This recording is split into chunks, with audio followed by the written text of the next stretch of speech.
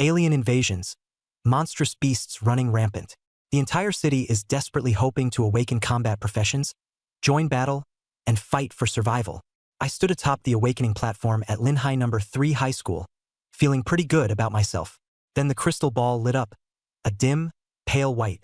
The homeroom teacher announced my fate in front of everyone. Life profession Morph Master. Talent F rank. The crowd below burst into laughter. Haha, just a second-rate performer for party tricks. The aliens are already attacking, and here's a total waste of space. I silently raged in my head. Seriously, universe? Are you messing with me? Everyone else gets to be some sort of heroic battle god, and I start at rock bottom, humiliated in public. Head hanging low, I shuffled off the stage to collect my graduation certificate. The holographic projections on the streets showed warriors drenched in blood, slaying monstrous beasts. For them, it's about ultimate glory. Me? I don't even qualify as cannon fodder. Back at my rundown rental room, I collapsed onto the rickety bed. Oh right, did I mention I'm a transmigrator? I thought I was the chosen one. But nope. Reality slapped me hard right out the gate. Why me? Ding. System activated. Morph Master triggering a divine mutation. A radiant blue panel flared straight in my face. Ordinary Morph Master Divine Morph Master. Daily random refresh of a divine profession, with 1% of yesterday's attributes permanently retained. My pupils practically turned into exclamation marks. What? A cheat mode system? Heck yeah, those people who laughed at me earlier? Bet they'll never see this coming. I'm about to blow their minds and rewrite the game. System draws today's profession. Divine Bard. Ability. Your words shape reality. Channeling universal laws. Keyword for the day. Fish. I stared at the word, fish, and a chaotic melody instantly popped into my head. The system clearly explained. The effectiveness of my chanting depends entirely on my imagination. Grabbing my old, crummy phone, I opened the Awakened Team-Up platform. Dungeons are the quickest way to level up. Solo runs are torture. I spotted a recruitment post for a support role. Leader George Heavy Shield Warrior LV.5. I applied, marking myself as top-tier support with unmatched crowd control. Just one shout and the monsters will practically walk away and tie red strings themselves. Approval came instantly. The teleportation array took me straight to the west outskirts dungeon. George stood there with his team. A warrior, healer, and assassin, all waiting impatiently. He gave me a skeptical once-over. If you can freeze an elite wild hog for just 3 seconds, we'll cut you in on the loot. I nodded and followed them inside. The team interface lit up, still showing my profession as just a morph master. The 3 of them froze, their faces blank with surprise. George snapped. A morph master? For crowd control? Are you here as a joke?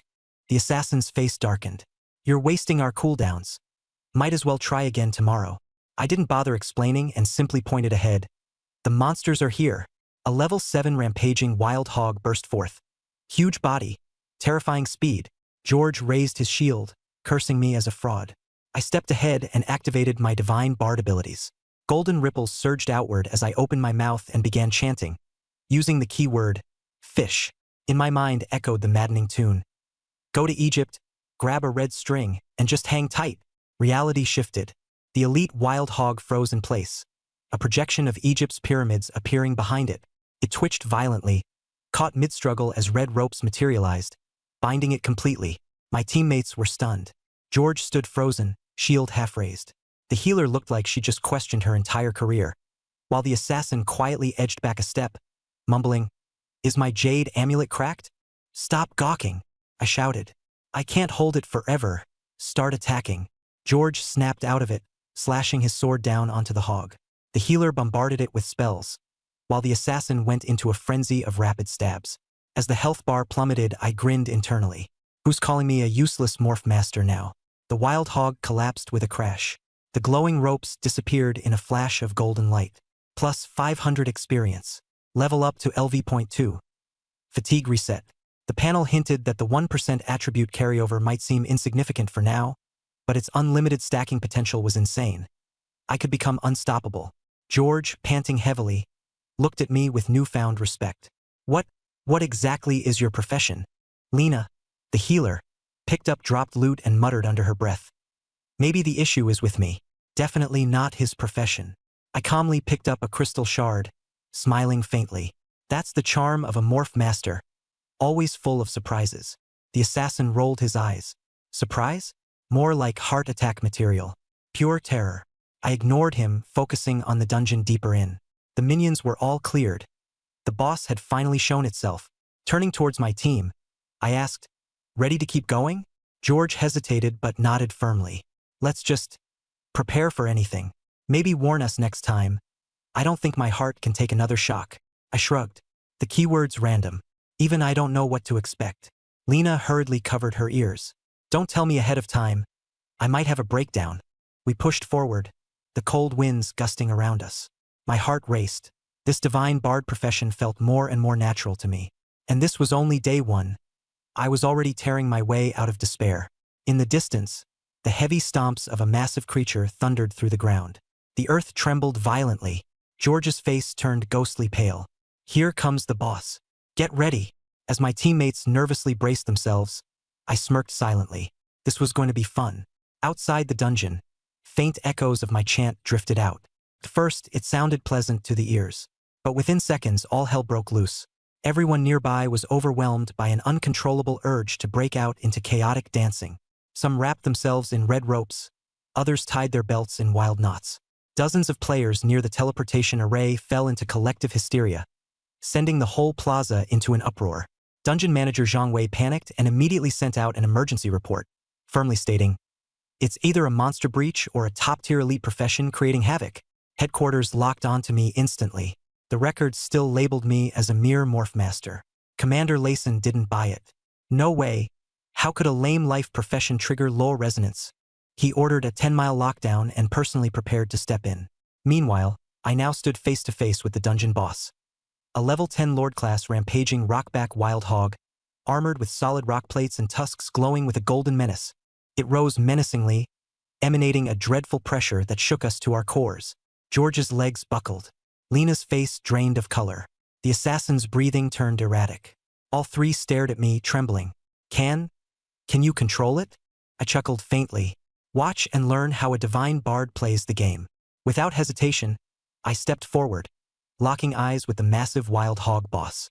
The moment I opened my mouth, the chant began. "You're so hideous." The wild hog exploded with rage, charging at me like a runaway freight train. Unfazed, I activated my skill and started singing. "You can't leave me." Continuing, "Once you're gone, I'm like a fish dying of thirst." My teammates, already prepared, swiftly plugged in their earbuds in unison. The wild boar king charging at me froze mid-strike, completely paralyzed. This massive beast somehow managed to perform a backflip in place. Landing upright, standing on two legs, it imitated a human stance, crossing its front hooves at its chest. The next instant, red glowing ropes tightly wrapped around its neck. A pyramidal shadow materialized in the air. I instantly locked the wild boar king right there and then, "Boss?" paused at my whim. I snapped my fingers crisply. The wild boar king started thrashing side to side like crazy, wriggling like a sumo wrestler doing a sluggish slow dance in a mud pit. Each time it slammed down, the ground quaked violently. George and the other two were dumbfounded. I yelled out urgently, "This boss has insane resistance. I can only hold it for 20 seconds, max. Unleash everything now." George was the first to dive in. Assassin and Lena followed close behind, unloading all their skills. Despite the boss spraying blood and letting out furious roars, kept struggling leisurely in place. In just 20 seconds, the three of them managed to grind the boss to death. The moment the wild boar king fell, an avalanche of experience points hit me right in the face. My level skyrocketed from LV2 to LV5 in one go, and I snagged the first kill reward, scoring a fragment of the Overlord's soul. Bathed in golden light, my power surged dramatically. With the daily 1% attribute stacking, my strength was steadily climbing. After dealing with the boss, I led my teammates out. The three of them walked with their heads down the entire time, silently agreeing, "This dungeon drama, it ends here." The moment we stepped off the teleportation array, the sound of helicopter blades roared in my ears. Blinding spotlights immediately lit up our faces. Gun barrels locked onto us from all directions. Military armored vehicles encircled us, while Falcon helicopters hovered menacingly in the sky. A booming command shattered the air. "Everyone, squat down now." I looked up.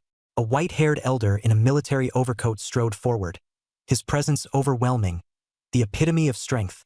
He stopped just 3 meters in front of me, his gaze shifting from scrutinizing to shocked, and finally breaking into an elated grin. "State your name," I reported truthfully, unable to stop myself from adding a jab. "I mean, it's just a dungeon raid. Isn't this response a bit over the top?" He ignored my sarcasm and gestured for me to look to the side. Dozens of awakened individuals were lined up, necks bound with red ropes, mumbling something about dying of thirst like fish, all knocked unconscious from my earlier singing. The man before me was none other than Lyson, head of the Summer Nation's Awakened Operations Division. Everyone on site immediately saluted. He formally extended an olive branch, inviting me to join the Judgment Plan, the Summer Nation's elite strategic training program, filled with the country's most exceptional talents. I nodded, agreeing to the offer while setting some expectations up front. "Just so you know, my profession changes randomly every day. Tomorrow, if I end up as some janitor, don't blame me." Lyson didn't care in the slightest, and on the spot, ordered an escort team to ensure I was heavily safeguarded. I was seated dead center in the helicopter, Lyson across from me, his steely gaze locked onto me. Not long after, a burly man with a massive sword strapped to his back entered the cabin. LV.60, a Tier 2 profession, leader of Judgment Squad 1, Mark. He circled me twice, scanning me up and down, then sneered, "You look pretty unremarkable. There are over 3,000 illusionists nationwide. The strongest of them only works in logistics, repairing boots. I'm dying to see if you're any different." He threw down a challenge. "If you can control me for just 1 second, all of Squad 1's resources are yours." Lyson nodded immediately, his gaze sharp as it landed on me. I wasn't fazed. Getting to my feet, I jumped straight in. The God-tier Songcaster ability kicked in, and I began to sing. "I just want to be with you forever." The moment my voice hit his ears, Mark's expression twisted drastically. His body staggered, his hands moved involuntarily, pulling out a red band from his gear and looping it tightly around his neck. I kept singing, "Don't leave me. I can't live without you." A phantom pyramid shimmered into view above his head. The buttons on his combat suit popped open on their own, exposing his 8-pack abs. A red rose inexplicably appeared in his mouth, and as I finished the final line, "Without you, I'm like a fish dying of thirst." Mark's mental state imploded right then and there. He started swaying his hips in the cabin, his eyes rolling back while wearing a blissfully entranced expression. The rest of the squad watched in stunned silence, some nearly pulling out their phones to record the spectacle. Lyson immediately raised a hand. "No recordings. Let's save the man some dignity." As the 20-second control duration expired, the effects lifted. Mark froze mid-action, the rose tumbling to the floor, looking down at his disheveled outfit and the red band around his neck. Embarrassment washed over him as he muttered while crouching in the corner, "God, don't let anyone know I met this guy." I decided to stop teasing him, facing Lyson instead. "So, where are we going next?" He replied, "The Judgment Headquarters, top-tier testing grounds." Not only did they intend to assess my Songcaster abilities, but they were also eager to figure out just how much my profession had mutated. I closed my eyes, feeling the energy coursing through me, anticipation building. A God-tier illusionist, with a new God-level profession refreshed every day. What would tomorrow bring? Even I didn't know. In no time, the helicopter landed deep within a concealed valley. As the cabin door opened, dozens of infrared targeting lasers instantly locked onto the exit. Just as I stepped out, an older man in a lab coat rushed towards me, his eyes gleaming with crazed excitement. Are you the one who turned elemental laws into music?" Before I could respond, a system notification sounded in my head. "Songcaster, 12 hours remaining. System is initiating tomorrow's profession lottery." My steps abruptly halted. The system initiated the draw for tomorrow's profession. My steps faltered. Golden light flashed, fixing into a black icon. The system began selecting my next profession. Again, my steps came to a halt. A flash of golden light, and it instantly froze into a black icon. Tomorrow's profession: funeral ritualist, God-tier. Profession description: guiding the dead across dimensions, burying all existence, granting peace to the deceased, and halting the living. Today's keyword: Swona, a traditional Chinese wind instrument. I stared at that black Swona icon, completely silent on the spot. Looking up at the eager faces of the group of big shots before me, my brain went haywire. If I actually played a piece here and now, the entire Heaven's Punishment headquarters would probably turn into a funeral banquet.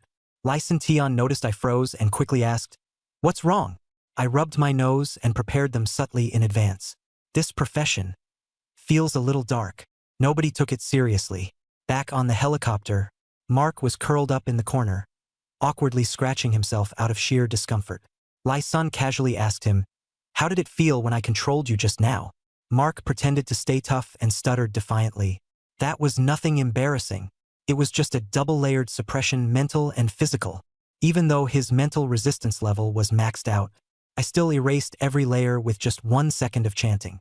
His body became completely unresponsive to him, and though he knew perfectly well how humiliating the moment was and struggled desperately inside, he could only stand by as he put on the most mortifying public display of his life. After listening, Lyson immediately arrived at a conclusion. I'm definitely not an average superhuman. I am a legit, game-breaking existence. At that moment, Lyson received a call. The other side demanded to know, "Why did you seal off the Wild Boar dungeon and deploy a Dragon Falcon team?" Lyson's voice was full of certainty as he replied, "I found someone who can change the future of Granxia." The other side pressed further. "Someone? Or something?" Lyson glanced at me, smirking and throwing a playful jab. "He's the kind of guy who could make big shots tie red ropes, sway their hips, and humiliate themselves publicly." After hanging up, Lyson decisively ordered, "Head straight for the #1 test site in the provincial safety zone. Full medical, data analysis, and research teams, on high alert and ready." 3 hours later, the helicopter landed safely. Following Lyson, I entered the core restricted zone. Mark, sunglasses on and head down, walked as fast as he could, clearly still haunted by the embarrassment. Chief Researcher Wang Zhengwo greeted us. "The Oracle test unit is set up, but the activation cost is outrageous." Lyson didn't hesitate for even a second and cut him off. "Use it. Bill everything to my personal account. No exceptions." Wang Zhengwo froze in shock before recovering, hurrying to escort me to the testing room. Inside the gigantic dome-shaped arena, a towering crystal pillar stood at the center, ice-cold to the touch. I stepped forward and pressed my hand firmly against it. A system message instantly popped up. "Chanter remaining time, 9 hours. Tomorrow's God-tier funeral ritualist under reconstruction. Swana keyword in place." I quickly processed the situation in my head. For today, I can still use the Chanter powers. But 9 hours later, the shadowy Swana Master will emerge in full force. Suppressing the chaotic thoughts, I focused on the crystal pillar before me. Wang Zhengwo activated the console, and the Oracle test unit roared to life.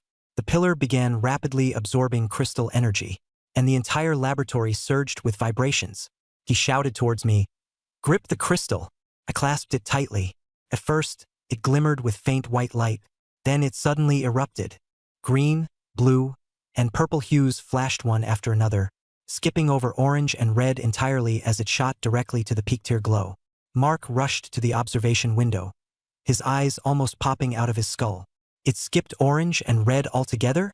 The crystal's radiance spiraled completely out of control, sending a prismatic beam crashing through the ceiling into the sky above. The entire building trembled violently, with the alloy ceiling becoming assimilated into the law of light and slowly dissolving. Wang Zhengwo stared, stunned, stammering, "Rainbow, God-tier." Nearby, a high-ranking leader abruptly stood, his chair breaking to splinters under the force. Trembling in awe, he gazed at the light column and screamed with fervor. 50 years of waiting in the Dragon Nation. A God-tier profession at last. Guards couldn't contain their excitement, veterans dropping to their knees in tearful joy. But then, the result screen blinked, instantly killing the celebration. Detection result: God-tier profession. Profession name: Morph Master. The entire room fell into a deathly silence. Everyone froze in disbelief. Morph Master? Everyone knew it. A fancy support occupation, unstable and primarily decorative. Even at God-tier, it's still fundamentally a support role, absolutely useless in direct combat. Mark grumbled through gritted teeth. If it had been something like Sword God or Spell God, those offensive legends, the Dragon Nation would have soared instantly. But no, we get Morph Master. The higher-ups tried to ease emotions. A God-tier support still holds strategic value, even without a decisive weapon.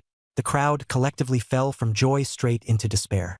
I pulled back my hand from the crystal pedestal, glancing at the crowd of high-ranking officials with mixed expressions. I spoke calmly. So what if it's support? Support can still make the world suffer. Lai San steadied himself almost instantly, patting my shoulder with conviction. Even a God-tier support will be enshrined. They decided on the spot. Raise my security clearance to the maximum level and immediately promote me to the Heavens Punishment Task Force 1. Mark lingered awkwardly in the background, still haunted by the memory of his mortifying display under my control. I glanced at the system countdown and threw in a final flex. My profession changes randomly every day. Who knows what I'll get tomorrow? Maybe it'll be my time to shine. Wang Jiangwo dutifully offered clarification. Morph master occupations are slippery. They're almost always support-based. I didn't bother arguing. I already knew. Tomorrow is guaranteed to be no ordinary support job. I felt the power of the chanter gradually fading within me, while a cold, ominous force slowly gathered strength. 9 hours from now, a brand new God-tier profession, funeral ritualist, will come online. Lai Sen composed himself and issued direct orders. Top-tier level confidentiality across the board. The entire room erupted into strict lockdown, with all foreign intelligence agencies preemptively cut off. Wang Jiangwo outlined the follow-up measures. George's team was required to sign non-disclosure agreements, reinforced with spiritual masters to seal memories. Meanwhile, that crowd of rope dancing awakened at the dungeon gate was discreetly sent off to a rehab facility. The official public statement read, "An experimental fourth-tier chanter caused a skill malfunction, resulting in a temporary mental disturbance incident. We extend our apologies and will provide compensation for any psychological damage." My entire record was rewritten, listing me as nothing more than an F-tier morph master, publicly under a burnout recovery justification. After confirming the arrangements, Lai San turned to me. I plopped down on the couch, munching on a spirit fruit while scrolling through my phone, ready for some entertainment. The class group chat had completely exploded. Everyone was talking about how chaos broke out in the west outskirts Wild Boar Dungeon. Things got so bad someone tried to hang themselves during a singing attempt. The official statement, as always, shrugged off responsibility. A Tier 4 chanter had a skill out of control. Meanwhile, Zhang Tao, the show-off classmate of mine, couldn't resist gloating. He's a so-called genius who awakened a fire mage ability. He took another jab at me, an F-rank morph mystic. "With your skills, you might as well just master cleaning toilets for a living." I replied casually, "Shoo, I'm thinking." The group chat fell silent for a whole 3 seconds, then erupted into laughter like a boiling pot. I couldn't be bothered to respond, so I turned off my phone and looked down at my worn-out wristband. The 1% bonus had finally started to kick in. Sure, the increase sounded small, but you can't argue when the foundation is godlike. Just relying on my raw physical strength, I could already hold my own against a level 10 warrior. I got up and went to find Layson. Tomorrow, when the new God-tier profession launches, it's going to cause quite the stir. Get me an empty room ready ahead of time. I don't want chaos catching you off guard. I even gave him a heads up. By the way, make sure everyone nearby wears earplugs before 6 a.m. tomorrow's new profession. It's all about insane, otherworldly levels of creepy. Layson frowned, confused. Big stir tomorrow? How big are we talking? I smirked lightly. It's not about big or not. It's whether the whole village is ready to host an all-out funeral feast. With that, I headed straight into my custom meditation chamber and closed my eyes, awaiting the arrival of the new profession. Time flew by, and the moment midnight struck, a countdown popped up in my mind and hit 0. Today's profession: funeral conductor, God-tier loaded, dark attribute combat profession, exclusive weapon, 9 nether dragon patterned swona, daily keyword, farewell. The very next second, a pitch-black swona materialized in my hands, with dark golden dragon patterns spiraling and coursing along its surface. As the swona landed in my hands, the air temperature inside my room plummeted. Frost gathered rapidly in the corners as a chilling aura of death began to surge. This wasn't just an instrument. It was a staff of death, bridging realms, burying all creation. I brought the swona to my lips and blew the first note. The piercing and mournful sound rang so high and sharp that it shattered reinforced walls. It was as if a wail from the underworld pierced through the veil, desolate and deadly, dragging souls straight out of their bodies. From next door, Layson shot awake in terror. The office plants nearby wilted instantly. Surveillance feeds crackled into static. And patrolling guards? Their legs turned to jelly, nearly collapsing on the spot, ready to throw the sheets over themselves. Inside my room, I could feel it all. Free-floating fragments of souls from miles around were converging towards me uncontrollably, trembling and bowing, as if in servitude to their singular guide. Glancing at my phone, I noticed Zhang Tao's brash taunts from just a minute earlier. He was still mouthing off, claiming I was destined to rot in the slums, spitting venom like it was sport. I calmly replied, "Better leave some room for retreat. It's good karma should we meet again." Then added a jab, "And while you're at it, maybe figure out how to bag yourself a decent backer. You're embarrassing yourself." Sending the message, I pushed blood, sweat, and tears into unleashing the full power of the God-tier funeral conductor. The second note from the Suona burst out, sharp and raw. Above the safety zone, storm clouds roiled, ghostly paper money rained from the skies, and the temperature dove below freezing in seconds. The area reeked of paper ashes and damp soil, no longer a safety zone but a sprawling funeral ground. Layson was paralyzed in fear, barking commands at full volume. Emergency evacuation. All residents within a 3-kilometer radius. Fall back immediately. He finally grasped that I wasn't joking. I could legit turn this entire village into a haunted ceremony. Panic gripped the command center. The monitoring systems blinked out one by one, overwhelmed by surging interference. Wang Jiangwo was left ghost pale, while Mark could only yell, "This disturbance. This is worse than a Tier 7 beast lord showing up." Unable to sit still anymore, Layson barged into my meditation chamber, breathless and alarmed. Outside, pandemonium raged, but inside, it was eerily quiet. I remained seated cross-legged, clutching the jet-black Suona. There were no ghostly money or chilling auras, just me and this ominous instrument. When they stormed in, I feigned complete innocence. Why are you all here?" Layson's eyes locked firmly on the Suona as he demanded. "Was that massive phenomenon outside your doing?" I nodded evenly. The new profession's ridiculous. First time playing a tune. I might have overblown it slightly. Wang Jiangwo interjected rapidly. "What exactly is this profession of yours?" I spun the Suona lightly between my fingers and revealed, God-tier dark attribute combat profession. Funeral conductor. The weight of those 3 words hollowed the room into utter silence, immediately followed by a collective gasp as everyone unintentionally inhaled. Finally, everyone realized where that suffocating pressure of death had come from. Their earlier concerns about a lack of strong offensive God-tier professions vanished into thin air. This wasn't just any offensive type. This was the no room for negotiations kind. Mark couldn't help but blurt out, "Was that a skill just now?" I chuckled, shaking my head. "Not at all, just an idle test note. Not even putting in real effort yet." Mark froze on the spot. A test note. Almost took out the whole safe zone? What would full power even look like? I smirked faintly, explaining calmly. The terror of a God-tier dark profession lies exactly there. The level I'm at now? Barely capable of shaping the environment a bit, making people feel chilly or pressured. The moment I go full blast, though, nobody wants that. As my words trailed off, my demeanor shifted dramatically. The easygoing, cheeky attitude vanished, replaced with overwhelming dominance. In a low, commanding voice, I spoke. At max level with one song from my Suona, I'll bury the heavens, the earth, and the gods themselves. Rival nation prodigies, ancient alien ancestors. They'll all be turned to ash. Silence fell once more, absolute and heavy.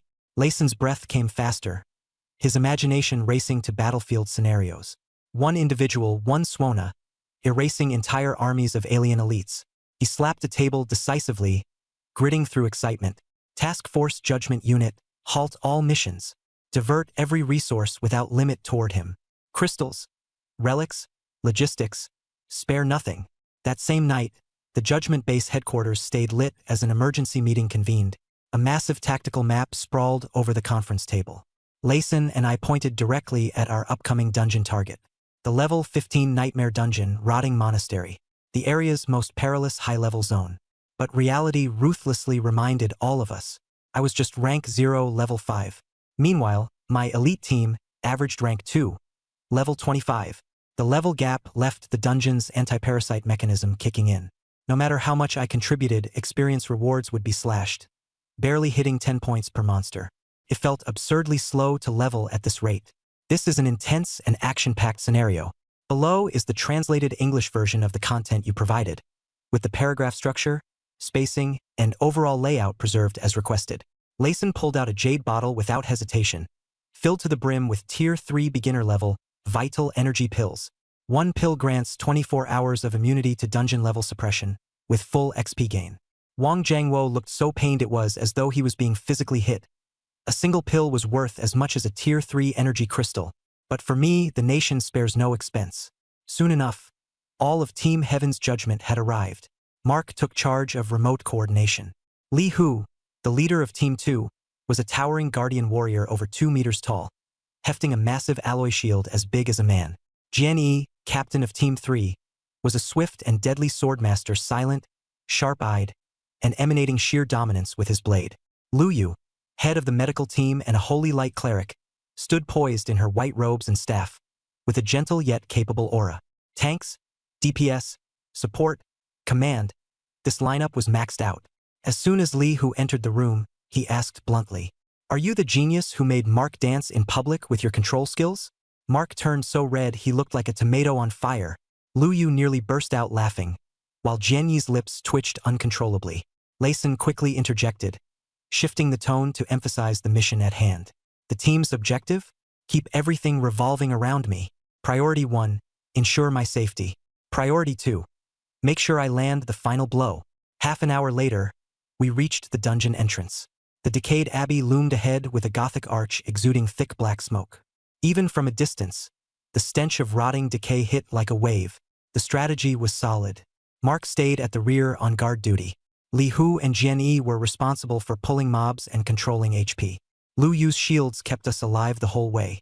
I stayed in the back, waiting for the signal, handing out the final blow, keeping it steady and efficient. At this point, I still hadn't unlocked any of my skills, and my level was just too low. So my focus? Grinding XP like mad to unlock my first God-tier skill, Requiem of Burial. As soon as we entered the dungeon, the environment was beyond grotesque. The air was damp and chilling. The walls were slick with slimy moss. The ground, covered in weird, sinister-colored fluids splattered everywhere. The first creature appeared. A bloated, stitched-up abomination oozing pus. Li Hu charged immediately, slamming into the monster with his shield, stunning it hard. Jian Yi followed up with a flurry of dozens of lightning-fast slashes. Mark unleashed a blazing strike, bringing the abomination's health down to just a sliver. He quickly retreated, calling out softly, "Now!" All eyes turned to me as one. I calmly stepped out of Lu Yu's protective shield. Everyone thought I was about to play a haunting tune on my ghostly flute, dealing a wave of crowd control from the beyond. Instead, I didn't even bother playing. I straight up used my 9 nether dragon flute as a blunt weapon, raising it high before swinging down with force. Bam! The clear echo rang down the halls, as the monster's head caved in, left with a perfect flute-shaped imprint. It froze for a moment, then collapsed, totally dead. XP earned, 180 points. Upgraded to level 5.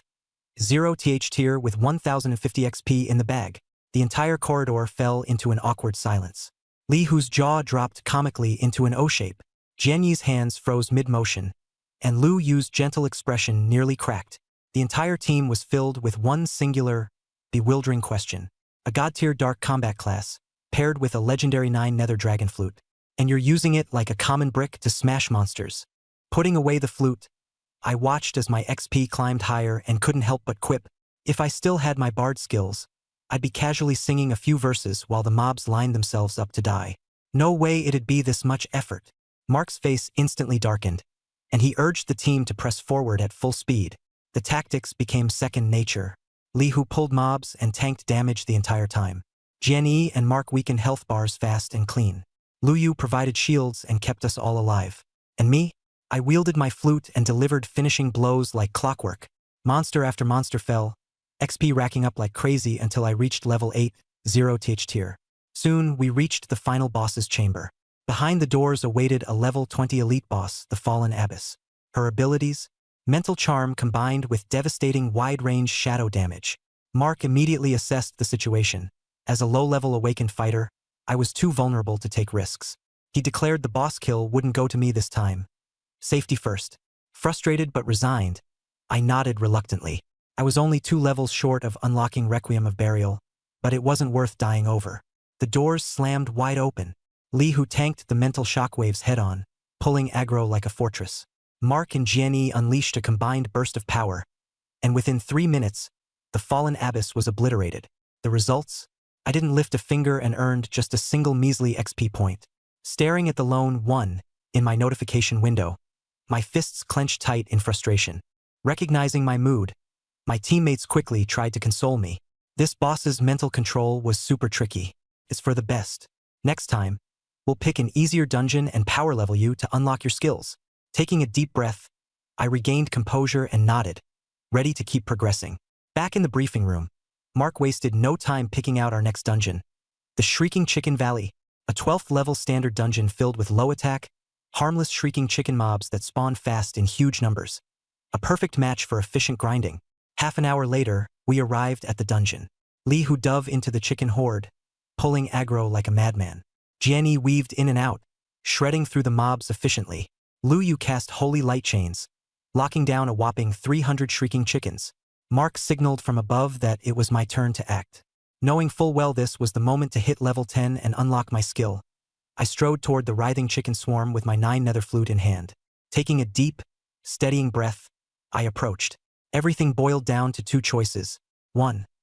Smash them one by one with the flute as a brick routine. 2. Hit level 10, unlock Requiem of Burial and send them all off with a grand funeral. Without hesitation, I chose to keep smashing. Why wait for the skill when brute force could still handle the job? The team stood stunned, watching me go wild, wielding my flute like a weapon of destruction. Thwack! One chicken's head exploded on impact. XP soared as I rampaged faster and faster. With one last chicken pinned tight under Lu Yu's chains, I gave it a final, decisive blow. Golden light erupted around me as I hit level 10, 0 th tier, fully unlocking my God-tier skill. An overwhelming surge of cold, deathly energy coursed through me as the skill icon lit up in gray. Requiem of Burial. Play the funeral tune of spirits, invoking the soul's judgment. Success means total annihilation. Failure still inflicts colossal dark damage. In that instant, I became one with the 9 nether dragon flute. The team excitedly gathered around, eagerly anticipating the debut of my skill. I glanced further into the valley, spotting another wave of freshly spawned chickens. With a grin, I told everyone to hold steady and pull more aggro. This was just the beginning. Under 3 minutes, over 500 barely alive screaming chickens were firmly locked by chains, leaving the ground covered in a suffocating black mass. Every pair of eyes locked onto me. I nodded silently, raised the Swona to my chest, and assumed the playing posture. Suddenly, the melody erupted. Woo-woo! The piercingly bleak sound of the Swona swept across the entire valley in an instant. No explosions, no flamboyant visual effects, just an abyssal silence. This was the true essence of mass soul judgment. The chicken horde froze immediately, their gazes hollowing out entirely. One by one, the screaming chickens turned into pale gray powder, scattered to the wind. Those that didn't immediately collapse were bound tight by the aura of darkness. Their health bars emptied in an instant. One burst of dark damage, and the entire field was cleared. The melody hadn't even finished when the whole battlefield was spotless, pristine. On the ground, only piles of gray dust remained, while the kill notifications swept across my interface repeatedly.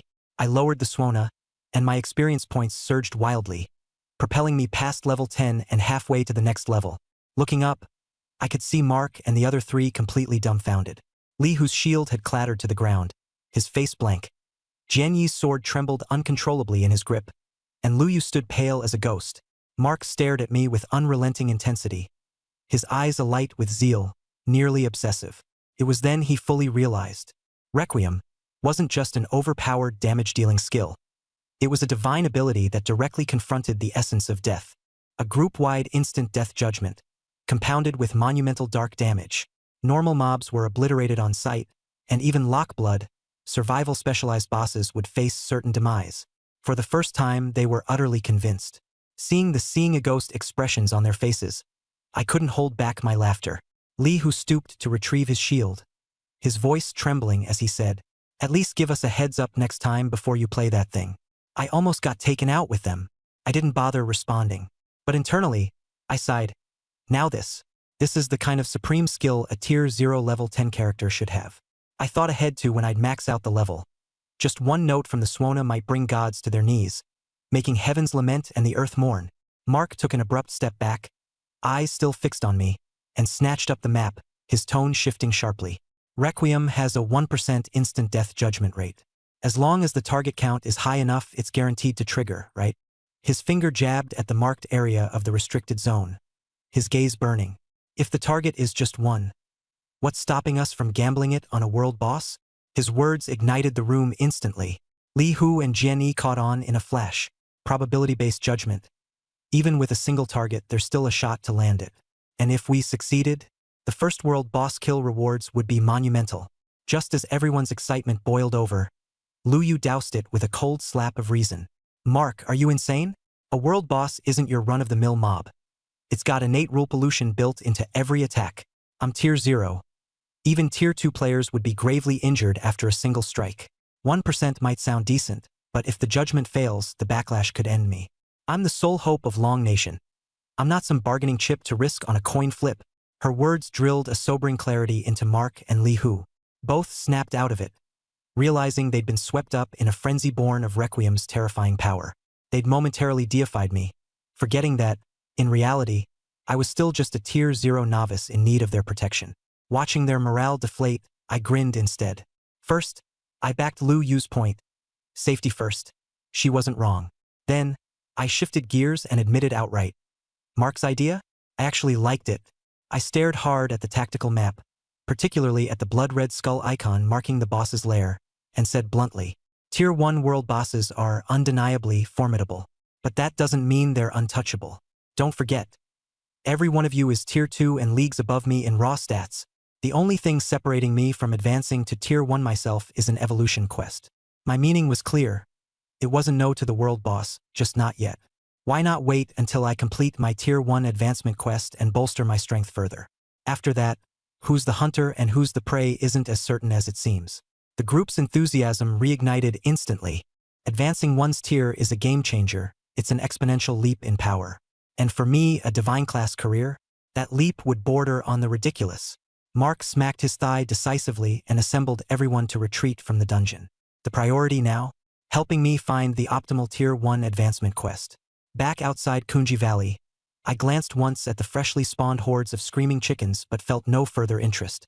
My mind fixated on just two things: the world boss marked on that tactical map, and my newly unlocked finishing move, Requiem. The moment my Swona plays again, this world will hear it weep. The second we stepped out of the instance portal, we found a massive crowd of people waiting for us. At the forefront was Layson, flanked by Wang Jiangwo and a cadre of military officials. Each wore an expression equal parts anxious and expectant, as though awaiting some earthquake-level revelation. Before Layson even closed the distance, his first words burst out hurriedly. Well, how did it go? Mark glanced at me, then at Li Hu and Jian Yi, both still shaken. Finally, he spoke solemnly. They probably just witnessed a god's miracle. That was all it took for Layson to drop his composure, urgently prodding for details. Only then did Mark methodically recount my awakening of the first divine class skill, Requiem. Slowly, Mark explained. This wasn't some ordinary high-damage skill. It was mass soul judgment, a 1% chance to obliterate any target entirely, bypassing all forms of defense and level disparity. And for the other 99%, massive AoE dark damage strong enough for same-level insta-kills. Li Hu immediately chimed in. When I say 500 screaming chickens were wiped clean, there wasn't even dust left. I almost got my soul blown out too. The briefing silenced the entire crowd. All military higher-ups froze, their tension palpable as they processed the potential devastation this skill could unleash. A single player clearing vast beast hordes effortlessly, perfectly bypassing any boss with high defenses or resurrection mechanics. There wasn't a weakness in sight. Layson didn't hesitate for even a second, slamming down an order. Full mobilization. Begin prepping for player redacted S Tier 1 advancement immediately. Allocate unlimited national resources, whatever he needs. Deliver it. I replied coolly. First, we need to return to Jiang City's advancement hall to initiate the job change quest. Half an hour later, I was aboard a military-exclusive maglev transport, speeding toward Jiang City. Seated inside the cabin, I lounged against the cushioned sofa, watching clouds whip past the window.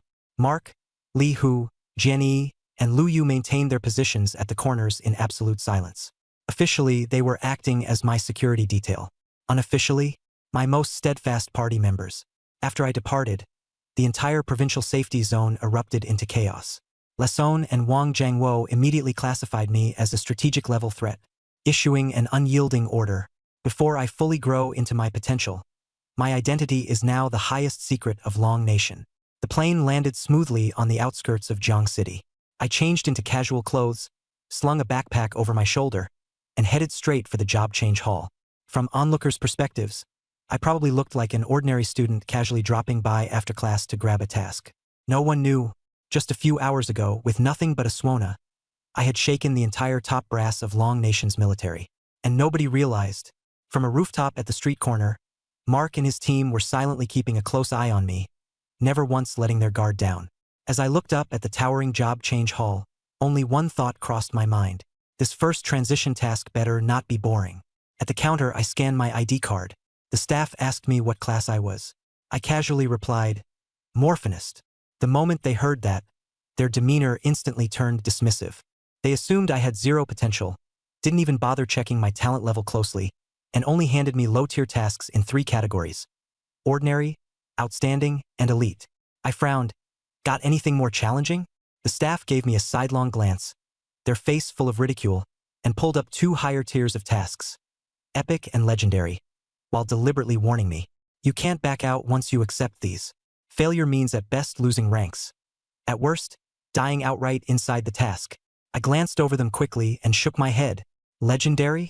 Not hard enough. I was just about to use my privileges to ask Lasone for a special task. But right at that moment, the system suddenly booted itself to life. It shocked me. So it turns out this lazy system had been slacking off entirely until now, just pretending to play dead? Detecting my dissatisfaction with every task on the board, it spontaneously generated a 100% compatibility God-tier first transition task. Mission successfully created. God-tier first transition, the world's lament. Mission requirements. Before the next full moon, defeat 3 first-tier world bosses, while your damage contribution for each must exceed 50%. Rewards: rank promotion, God-tier class talent upgrade, mysterious grand prize. Penalty for failure: death. Staring at the task, I felt a surge of excitement. 3 world bosses, over 50% damage contribution each. Now this was a challenge fit for a God-tier class. All my irritation evaporated. I completely ignored the snobbish staff's presence and turned to leave, ready to accept this divine first transition task. The staff, meanwhile, thought I had chickened out at the sight of a high-tier task and fled in panic. Behind my back, they muttered to themselves, convinced I was all bark, no bite. I strode out of the job change hall with wide steps. Mark and his team immediately gathered around, eagerly asking about the mission. I said nonchalantly, I've accepted the task, but this time, it's different. 10 minutes later, I projected the system-generated God-tier task interface into the highest command room of Jiang City's secret base. Lasone, Wang Jiangwo, and the senior brass of the military, all of them were intensely fixated on this ridiculous first transition mission. Before the next full moon, defeat 3 first-tier world bosses, with a damage share of more than 50% on each. At first, everyone was fired up, declaring that a God-tier class deserved a God-tier mission. It seemed utterly justifiable. But soon, a critical problem became glaringly apparent. In the past, I'd always been the one to deliver the final blow, while teammates helped manage HP thresholds. This time, though, the mission explicitly required that I contribute over 50% of the damage. I had to act as the absolute main force throughout. There was no room for support to steal my output. The command room fell silent instantly. Everyone knew too well that world bosses were perilous, intricate enemies. Even with my funeral melody in hand, I couldn't rely solely on its 1% instant kill chance each time. The Heavenly Strike Squad didn't have enough members, and balancing my safety while also ensuring I remained the main output source raised the difficulty to extreme levels. The Chief of Staff immediately started devising various team arrangements. But every configuration had issues. Highly skilled teammates would end up stealing my damage, while weaker ones wouldn't be able to protect me. In that moment of frustration, someone realized the loophole in the task directives. The conditions only applied to me. They didn't restrict the teammates' levels at all. With fresh clarity, a plan took form. Summon a squad of top-tier elite professionals who would focus solely on defense, crowd control, and keeping me alive, without dealing any damage themselves. They would suppress and weaken the boss exclusively, creating safe conditions for me to unload damage uninterrupted. The military immediately issued its highest-level command, holding an emergency elite strategic meeting at the Dragon's Nest, summoning 4 pinnacle third-tier professionals: Lei Wanjun, the Berserker; Qilian, the Elemental Mage; Zero, the Gunslinger; and Ghost Shadow the assassin. Initially, the four scoffed at the notion of babysitting a rookie during boss fights, seeing it as a ridiculously easy job. But when Wang Jiangwo laid out the full conditions of the mission, their expressions changed instantly. They had to exclusively support, control, and safeguard, unable to so much as graze the world boss with any attack. Entirely pinning the boss down while I single-handedly dealt all the output. Qilian was overtly doubtful. What kind of freakishly special class is he? Lei Wanjun and Zero outright questioned the mission's logic, calling it unrealistic. Wang Jiangwo simply replied, "His class is just Morphinist." Their dissatisfaction swelled even further. They couldn't fathom why the nation would send its finest third-tier elites to babysit a low-level rookie, even suspecting that I had connections pulling strings for me. Wang Jiangwo offered no further explanation, leaving only one statement. "This is a top priority directive. You must execute it." At that moment, I arrived, backpack slung over my shoulder, walking straight into the meeting room. The moment the doors opened, four pairs of eyes snapped toward me. Scrutiny, doubt, disdain. All of it written plainly on their faces. I met their gaze briefly and then turned to Wang Jiangwo. "So these are the nannies you've assigned me? Looks like they're not thrilled about the job. How awkward." That single sentence froze the atmosphere in the room. Lei Wanjun, Qilian, and the others were already looking down on me. I had directly pointed out their thoughts, and their faces turned red with embarrassment. I've never been one to mince words. If I have something to say, I say it outright. Here's the translation of the provided text with preservation of the original tone, structure, and layout, ensuring it aligns with common expressions in American English. Since you all are unwilling, forget it. I'll just bring my original Team Heaven's punishment instead. Though Mark and the others are merely Tier 2, we know each other well and work seamlessly together. Tackling a world-class boss is worth a shot. As soon as those words left my mouth, Wang Jiangwo and the senior military officers turned pale, expressions frozen. They knew it well, this was way too risky and utterly unrealistic. Suddenly, Lason's voice blasted through the speaker system, flooding the room with an overwhelming authority. "This is the highest directive from the nation. You are not allowed to question it. Only to obey." I'm codenamed Kirin. "I'm a national priority, groomed with top resources. From this moment, your sole mission is escorting me to ensure my safety. When I say east, you better not think about heading west. Make even the smallest mistake, and everyone will be held accountable. Anyone daring to harbor discontent? Straight to Abyssal Rift number 9. The harshest zone there is. Life and death, your call." Once Lason's words fell, the four froze in place, utterly dumbfounded. They still couldn't fathom why a newcomer was being regarded with so much importance by the nation. But orders were orders, immutable like a mountain. They were left with no choice but to comply. Lason's oppressive aura dispersed, leaving the conference room quiet enough to hear a pin drop. Seeing them finally fall in line, I quickly stepped in to smooth things over. "We're all on the same team here, no need to stress. Take me along to level up. I promise I won't drag you down." Hearing this, their expressions grew more strained, conflicted, and begrudging. But gripes had no place here. They had to swallow their frustration. Wang Jiangwo cut straight to the chase, announcing immediate deployment. Bringing up the map, he identified our first target, the Southern Ridge Forbidden Zone. Mission: take down a Tier 1 world-class boss, the Abyssal Demon Ape. We boarded the hovercraft, and Lei Wanjun wasted no time executing meticulous battle plans. He'd face the boss head-on and hold aggro throughout, manipulating its health down to 60%. That percentage marked the critical threshold for the Demon Ape's Tier 2 Berserk state, which, once triggered, would lock the boss in place for 3 seconds due to Berserk stun mechanics. The perfect DPS window. Scarlet Flame would keep stacking buffs on me, strictly refraining from any direct output herself, focused entirely on amplifying my attack power, speed, and mental stamina recovery. Zero was tasked with interrupting all incoming boss abilities while tagging its weak points. Meanwhile, Shadow Ghost would stick close by, deploying defensive shields to ensure the Demon Ape never got close enough to land a hit on me. A surgical, airtight strategy had been devised. Its core goal was simple.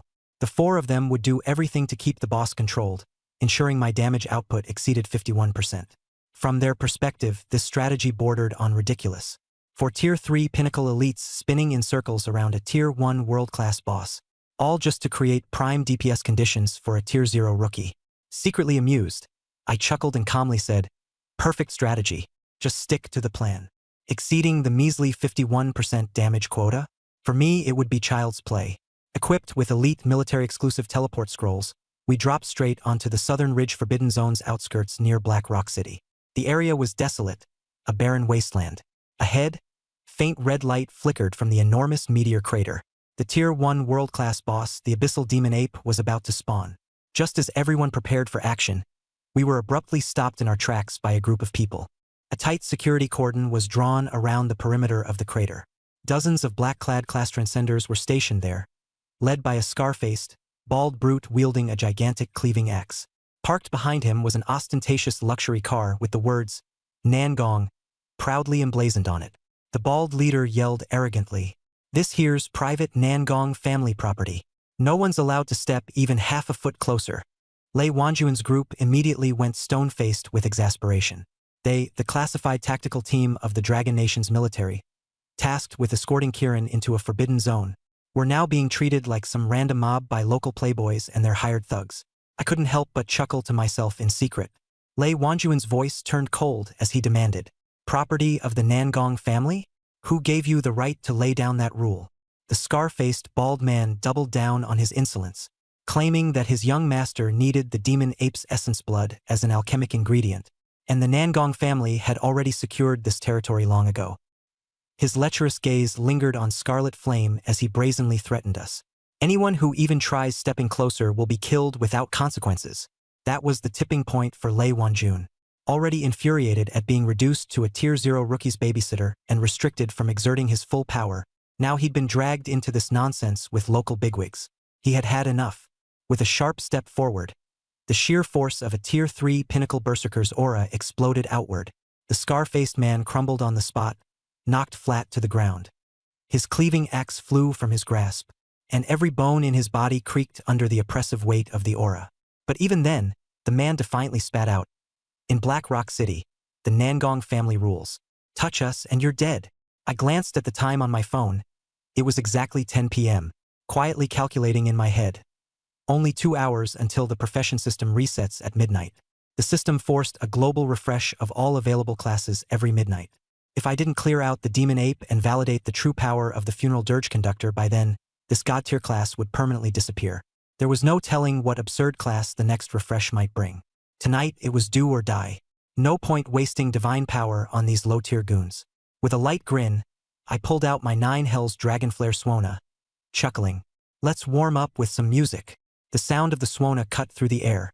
A lively yet chillingly eerie tone radiated out. Lei Wanjun, already at his breaking point, was fully unleashed now. Throwing all restraint aside, he delivered a thunderous kick to the scar-faced man's chest, his ribs shattering as he was flung onto the luxury car's hood, passing out on the spot. Wanjun didn't even bother to draw his weapon. Barehanded, he tore through the hired thugs with a flurry of savage blows, venting all his accumulated frustration on these hapless lackeys. Scarlet Flame, disgusted at the idea of using her magic on such filth, sauntered into the fray in her high heels, stomping down mercilessly. She honed in on the leering ones from earlier, doling out ruthless payback. Zero remained surprisingly calm, opting not to fire a single bullet. Instead, holding his rifle by the buttstock, he wielded it bluntly like a club, swinging decisively at every thug he came across. His voice was matter-of-fact, "Act out of line, and you're bound to get disciplined." Shadow Ghost, as always, stayed hidden in the dark. Anyone daring to launch a sneak attack found their knees inexplicably buckling, only to be finished off by Lei Wanjun stomping them into the ground. The skirmish wasn't even a real fight. It was a one-sided beatdown. When it came down to it, this was nothing more than 4 Tier 3 max-level legends trampling a bunch of local errand boys. Here's the content as requested. Let me know if adjustments are needed. Accompanied by the eerie sound of my Swona, the air was filled with wails of agony, the sickening crunch of bones, and the grotesque chaos of a scene both absurd and tragic. 3 minutes later, I slowly withdrew the Swona. The ground was littered with unconscious bodyguards, their limbs twisted and broken, while the luxury car now lay as a crumpled heap of scrap metal. Lei Wanjun exhaled deeply, his entire demeanor relaxed and satisfied. Qi Lian brushed off the bloodstains on her shoes with disdain. Zero methodically cleaned his rifle's stock, and Ghost Shadow remained as faint as ever in the background, blending seamlessly with the darkness. I put away my Swona, stepping forward across the battlefield's aftermath, and lifted my gaze to the massive crater ahead. At the pit's center, the ominous red glow grew ever brighter. The sulfuric stench was so thick it seemed tangible. The deep, heavy thump of an ancient beast's heartbeat echoed below. The abyss demon ape was close to awakening. I coolly stated, "Let's go." Lei Wanjun patted me on the shoulder, urging me to hurry. The abyss demon ape would fully respawn in 7 minutes. Ignoring the sprawled and defeated bodyguards, we stepped over the perimeter line and made our way deeper into the pit. At the bottom, at the exact center of the crater, stood the young lord of the Nangong clan, Nangong Yu. Draped in ornate mage robes and clutching a high-level staff, he exuded arrogant confidence. Beside him were 4 third-tier advanced class guards, clearly hired to help him seize the boss. When Nangong Yu saw his previously proud bodyguards now lying helplessly on the ground and then noticed us entering the area unbothered, his expression darkened. He put on the airs of a leader and demanded answers with a harsh tone. A scar-faced bodyguard on the floor could only weakly shake his head, unable to respond. Lei Wanjun didn't even bother acknowledging Nangong Yu. There was only one priority right now: hold aggro, precisely lower the abyss demon ape's health to 60%, and create an opportunity for me to go all out. Being so blatantly dismissed infuriated Nangong Yu, who erupted into rage. He barked orders to his guards, threatening to break all our limbs, though he stated Qi Lian would be spared. The instant his 4 guards activated their class buffs, Lei Wanjun didn't even turn to look at them. A cold command escaped his lips. The crushing presence of a 4th-tier pinnacle fighter exploded outward. Before the guards could even cast a single skill, they were forced to their knees, the impact forming small craters on the ground beneath them. Blood spilled from their mouths as they collapsed under the pressure. Someone gasped aloud, "Lei Wanjun, 4th-tier pinnacle." Nangong Yu was utterly petrified. In Blackrock City, 3rd tier was already considered top tier. A 4th-tier pinnacle was military leadership material. Never in his wildest dreams did he imagine provoking people of such stature. His staff quivered in his grip, and he fell to the ground in a trembling heap, stuttering, "Who are you people?" I stepped forward, maintaining a calm and friendly smile. "We're just ordinary passers-by here to take down a boss." I pointed deeper into the crater. "This spot is ours now. Borrowing the area if you don't mind." Before my words fully settled, a resounding roar erupted from below. Massive rocks shattered, and a 5-meter-tall black flame-covered demon ape burst out of the ground with a thunderous crash. The abyss demon ape had officially respawned. The oppressive, feral aura swept across the entirety of the crater, suffocating everything in its presence. Witnessing the fearsome beast firsthand, Nangong Yu fainted on the spot, his soulless body slumping to the ground.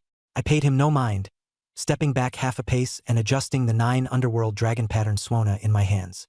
Turning to Lei Wanjun, I smirked lightly. "Get ready. Let's make sure its death has rhythm." The demon ape locked its enraged gaze on Lei Wanjun, launching a violent hammer strike at him. Qi Lian immediately moved in and absorbed the blow head-on without flinching. Lei Wanjun's task was critical: bring the demon ape's health down to exactly 60%. He couldn't retaliate fully, having to carefully control his strength to avoid accidentally killing the boss. Qi Lian frequently called out reminders, anxious that the demon ape's HP might fall too fast. Pressed and frustrated, Lei Wanjun cursed under his breath, clearly irritated but undeterred. In the meantime, Qi Lian continued stacking attack speed, mana, and damage buffs on me. My aura surged to frightful levels. Rolling my neck, I raised the Suona, waiting for that perfect moment to strike. Suddenly, Nangong Yu began to stir, groaning as he regained consciousness. Upon opening his eyes to see Lei Wanjun enduring the demon ape's relentless assault, he misunderstood entirely. In his mind, our earlier pressure was all bluff, amplified by scrolls and without any actual ability. Rage and desperation filled his heart over his humiliation and fallen guards. Pulling out high-grade potions, he forced them on his 4 battered guards and promised them immense rewards. His plan? Lie in wait, intervene when we and the demon ape were worn down, eliminate us, and steal the boss. Zero stayed hyper-focused, monitoring the boss's HP and giving real-time updates. Meanwhile, Ghost Shadow maintained Lei Wanjun's shields. Finally, the demon ape's health dropped precisely to 60%. Zero fired a specialized bomb directly into the beast's mouth, causing it to freeze for 3 seconds as its berserk threshold was triggered with pinpoint accuracy. Lei Wanjun leapt back with a loud roar. "Do it now!" I was preparing to play the Suona when suddenly Nangong Yu and his 4 guards charged in from the flank, roaring at the top of their lungs. "Kill the boss! Take it!" Sword auras, magic spells, and projectiles cascaded toward both the demon ape and me. Lei Wanjun, Qi Lian, and Zero froze momentarily before their rage burst forth in its full intensity. To interrupt a key moment like this was to sabotage my class advancement quest entirely. Killing intent radiated from Lei Wanjun, but he was too far to intervene. Nan Gongyu, smugly interpreting our momentary inaction as his victory, believed himself triumphant. He grinned madly, sure that both his honor and his spoils would be reclaimed. I paid none of the incoming attacks any mind, my expression serene as I calmly began to play the Suona. Its sound pierced the air, leaving the surrounding 100 meters suffocatingly silent, as if the wind itself had been stolen away. Nan Gongyu froze in place, his entire being paralyzed. The cascading sword energy and magic disintegrated mid-air. In an instant, the world was engulfed in pitch-black silence, only for gray-white paper money to begin fluttering gently in the air. An all-encompassing, bone-chilling cold erupted from my position. The requiem began, its power unleashed. Every hostile target felt the judgment upon their very souls. Nan Gongyu stared at his hands in abject terror, which grew pale and translucent before his shocked eyes. The guards and abyss demon ape all shared the same fate as strings of pitch-black numbers floated above their heads. 999999999. This is the 10th section out of 21. Following logical processing as requested, here's the result while maintaining the original paragraph structure, line breaks, and overall layout. Pure, unmitigated true damage, armor and magic resistance rendered entirely useless. Instant death sentence. Ashen paper money slowly drifted down onto Nan Gongyu's body, which began to crumble inch by inch into a cloud of dust. The 4 guards didn't even have time to beg for mercy before they too disintegrated completely. The abyssal demon ape collapsed to the ground with a deafening crash, its life bar hitting 0 instantly. All I did was play a single tune on the Suona. One strike and everyone in the area was wiped out. The crater fell into dead silence. I set the Suona down, wiped my lips, and exhaled deeply before opening the system panel. Moments ago, Qi Lian stacked multiple tier 4 buffs on me, forcefully raising my original 1% critical strike chance to a full 10%. Honestly, luck was on my side this time. I pocketed the Suona, tucking it back at my hip. With this, the battle was over. Lei Wanjun and the others were left completely dumbfounded, silent for a long time. Lei Wanjun turned to Qi Lian, lowering his voice as he asked, "How much did you stack just now?" Qi Lian replied flatly, 300%. Zero added in an offhand manner, "The demon ape only had 100,000 HP to begin with." Lei Wanjun was utterly in shock. A rookie with 0 tier stats managed to deal nearly $1 billion in damage with just one Suona solo? For the first time, he looked at me, awe evident in his eyes. He couldn't help but mutter inwardly, "What kind of monster is this person?" I patted the crumbled remains of the demon ape's corpse as a system notification indicated the first third of the mission had been completed. With a casual smirk, I said lightly, "Got lucky. RNG lined up for the skill prop guess. I'm on a hot streak today." Doubt was written all over their faces. They clearly didn't believe me, but none of them could argue against it either. Lei Wanjun glanced down at the gray ashes of Nan Gongyu, reflecting aloud, "I've gone my whole life without truly respecting anyone, but today..." I admit, I'm convinced. He paused, his expression grave, before continuing. But Nan Gongyu wasn't just anyone. He was the heir to the Nangong family. This isn't some game dungeon. If he's dead for real. Zero chimed in mercilessly. The Nangong family has deep roots in Blackrock City. They're backed by a tier 5 powerhouse, and Nangongyu was the family head's only son. Now that he's gone, this situation might spiral out of control. Qi Lian let out a derisive laugh. The Nangong family? They're nothing but local nouveau riche. We've got the military high command behind us. Anyone who dares make a move is courting death. Ghostly Shadow added in a somber tone, "The real issue is keeping my identity concealed. If the military intervenes on a large scale, foreign forces will notice, and things will become far harder to manage." Hearing their analyses, I came to an immediate realization. The real problems were only just beginning. I carried the nation's highest grade secrets. No way could I let a minor dispute like this expose my presence. Plus, the Nangong family was ruthless, known for underhanded, backstabbing tactics, and excelled in covert ambushes. In a cool tone, I made my position clear.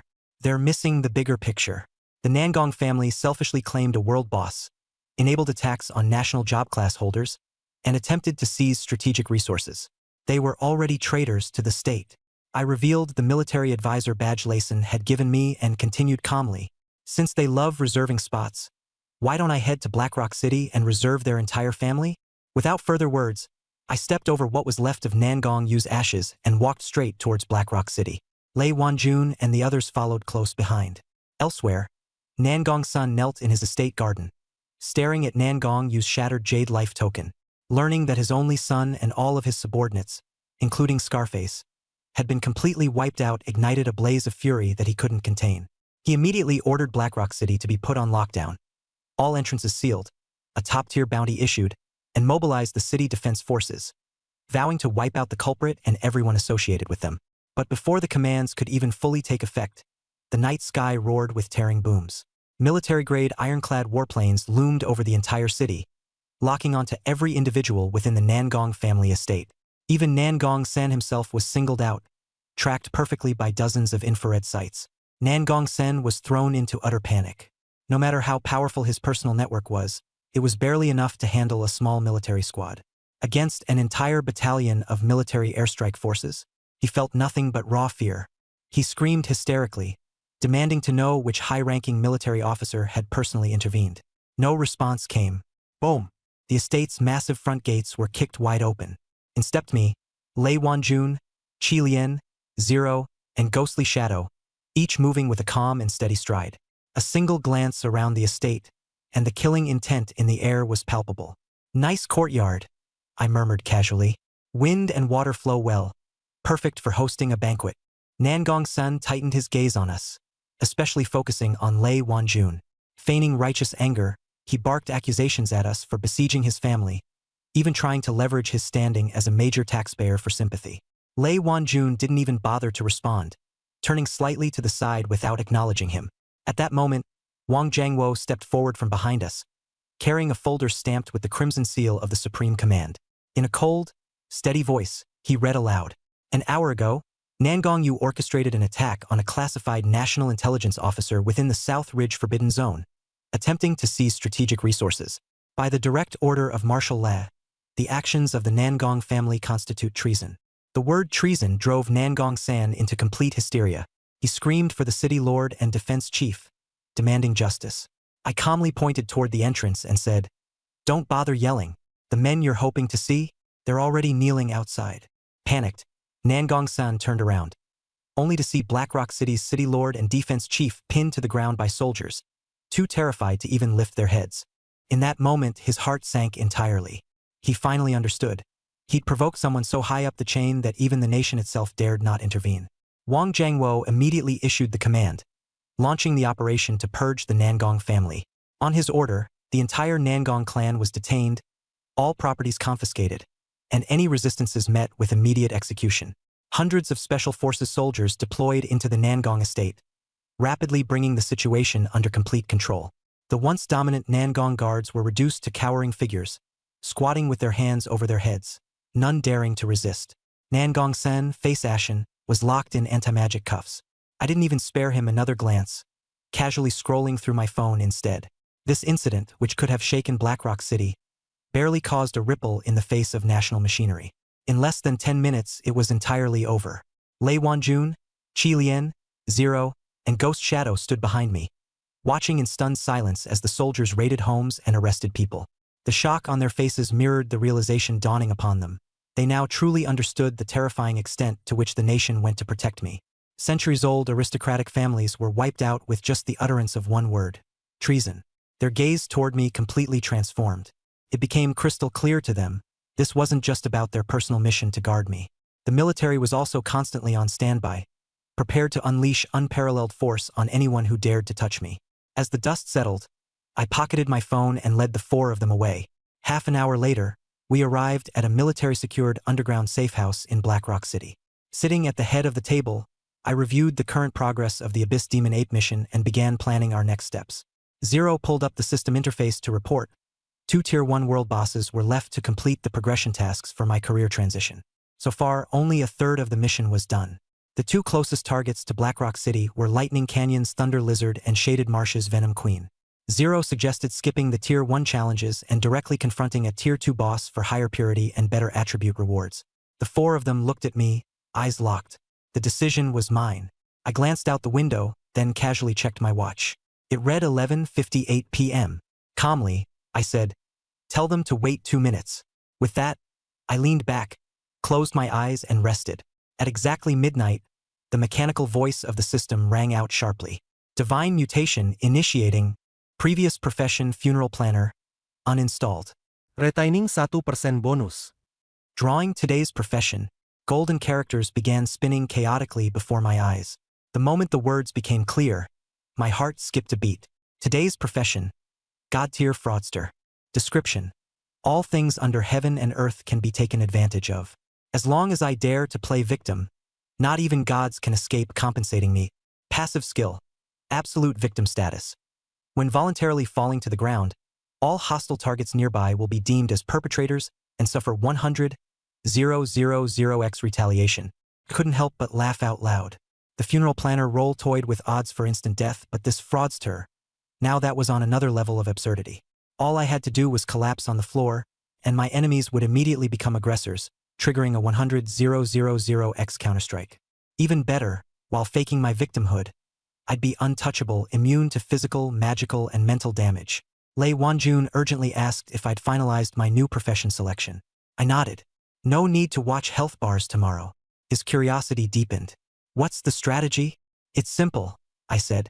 I'll lay down under the thunder lizard's foot. The entire room fell silent. Lei Wanjun was incredulous. He said that a tier 2 boss could shatter my bones with just a stomp. Qi Lian scoffed, doubting the ability to fake victimhood, a boss to death. Zero, ever the tactician, argued the plan was unfeasible without absolute defense. I didn't bother explaining. I simply countered with a rhetorical question. Isn't your mission to ensure my safety? They nodded. In that case, I instructed, stay up on the high ground tomorrow and enjoy the show. No interference. From anyone. Lei Wanjun pressed for details on the profession I drew. I shot him a look and teased. If you're this intuitive, maybe it's time to buy a lottery ticket. The room lapsed into tense, awkward silence. At 1 a.m., we departed from the military airstrip, boarding an imperceptible transport aircraft en route to Lightning Canyon. I leaned against the window, eyes closed in repose. The other 4, however, were visibly uneasy. Lei Wanjun stared intently at the terrain below. Qi Lian's palms were slick with nervous sweat. Zero furiously crunched battle probabilities while Ghost Shadow maintained an unnerving silence. Though they knew I had the strength to back my bravado, plotting to play victim against a tier 2 boss still felt like outright heresy to them. 30 minutes later, the aircraft hovered above our target location. In the middle of the basin below lay the massive thunder lizard, slumbering in eerie silence. The cabin door opened, and a whirlwind rushed in. The sharp scent of ozone filled the air as crackling static electricity made everyone's hair stand on end. Without hesitation, I leaped from the aircraft, landing lightly in the bowl of the canyon. My eyes locked onto the colossal beast ahead. Lei Wanjun instinctively began drawing his sword, prepared to provoke the enemy. But I pressed my hand onto the hilt of his blade and said coolly, "This one's mine. If any of you interfere, everything will go awry." Though his brows furrowed in concern, my calm demeanor won him over.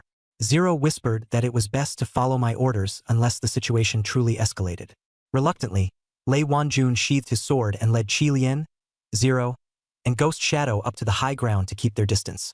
Dressed in a stark white tracksuit with no weapons in hand, I strode toward the thunder lizard. At a range of 50 meters, 30 meters, 10 meters, the closer I came, the more unruly the static became. My hair stood on end, each strand charged with violent electricity. The thunder lizard suddenly opened its eyes. Its cold, reptilian pupils locked onto me with an instinctive ferocity. Letting out a deep, guttural roar, the beast lifted its colossal frame. Pulsating blue arcs of electricity crackled furiously across its body. Without warning, it lunged at me, its massive front claws raised, brimming with destructive lightning energy aimed to crush me into the earth. From the high ground, Lei Wanjun tightened his grip on his sword, half drawing it in anticipation. Zero's rifle was already trained on the beast, unwavering. I stood motionless as the creature's attack barreled down toward me. At the last possible moment, I clutched my chest, let out a theatrical scream, and dramatically collapsed onto the ground. For good measure, I added a few twitching spasms, just to sell the act. Lei Wanjun's pupils dilated in disbelief. The creature hadn't even touched me yet. The thunder lizard's massive claw slammed down, but before it could make contact, the system's monotone voice echoed. Determined as an unprovoked, hostile assault, I had officially entered the victim state, triggering my passive ability. The system immediately registered the Thunder Lizard as the perpetrator. 100,000 times its own force was instantly reflected back upon it. Just as the beast's enormous claw neared my prone body, an invisible barrier repelled it with unstoppable force. Every ounce of its devastating power was mirrored back into its own body, amplified to an incomprehensible degree. A flash of white light erupted as the Thunder Lizard disintegrated on the spot. The sheer force of the counterattack left no trace. Not a scale, not a drop of blood. The ground beneath it detonated into a colossal pit dozens of meters deep, molten rock bubbling at the bottom. Casually, I brushed dust off my clothes. Behind me, chaos erupted. Lei Wanjun and the others stared in wide-eyed disbelief, shouting about improbable luck or statistical anomalies. Zero calmly analyzed the outcome, concluding that this wasn't conventional combat but a sheer breach of all physical limitations. A supernova event of sorts. My fraudster performance had bypassed logic entirely and directly executed a Tier 2 boss. In my head, the system chimed in again. Objective update. Career transition progress, 2/3 complete. Remaining target. Venom Queen in Shaded Marsh. Screwing the cap off a bottle of water, I took a leisurely sip as Lei Wanjun and the others cautiously descended from the high ground. They circled me, scrutinizing my unscathed appearance with a mix of awe and resignation. Poking at my side, Lei Wanjun smirked helplessly and asked, "Are you really that innocent of a victim?" Here's the translation processed as requested, maintaining the structure, format, and layout of the original text. He stared at the massive crater on the ground, completely dumbfounded, repeatedly marveling at how absurd this professional-level playing dead skill was. Encounter a monster, take a fall, and boom, the opponent's life is forfeit. Scarlet couldn't hold back her amazement. This was her first time seeing a class that focuses purely on lying flat for damage output. Zero quickly calculated the reflected damage. Peak damage at 800,000 multiplied by 100,000 times. That's 80 billion destructive power, far beyond the capabilities of the Coastal Defense Corps. Ghost Shadow's expression grew serious. "I'm never walking in front of you again. God forbid you take a fall, and I trigger instant death." For the first time in my life, I witnessed someone who could conquer the world just by lying down. This playing dead tactic is actually genius. Listening to their exclamations, I couldn't help but agree. Pro-liar might be a terrible sounding class name, but the power behind it? Ruthless and utterly unsolvable. But then a thought struck me, something even more critical. I raised my head to look at them, speaking in a low, steady voice. This class isn't just meant to mess with monsters. When it comes to those scheming against us, it's just as lethal. This playing dead strategy applies equally to other interstellar nations' transmigrators as well. The moment I uttered those words, all 4 of them froze. The logic was alarmingly simple. If monsters can fall for it, humans can too. In a flash, everyone understood the scariest aspect of my class. It wasn't limited to farming bosses. On the battlefield, I could literally kill even the strongest foreign opponents by sheer retaliation. After running a few simple tests with the group, we confirmed one pivotal finding. As long as someone's hostile toward me and initiates an attack, the Pro-Liar class triggers a 100,000x damage reflection. No matter how powerful they are, no matter how strong their gear, the result is always the same: death. This ability isn't just for taking down small fries. It's a weapon to influence international power struggles. Zero immediately proposed a bold and reckless plan. Forget about targeting the 2nd-tier Venom Queen as our next goal. Let's head straight for the open seas and claim the 7th-tier world boss, Leviathan. This colossal beast is on the verge of reaching level 7 and is set to drop Heart of the Sea, a strategic resource critical to the Dragon Kingdom. The Star Island region, the Star Alliance, they'll all be sending their elite prodigies to fight for it. My team hesitated, worried about exposure, my safety, and the risk of an outright disaster. But the moment I heard it was a 7th-tier cross-national boss, I made the decision. We're going. No fear whatsoever. Zero wasted no time. They arranged a stealth jet to take me toward the Pacific, kitting me out with full camouflage and disguising me under the identity of a Celestial Clan prodigy. Lei Wanjun handed me 2 high-level invisibility scrolls, reminding me repeatedly, if anything goes south, just drop to the ground, yell, "Ouch," and hightail it out of there. I nodded earnestly, committing every word to memory. Arriving at the Abyssal Sea, I used an invisibility scroll to sneak onto a small wooden boat, rowing alone into the heart of the storm. Where Leviathan spawns, The sea was already filled with warships from various nations. Powerful figures gathered everywhere. Standing off were Miyamoto Takashi from the Star Isle Dominion and Jiang Heng, captain of the Thunder Squad from the Star Alliance. Both were fixated on the heart of the sea god, neither giving an inch. They even threw a few snide comments about the Dragon Nation, claiming we wouldn't dare show up. I said nothing and continued to approach. The sea vortex exploded as Leviathan surfaced, massive tentacles breaching the water. The pressure from this Tier 7 boss flipped a nearby battleship. A chaotic battle broke out instantly. Miyamoto Takashi drew his blade, unleashing a dark flaming slash at Leviathan. Jiang Heng swung his war hammer, thunder smashing down on the sea. The simultaneous Tier 7 assaults were terrifying in their damage output. I focused on their skills, calculated their landing points, and rushed right into the center of the flaming slash and thunderstrike, shouting, "Oops!" I shouted oops so half-heartedly it was almost insulting. The next second, all three attacks slammed into me at once. The small wooden boat and I were swallowed up. Everyone thought I was dead. But then, my class mechanics activated. The system locked Miyamoto Takashi, Jiang Heng, and Leviathan as malicious attackers. My scammer configuration worked, thousands-fold retaliation triggered. The battlefield froze instantly as the massive damage rebounded back at them. Miyamoto Takashi and Jiang Heng were blasted from the sky, critically injured, crashing into the sea. The Tier 7 Guardians' bodies shattered, falling lifelessly into the water without a sound. Leviathan, just surfacing, was violently bashed back into the depths of the ocean. Its tentacles were severed, blood staining half the sea zone. The fight ended in one move. The Star Isle Dominion, Star Alliance, their Tier 7 Guardians, and the Tier 7 boss were all incapacitated. I didn't even get wet. When the energy subsided, I sat back up in my small wooden boat, Casually snatched Miyamoto Takashi's fallen katana, and grabbed the heart of the sea god too. The Star Isle Dominion and Star Alliance fell into chaos. When they tried to heal their wounded and found the retaliatory damage carried causality effects making treatments ineffective, arguments broke out. 3 heavily injured guardians, the heart of the sea god stolen. Both sides blamed each other, incapable of resolving the situation. Meanwhile, the tribe of Chun warships, after surveying the mess, turned and fled. The Star Alliance assumed it was the tribe of Chen's doing, and the Star Isle Dominion immediately gave chase. The abyssal sea turned into utter pandemonium. No one noticed I had already boarded an invisible cargo plane heading back to the Dragon Nation with the heart of the sea god. Back in the cabin, I casually tossed the heart of the sea god into my backpack, right where my thermos was. Everyone else stared, dumbstruck. Lei Wanjun stared at me, repeatedly confirming. I just lay down for a bit, Tier 7 spat blood, Leviathan was taken out, and we got the heart of the sea god. I responded with MMHM to each one. He nearly lost it and demanded I explain everything, starting with the oops. I casually replied, I lay down, the system flagged them as at fault. Then the retaliation kicked in. Done. My teammates couldn't process it. Qi Lian suspected I was some sort of deity. Ghost Shadow marveled that from now on fights could just be resolved by lying down. Zero confirmed the heart of the sea god was secured and noted the chaos in the international waters would ensure no one suspected the Dragon Nation. Lei Wanjun finally understood why I was classified as a top military secret. If the world knew what I was capable of, it would absolutely lose its mind.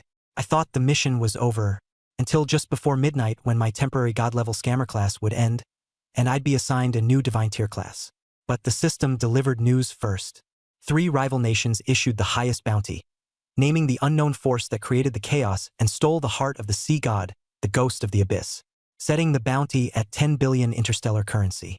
Hearing this, I thought to myself, damn, I'm worth a lot. As the transport plane flew back, Zero asked if I wanted to go straight to the class hall to accept rewards and level up to stage 1 tier 9. Too tired. I planned to find somewhere to sleep first and handle leveling tomorrow. The second I mentioned this, Lei Wanjun and the others looked at me, visibly tense. With just minutes to midnight, they were terrified I'd randomly trigger something crazier than Tier 7s tomorrow, breaking the world. The cabin's atmosphere turned heavy, like waiting for a bomb to go off. The clock ticked down second by second until finally, it was midnight. The system announced the end of the day, completing my god-level scammer class experience.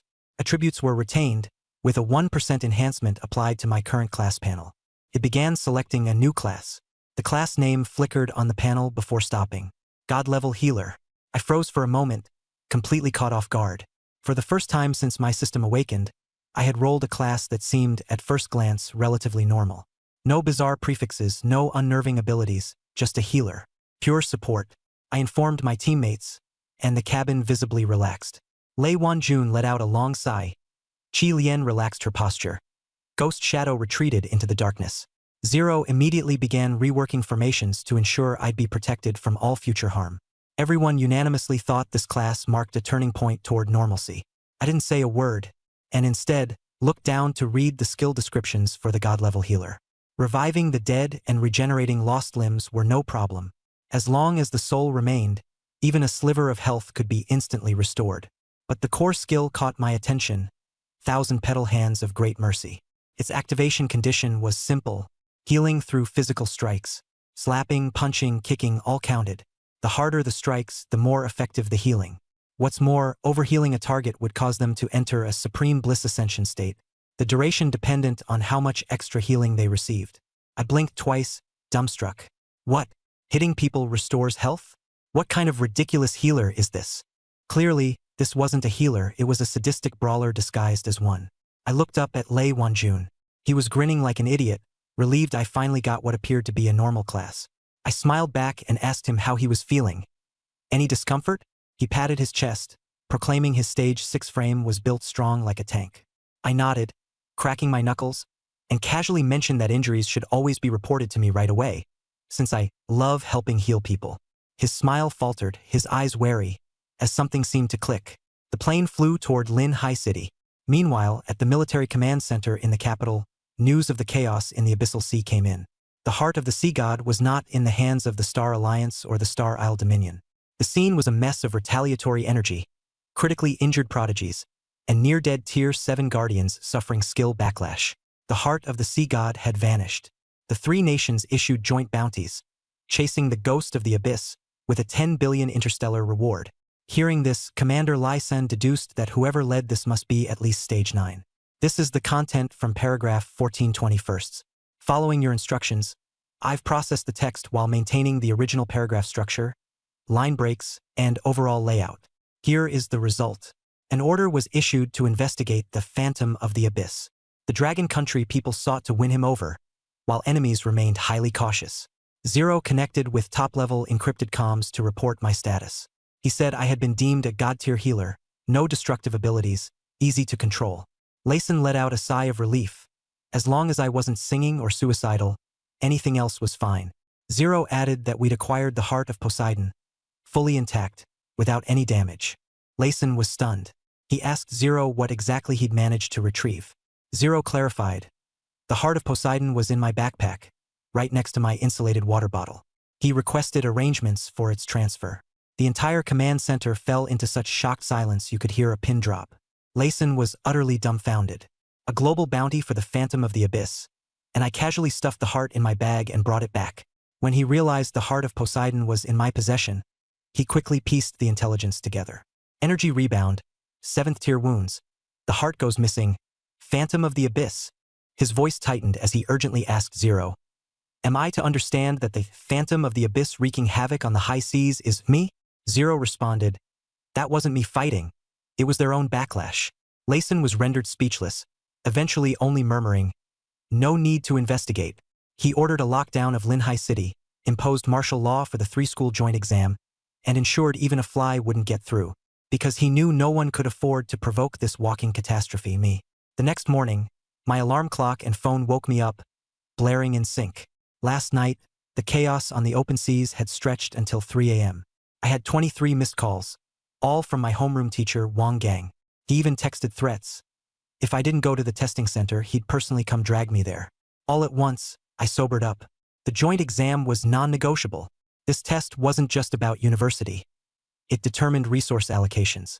Even with the system's backing from the state, I still needed to remain outwardly legal and compliant.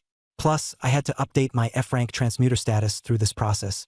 Complications without it would be endless. 3 minutes was all I needed to wash up.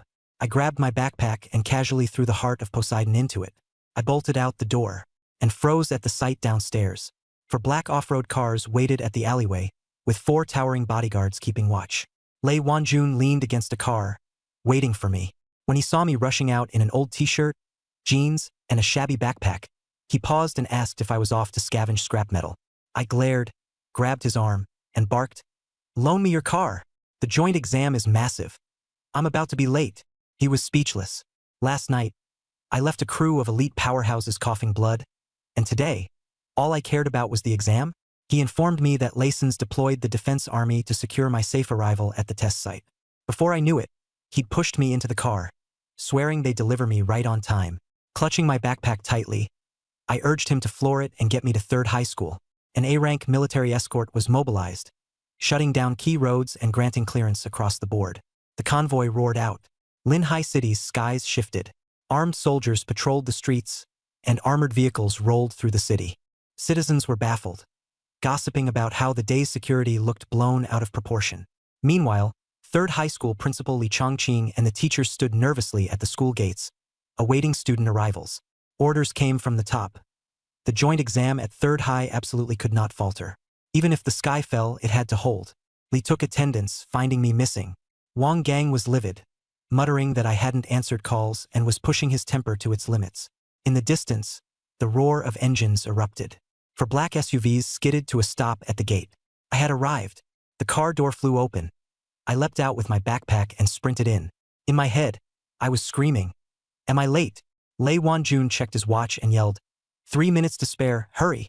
Wang Gang, on the brink of scolding me, caught sight of the medals pinned to Lei's uniform and immediately fell silent. Principal Li initially wanted to greet Lei but also found himself retreating upon inspection. Lei Wanjun turned to me, his tone suddenly gentle, "Good luck on the exam." The faculty collectively stared in astonishment. I waved him off, saying I'd treat him to GoGT later, and dashed straight to the exam hall. Once inside, Lei updated Layson. "I've successfully escorted them into the venue. All normal." Layson instructed him, "Keep an eye out and ensure no trouble arises around them." The first exam was a simulated battle test. This was the highest weightage segment, taken alongside a performance evaluation. The broadcast announced the objectives: support your teammates, defeat simulated elite monsters, and maintain over 80% health. I entered Pod 3, and the scene transitioned to a wasteland. Beside me were 2 NPC companions, a heavily armored warrior and a ranged wizard. Standing against us was a simulated blood wolf. The system indicated that my God-tier healer skill set had been fully activated. I glanced at the abilities interface.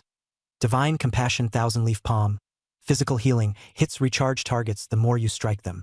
The warrior sneered, dismissing me as a useless support, telling me to keep my distance and not drag them down. Unbothered, I flexed my wrists. "Just charge ahead. I've got you." He scoffed and charged with his sword. The blood wolf lunged, claws tearing across his chest, sending blood splattering and cutting his health bar down by a third. He panicked, yelling, "Help me!" With a flicker, I maneuvered behind his head, smacking the back of it with my 1000-leaf palm. The hit landed with a loud smack, skewing his helmet sideways. Both proctors and the principal froze in shock. A healer hitting their own teammate? What kind of madness was this? Was I trying to throw my career away? The warrior was about to curse at me when suddenly, the healing numbers popped. Plus 9,999 HP. Green light enveloped him. His wounds sealed instantly. His health surged to max, and a golden shield encapsulated him. The warrior froze, stunned. He still felt the sting from the slap, but his condition was optimal to the point of absurdity. Swallowing his insults, he grudgingly admitted, "This heal is insane." The first round ended, and chaos ensued. Swinging my right hand out, I ended with a grin. This Divine Compassion 1000-leaf palm is something else. It doesn't just heal absurdly well. It's hella satisfying to smack someone. Peak stress relief combined with game-breaking utility. This skill alone could redefine the meta for healer roles. The judges at the evaluation platform were in utter shock. Here I was, bap-smacking an almost dead tank, and instantly returning him to full health, complete with an extra divine shield. What on earth was this even? Conventional medical theory had no explanation. Wang Gang finally recovered from his stupor, whispering to the examiner if I'd truly randomized a healer-preferred class. The examiner, though hesitant, confessed this was indeed a legitimate result from the random transmuter occupation system. No one had ever witnessed a healer curing allies with slaps, but functionality was functionality. It worked. As assessments continued, the blood wolf spiraled into fury, realizing its near-fatal strike was for nothing. Its enemies were not only fine but seemingly indestructible. Furious, it lunged again. Sensing the shift in dynamics, I doubled down. The system flagged that enhanced physical force amplified healing further. Well, no need for formal tactics, then. As the warrior raised his shield, I zoomed beside him, grabbing his collar and hammering his back with a solid punch. Boom! Another massive number blasted forth, plus 9,999 HP. Feeling the flow, I followed with a left cross, a right roundhouse, pouring combo strikes out as if I were DPS. The scene was unprecedented. A blood wolf lunging desperately to kill, while a healer went berserk, pummeling their own teammate. Strangely enough, the warrior's health stayed hard-locked at full, the golden shield thickening until it resembled an impregnable divine armor. The God-tier class triggered its unique perk. Golden text scrawled across the interface. Elation Ascension activated. The next second, both the warrior and I. His eyes rolled back as his face looked oddly serene, but something was off.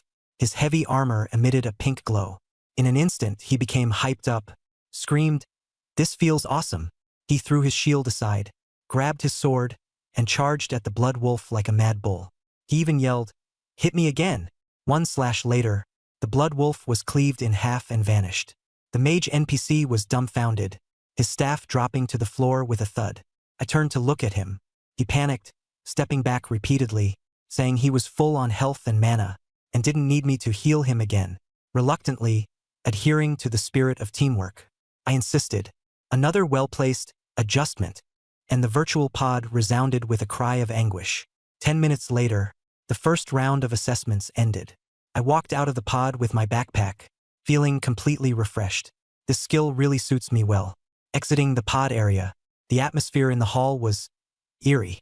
Judges, teachers, and even the principal were all staring at me, each with a complex expression, as if they were looking at a monster disguised as a student. I glanced down at myself, checking to make sure my clothes weren't inside out, my face wasn't smudged, then walked up to ask if my results were logged. Wang Gang said they were. I asked how I did. Li Chongqing gave me a strange look before, smirking slightly, he managed to say, "Perfect score." Not only perfect, I used the shortest time, had a teammate survival rate of 100%, and an overhealing rate of 300%. Hearing that, I relaxed and headed over to the rest area. As soon as I left, the judges froze, starting to question, how does a support role smash through assessments harder than a berserker? It only got weirder. When the leaderboard updated after round 1, my name lit up in golden glory, flashing at number 1 with a perfect score. Teachers from other schools, seeing the list, immediately swarmed me, 6 or 7 of them talking over each other, accusing my school of cheating, saying F-ranked Morph Mage was just a front, but I was actually some hidden legendary support player. They even asked Li Chongqing if he could teach me during the team round.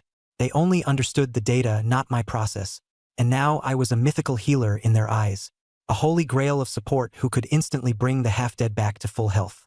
Li Chongqing's face twitched, because their idea of a gentle healer barely matched my method of using fists to help people. They imagined me elegantly casting warm, holy lights, but the reality was me slapping people into wellness. It was so surreal, even I had to wonder what the afternoon PvP team round would look like. Wang Gang was speechless too. He had been calling me a failure just that morning. Now, after watching me crush it, setting a record in Linhai City's history for scores in this combined exam, he was considering asking me to let off some steam more gently in the next round. After all, we were done with NPCs. In the afternoon, I'd be up against real challengers. Smashing people for real wasn't for the faint of heart. He was genuinely concerned I'd leave someone traumatized. Unfazed, I plopped down on a sofa by the window, dropped my backpack on the floor, and sprawled out, pulling out my thermos. Isipet on koi peritea. Letting out a satisfied sigh. After relaxing a bit, I raised my head towards the central holographic screen in the rest area, which displayed the schedule for the day. Morning, individual support simulation.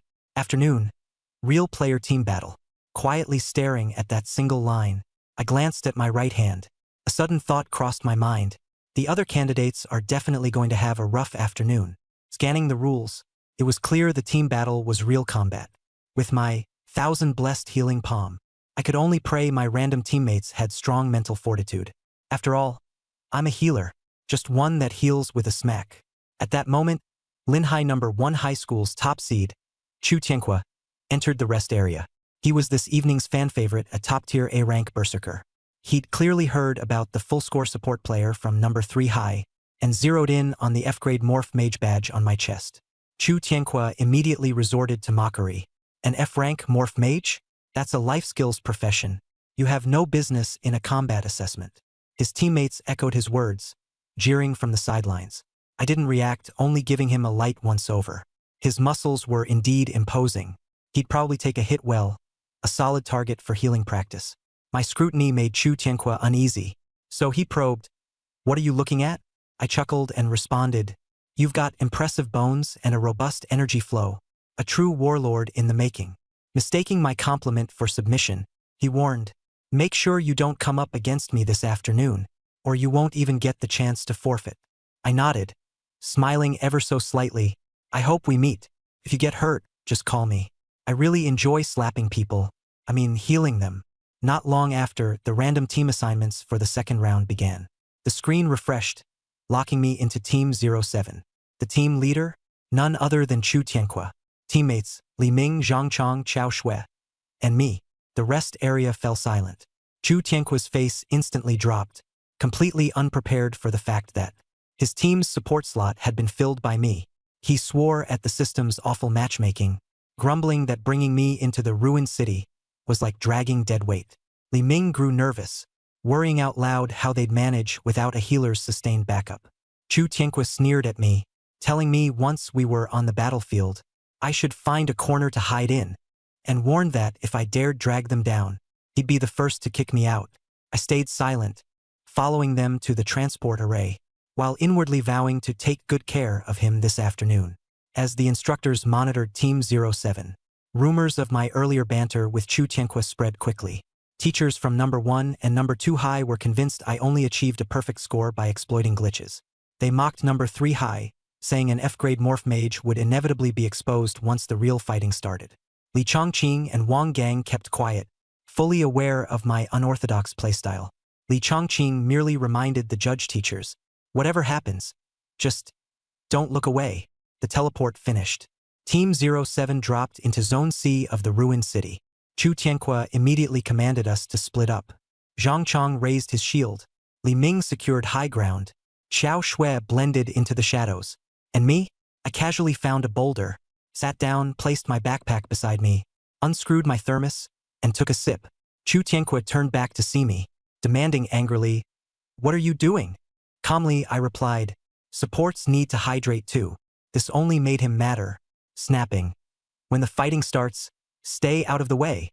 Just as the words left his mouth, 3 Tier 2 armored rhinos barreled out at full speed. Without hesitation, Chu Tianqua charged headlong, shoulder-checking one of the rhinos. Crack! His shoulder broke instantly, blood spraying everywhere. Pushing through the pain, he triggered his berserk transformation and smashed the rhino with his axe. He landed, breathing heavily, still bleeding but looking damn proud of himself. He turned, thinking I'd be cowering in fear. Instead, my eyes lit up like a Christmas tree.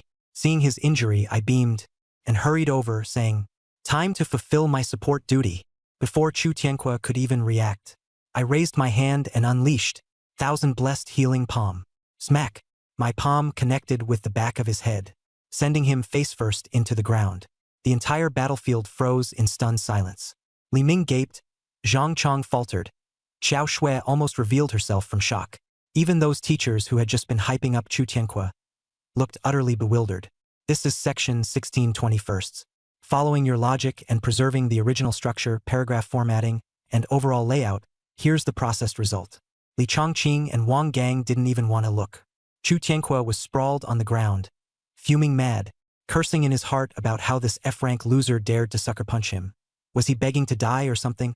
He wanted to get up and fight back, when suddenly he felt a surge of green healing energy, flowing from my palm into his body. The deep bone wound on his left shoulder healed completely within 2 seconds, bone, flesh, everything. The overdraft on his stamina from berserking not only recovered fully but left him overflowing with vitality, feeling absolutely recharged. He was completely dumbfounded, blasted into the ground yet somehow restored to full health. Getting up, he didn't even know what expression to make. His teammates panicked. Li Ming jumped down and accused me of backstabbing. Zhang Chong raised his shield and charged at me. Chao Shui stared me down, ready to make a move if I twitched. I wasn't flustered. I just smiled and said, I did call out my skill name, Great Compassion Thousand Leaf Hands. Doesn't that sound like a healing ability? I told them to just ask Chu Tianque. Zhang Chong was about to lose it when Chu Tianque climbed out of the crater, covered in dirt, but coldly shut down their complaints. Still fuming and clearly bewildered, he glared at me and gritted his teeth. She really is a healer. Li Ming didn't believe it. Zhang Chong was even more skeptical. Qiao Shui was doubtful, until Chu Tianque rolled up his sleeve and showed them his left shoulder. The wound was completely gone. Not even a scar was left behind. Instead, a layer of golden shielding glimmered there, a sign of excess healing energy. The three immediately had a change of heart. I seized the moment to ask, want a free heal too? Li Ming and Zhang Chong recoiled in fear, firmly refusing to let me touch them. The misunderstanding cleared up. Chu Tianque had no choice but to grit his teeth and keep leading the team forward. But the team's formation was completely messed up now. Technically, a healer like me should have been protected in the center, yet everyone made sure to stay at least 3 meters away from me, too afraid to get close. I didn't care. I just lazily trailed them with my backpack. We had just crossed through a commercial plaza, when suddenly the ground shook violently. Li Ming climbed up high to look and turned pale. At the far end of the street, hundreds, perhaps thousands, of mutated hyenas were blocking the way. Following behind was a Tier 3 Lord, the Dark Flame Demon Lion. This lineup was way beyond what any exam squad could handle. Chu Tianque's first instinct was to run. When he looked back and saw that I wasn't running but instead tossing my backpack aside and rolling up my sleeves, I said, don't be scared. Even if there's only a sliver of life left in you, I'll snatch you back from the King of Hell's hands. Go all out. Get hurt as much as you want. Chu Tianque was dumbfounded, and Li Ming and the others didn't believe me at all. They turned to him for the final decision. Chu Tianque gripped his massive battle axe tightly. The logical choice here was to retreat. After all, facing a Tier 3 Lord plus a beast horde was a top-tier threat. Survival demanded prioritizing escape. But then he glanced at his perfectly healed shoulder, felt the surge of vitality still brimming within him, and his mindset started to change. He knew very well that, shaky as it looked, my slap therapy worked miraculously.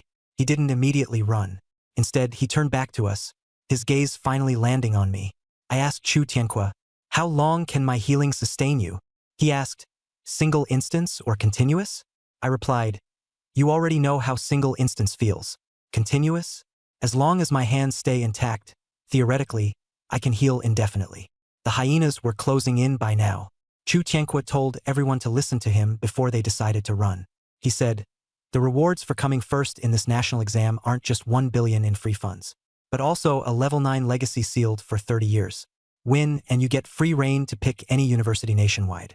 Teammates get Tier 5 protectors assigned, and the core leader could even get one at Tier 7. This revelation shook everyone. Chu Tianque looked us over. He said, retreating keeps things as they are, but fighting might mean death, or it might change our entire futures. Besides, we had me, a bizarre yet undeniably powerful healer. Zhang Chong nodded. Li Ming followed up. Qiao Shui quietly moved into her shadowy flanking position. Facing the beast tide, Chu Tianque told me not to heal his face if I needed to heal him later. I replied, I'll try. The first wave of hyenas charged within 100 meters. Chu Tianque roared, berserked, and charged with his axe. The coordination was smooth. Chu Tianque butchered the front line. Zhang Chong took the vanguard. Li Ming cleared the rear.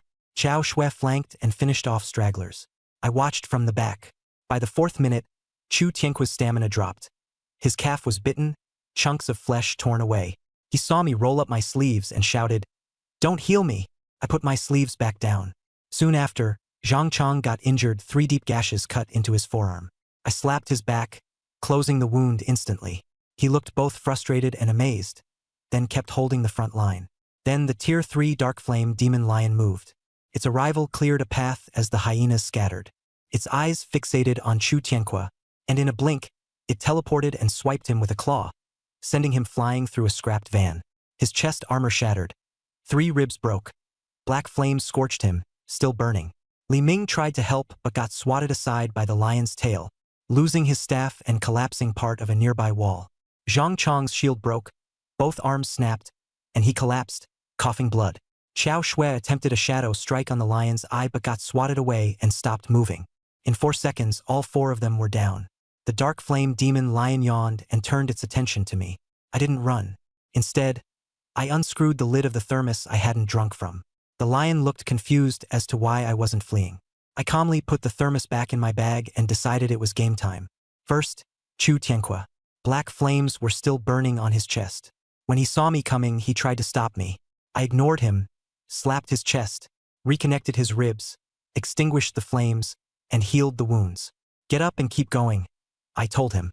Next, Li Ming, who was slouched against a wall, shaking his head and saying he'd heal on his own. One slap to the back of his head, and he face-planted into a pile of bricks. His internal injuries were gone.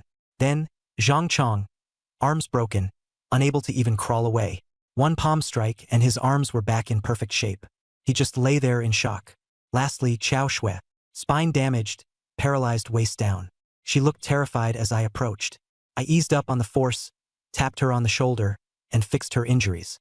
In 6 seconds, the whole team was back on its feet. I turned to glare at the lion, and it visibly froze, stunned. Chu Tianqua got up, grunted a thank you, picked up his axe, and charged again. From there, it was straightforward. Chu Tianqua chopped at the lion, got swatted away, and I healed him back up. Zhang Chong held the line, shields cracked, and I patched him up. Li Ming hurled fireballs, tripped, and I fixed him so he could continue. Qiao Shui sneak attacked, got smacked into a crater, and I healed her on the spot. No strategies, just brute force and determination. I just kept reviving them with slaps. The lion panicked, realizing it could injure but not kill anyone. With every hit, it grew weaker and more injured itself. On Chu Tianqua's 11th flying lesson, he got back up for the 11th time. Reaching the peak of his berserk state, he leaped and cleaved the lion's skull with his axe. The dark flame demon lion collapsed, glowering at me with its dying gaze, unable to comprehend how my healing worked. After the fight, Chu Tianqua flopped onto the ground. Zhang Chong knelt, exhausted. Li Ming slid down a lamppost to sit. Qiao Shui curled up inside a crater.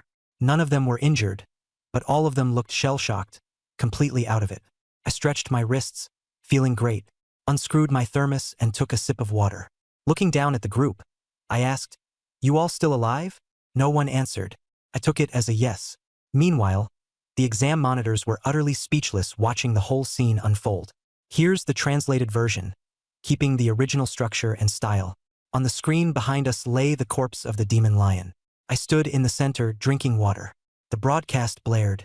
Team 07 has slain the Tier 3 Dark Flame Demon Lion, earning a base of 100,000 points with a 300% leap tier bonus. A total of 400,000 points, taking the top spot on the leaderboard. Broke the record, leaving second place trailing by 399,000 points. Damn impressive. Among the 5 of us, I was the only one still able to sip some water. The other 4, barely holding on, mentally about to collapse. I screwed the lid back on my thermos, stashed it in my backpack, and walked over to Chu Tianqua. I asked if we should keep heading deeper, maybe take down that Tier 4 mutant violent dragon while we're at it.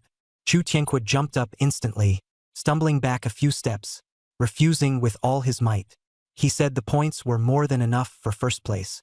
He just wanted to finish and hand in the exam. No more stalling. Zhang Chong quickly stepped in to stop me. Li Ming and Qiao Shui nodded in agreement. Seeing their absolute refusal, I had no choice but to give up, letting them rest on the spot. I reminded them not to catch a cold, and to let me know if they felt unwell. And then all 4 shivered together, even breathing cautiously. This vibe, I was speechless. Meanwhile, the exam center erupted in chaos. In the replay of the battle, I was dashing around the battlefield, slapping anyone who collapsed, forcibly healing the 4 top students. Judges and teachers were dumbfounded, unable to accept this slap healing as a legitimate therapy method. They questioned Li Chongqing, the headmaster of No. 3 high school, and Wang Gang, the homeroom teacher, demanding to know what the heck my profession was. Li Chongqing had no choice but to explain that I was an F-ranked morphing artisan, and today's randomized role just happened to include an unusual healer profession. Someone followed up, asking about my profession from the past few days. Wang Gang awkwardly admitted he had no idea. I hadn't even shown up to school, wandering around like a sleepwalker, just desperate for my graduation certificate.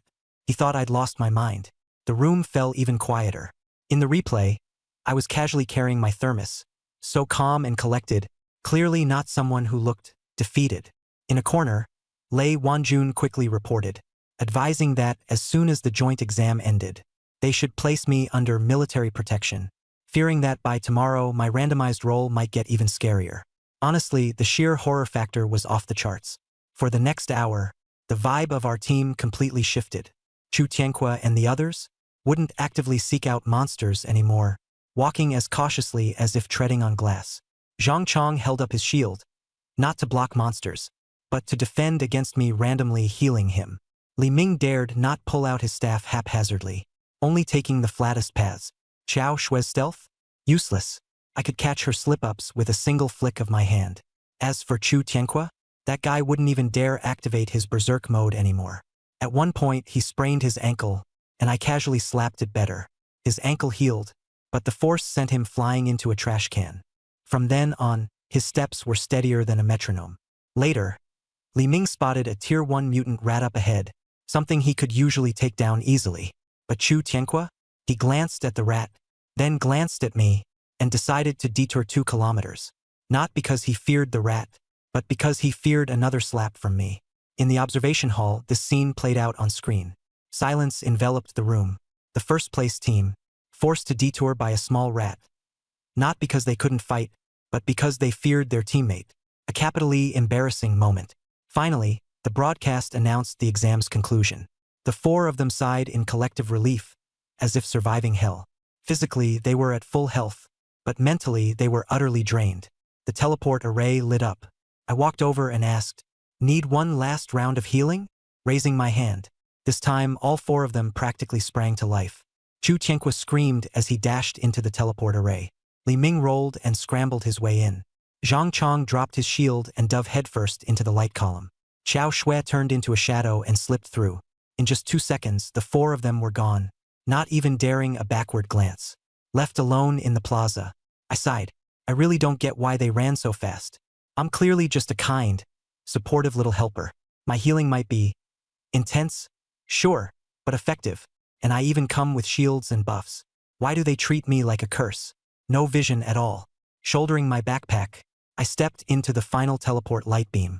Coming out, I arrived at the exam center's plaza, surrounded by teleport-returning examinees, some thrilled, some devastated, and quite a few injured, even stretchered off. Most eye-catching of all was our Team 07. Chu Tianque, Li Ming, Zhang Chong, and Xiao Shui, all cleaned up, glowing with health. To the outside gaze, we looked like some unbeatable God-tier squad, tearing through the exam without a scratch. Others eyed us with envy, whispering, breaking records with 400,000 points. All while flawless and injury-free, we seemed untouchable like prodigies. Chu Tianque's face twitched. Others saw us and scathed, but all his mind replayed was the nightmare of my slaps.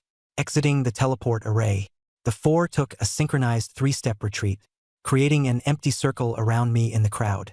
I smiled and said, "Great teamwork." Chu Tianque forced the most miserable smile I'd ever seen, replying in kind, "Great teamwork."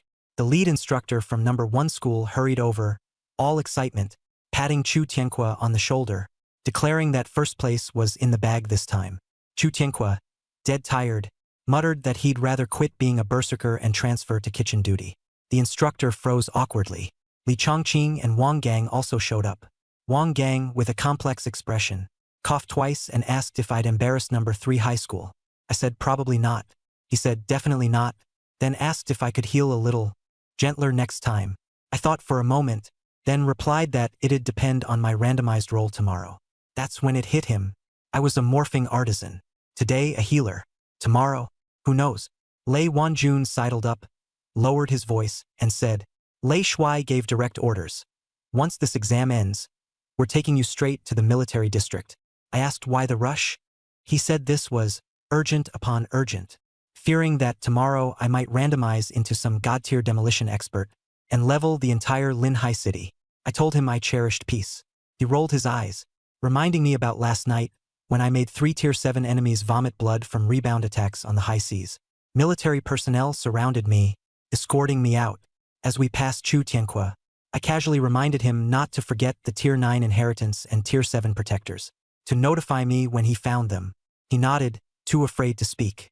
I got into the special off-road vehicle. The noise from outside cut off. Lei Wanjun sat up front, finally exhaling in relief, reporting that I was in the car en route to the base. I leaned back, checking my watch. It was 11:50 p.m., 10 minutes to midnight, before a new day. The car sped through the night, silence filling the cabin. Lei Wanjun glanced nervously back at me through the rearview mirror, as if I might explode at any moment. It was getting close to midnight, and he couldn't help but remind me, don't pull any stunts tonight. Don't end up rolling some God-tier demolitionist class. The car and the military base gate would both get wrecked.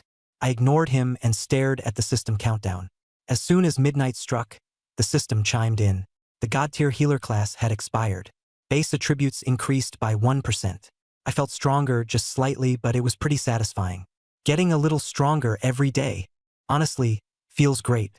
The system started spinning for a new class. Countless options flashed past before it finally stopped. I froze.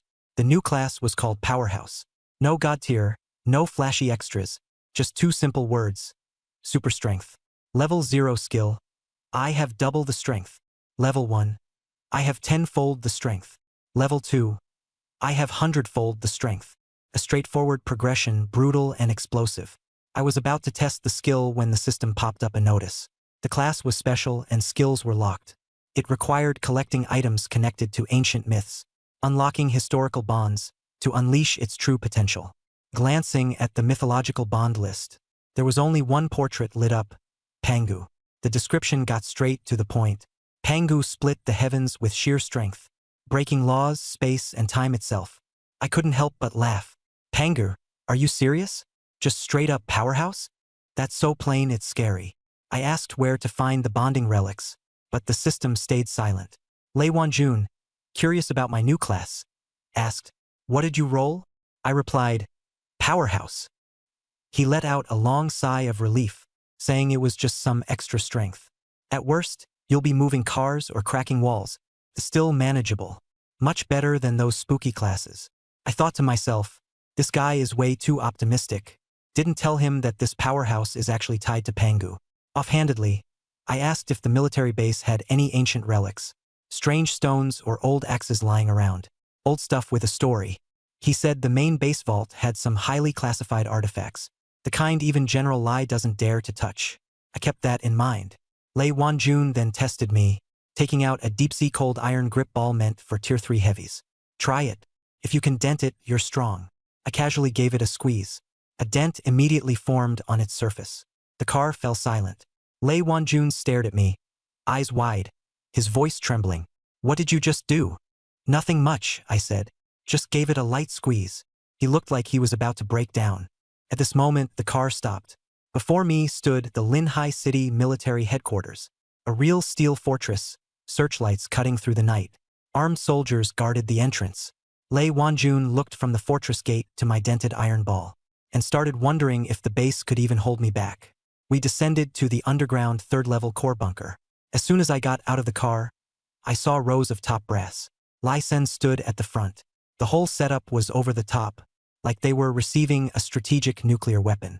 Lai Sen wasn't wearing his uniform. With a cheery smile, he shook my hand. Thanks for your hard work.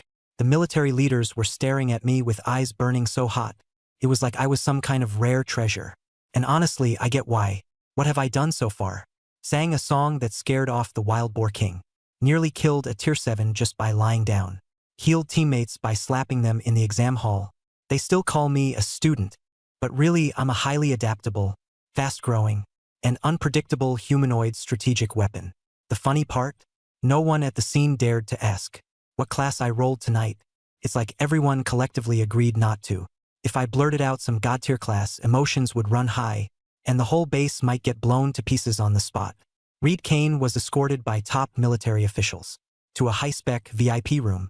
The room was nice. Leather couches, hardwood tables, a bowl of mythical beast meat porridge, and some exquisite side dishes.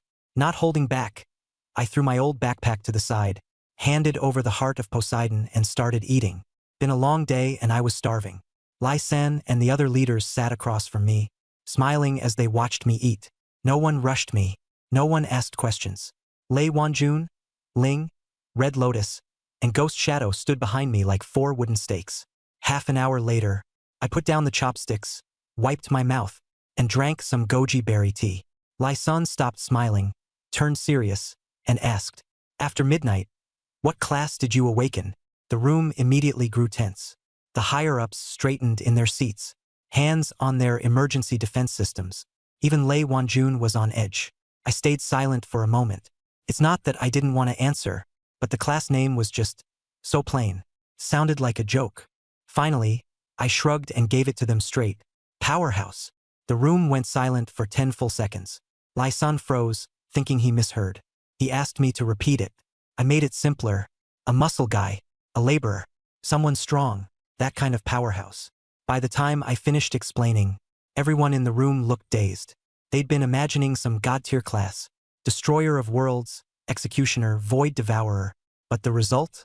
Just one word, powerhouse. The gap was so big, they didn't know how to react.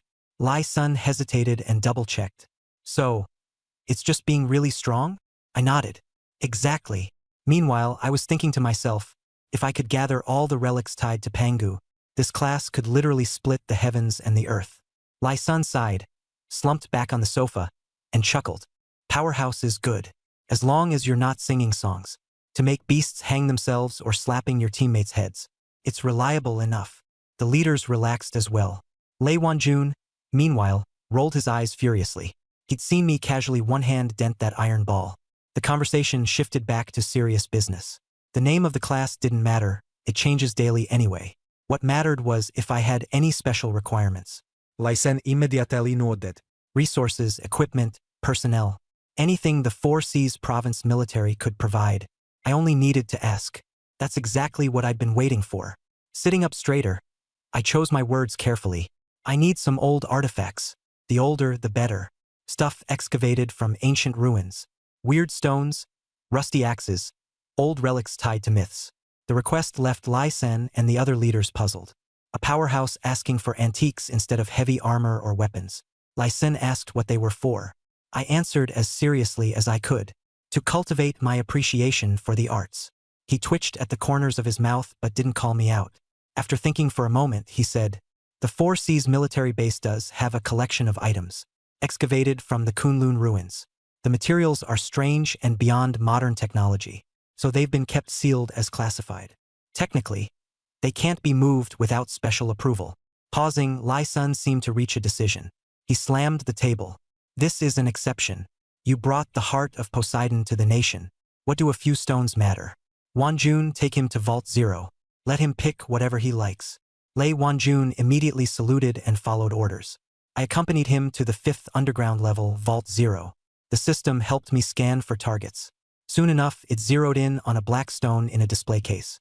Along the left wall, it looked like a chunk of coal, with a broken wooden handle sticking out of it. Here's the process content translated into English.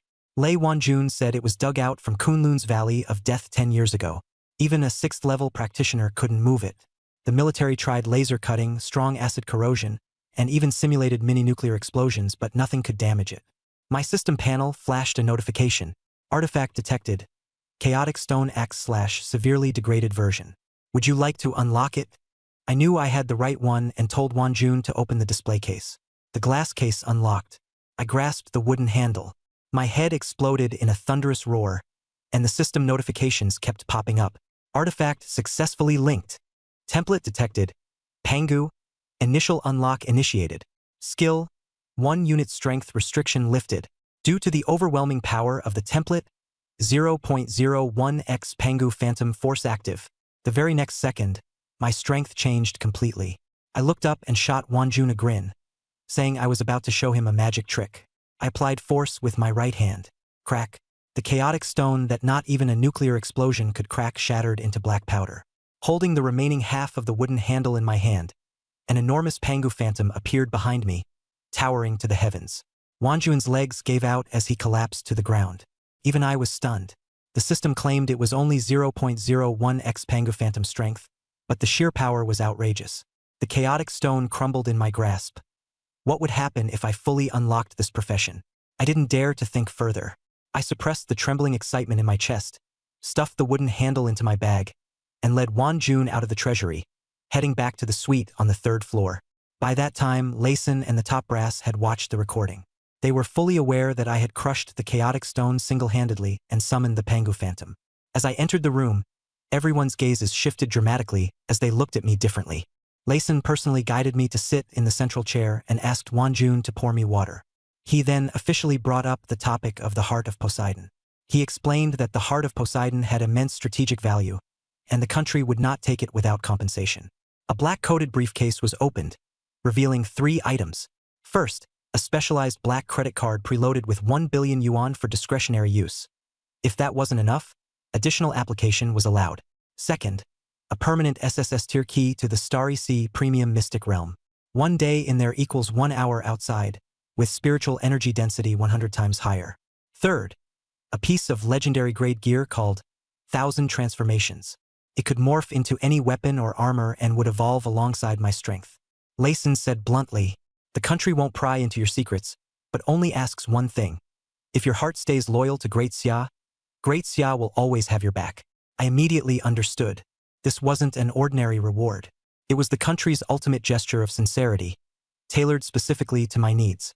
I stood up, accepted the briefcase, and simply responded, "If Great Xia stands by me, I will stand by Great Xia." Hearing that, Layson beamed with joy. He decisively promised that I would have full national support. Then he urged me to upgrade as soon as possible, mentioning that while my class capabilities were extraordinary, my base form was still at 0 tier, far too fragile. That finally brought me back to reality. I had completely neglected the most basic upgrades. Layson, exasperated, called Wanjun to escort me to the military district's career hall for my breakthrough to 1st tier. I grabbed the briefcase, slung my backpack over my shoulder, and left the suite with Wanjun. Clenching my fist, I couldn't help but feel the anticipation building inside. Right now, I was still just at 0 tier, a mere fraction of Pangu's phantom strength, and I had already crushed the chaotic stone with a single hand. What would happen after breaking through to tier 1? Pure madness. We arrived at the headquarters. Down 7 floors underground, we entered a special awakening hall for elites. I sat in the center of a spirit-gathering array, ready to break through. 0 tier, level 9. My experience bar was maxed. I confirmed my breakthrough in one thought, and the spirit-gathering array activated. High-level spiritual stones around me poured their energy into my body. But very quickly, problems arose. My absorption rate was insane, far exceeding normal parameters. Alarms blared in the monitoring room as the spiritual array's energy output surged to hazardous levels. Wanjun's face turned grim. I wasn't scared at all. The spiritual energy still wasn't enough. The Pangu force combined with the Colossus class made my body a bottomless pit. When I opened my eyes, my power felt uncontrollable. With a low exhale, overwhelming pressure radiated from my body.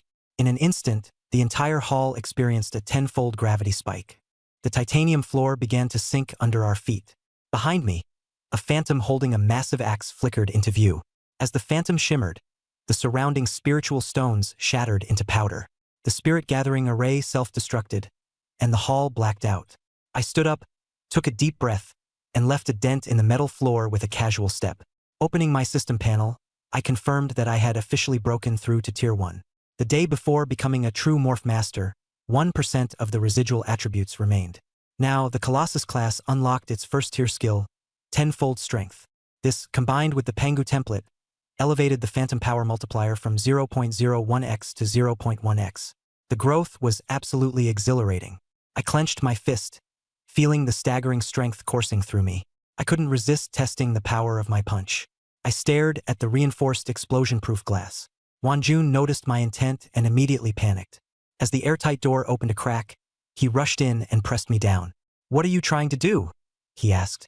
I replied honestly, saying I felt incredibly energized and wanted to either hit a high-level dungeon or spar with him a bit. I promised to hold back, just to throw one punch. His face turned pale green, and he instantly refused, crossing his arms. He claimed it was a matter of species isolation, then argued it was already 2:30 a.m. after my breakthrough, and my surging vitality needed rest to stabilize my foundation. I gave it a thought and realized he was right. The power was exhilarating but unstable. Recklessly throwing a punch might lead to trouble. When I admitted I couldn't sleep, Wanjun immediately painted the future. By 8 a.m., the military district would arrange a special vehicle to take me to the highest difficulty abyss-level dungeon outside Linhai. The monsters inside were tough with absurd physical defenses. I could smash things to my heart's content. The military would cover every expense. I nodded in agreement on the spot. Before I left, I only said, "Let's hope tomorrow's monsters aren't as fragile as that lion from earlier today." With my backpack strapped on, I left without another word. The next morning, at 8 a.m., I stepped out after washing up. A black, specialized military off-road vehicle was waiting for me. Wanjun was in the passenger seat, personally picking me up. I got in the car and noticed an unfamiliar face. Wanjun explained that the monsters in this new dungeon were special, and the previous setup lacked sufficient error tolerance. Hence, they brought along an auxiliary backup as a precaution. I didn't pay much attention but noted the individual didn't seem ordinary. Casually, I greeted the newcomer and asked if they'd had breakfast. Wanjun replied with a polite yes. I noticed he seemed more cautious than yesterday. Clearly, last night's breakthrough spectacle had rattled him. He handed me a file detailing our destination, the Meteor Gorge outside Linhai's western outskirts, an abyss-level public dungeon. The creatures inside were gargoyles and ground dragons, thick-skinned, with absurd physical defenses. I instantly grasped the intention. This dungeon was tailor-made for me to go wild. Military vehicles pulled up at the entrance of the replica dungeon, the scene as silent as a frozen chicken coop. It had been noisy, full of chatter and shouts. But the moment the black military cars arrived, the crowd instantly tensed up. After all, these vehicles weren't something an average awakened individual would ever encounter. The first to step out was Lei Wanjun.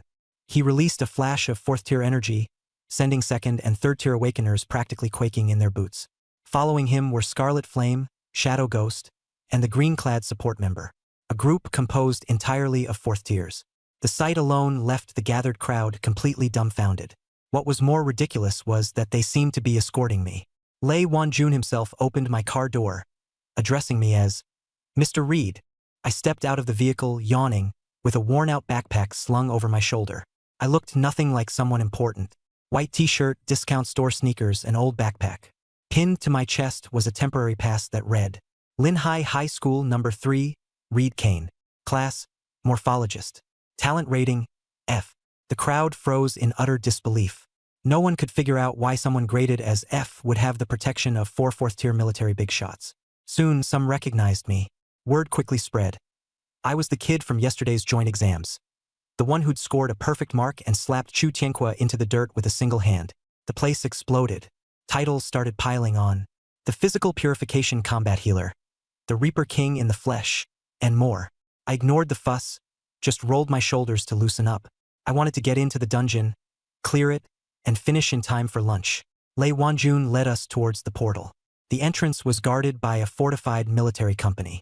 The third-tier captain on duty saluted Lei Wanjun as he approached. Lei Wanjun flashed a top-level access card, skip inspection, private session, unlimited time. The captain tensed even more, going on to mention, "Be cautious. The dungeon recently spawned a mutated dark gold subterranean Drake King. Its defenses are through the roof. Even a peak second-tier team got wiped out." Lei Wanjun, after hearing this, hesitated for a moment. He glanced at me, then at the captain. "What you should be worried about isn't us," he said. "It's that Drake." He also instructed the station forces to activate the outer defensive formations, adding calmly, "If the dungeon's ground shakes or the forest collapses, don't panic. That's normal." The captain stared, utterly bewildered.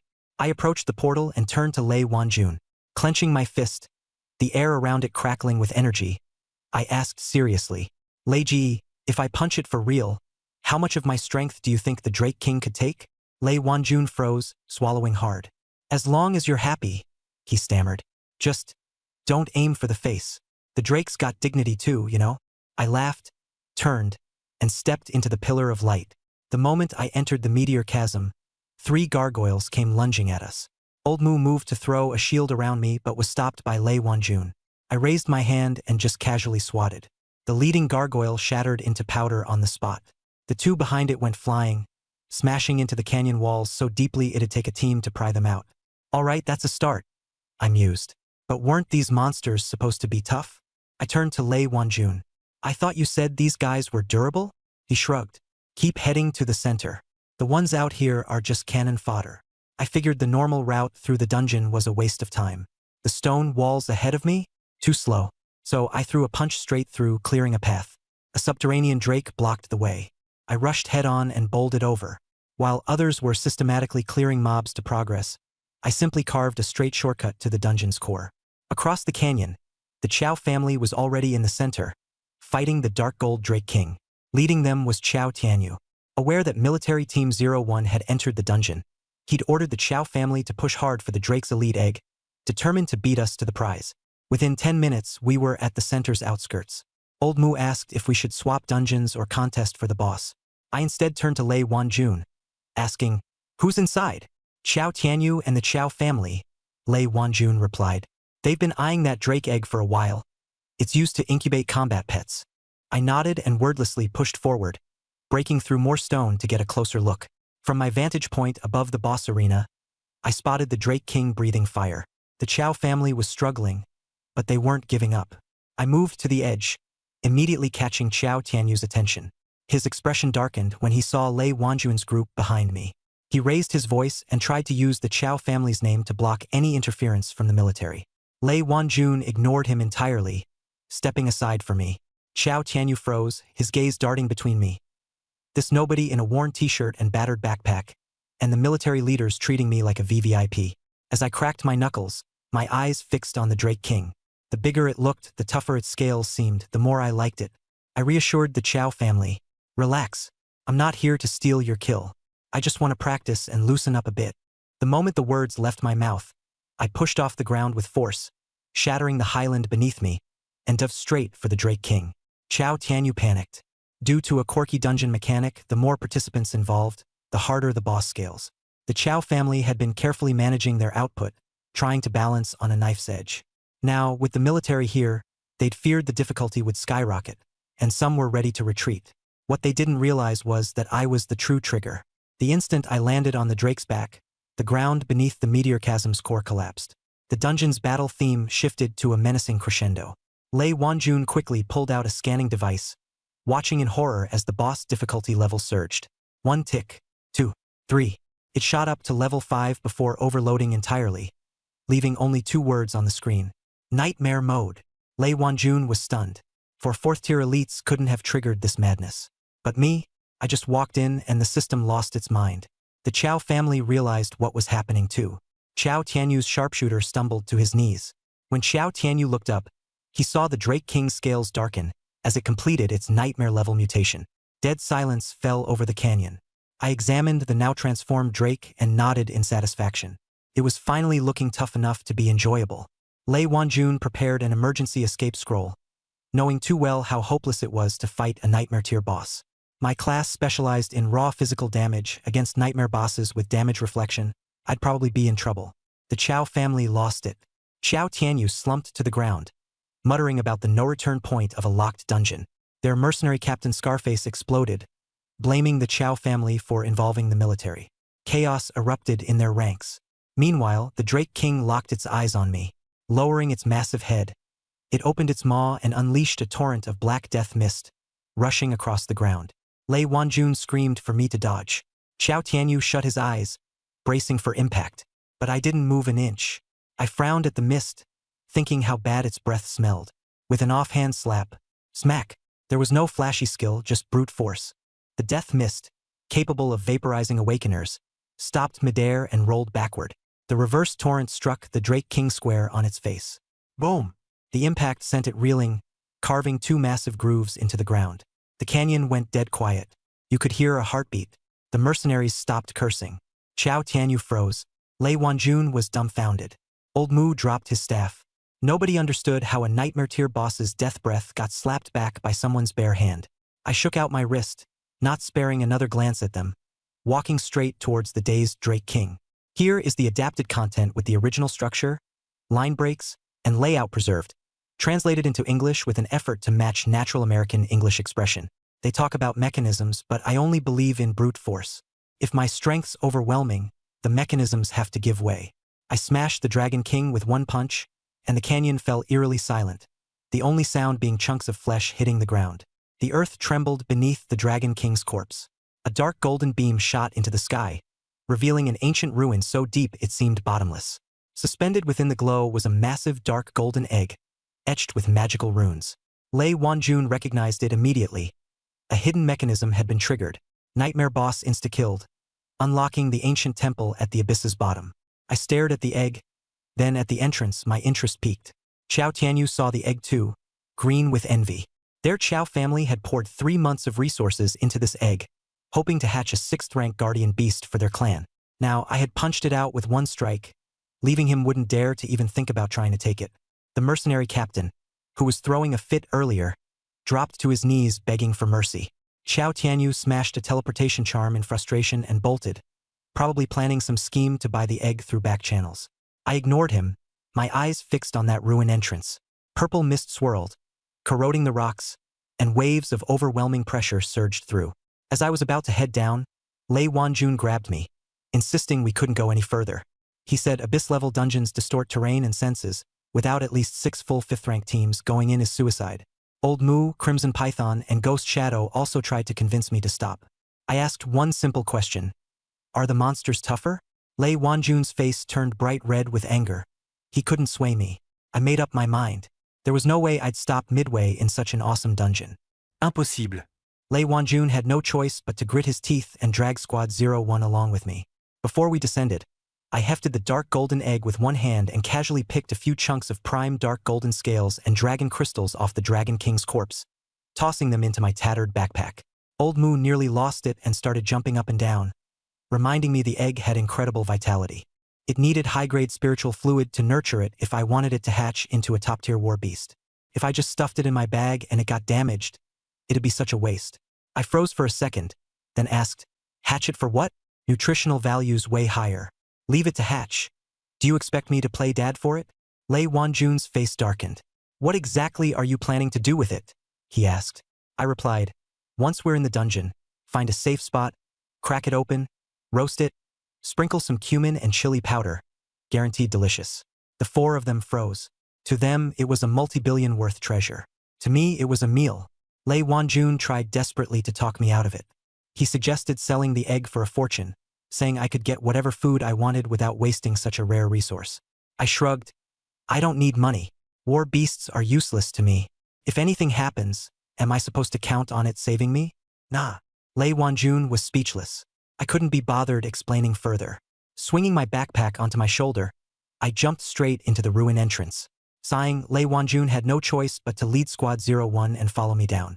As soon as we landed, the dungeon notifications flashed on the screen, labeling this place as the Ancient Dragon Burial Ground. Space laws shifted, life loss accelerated by 300%, and pain sensitivity increased by 500%. Lei Wanjun's group immediately set up a formation, alert and wary, ready for monsters to swarm. Me? I ignored it all, scanned my surroundings, spotted a dead corner, and set down my backpack. Out came the massive dark golden egg, placed in a pile of ancient beast skeletons, like they were treasures. I opened my mouth and asked Lao Mu to lend me his staff, preparing to split some firewood. Lao Mu immediately hugged the staff tightly, looking utterly confused, and said, "What are you doing?" I said, "Of course I'm making a fire to roast the eggs." The reminder clearly said to find a safe place to roast them. Lei Wanjun and the others were completely dumbfounded, only then realizing I really wasn't joking. I was actually planning to have a picnic here. Lei Wanjun hurriedly tried to persuade me. "It's dangerous here. A fire will attract monsters." I said, "That's even better. Saves me the trouble of looking for them." After saying that, I sparked a flame and lit the ancient bones beside me. Blue bone fire surged up, and the eggs began to roast. Lei Wanjun and the others sat slumped nearby, indicating that if the sky fell, I'd be the one holding it up. Chilian and Ghost Shadow also dropped their weapons, sat down, and started roasting eggs with us. 5 people listening to death rock while roasting a boss pet egg worth several hundred million. The whole scene was ridiculously odd. Half an hour passed.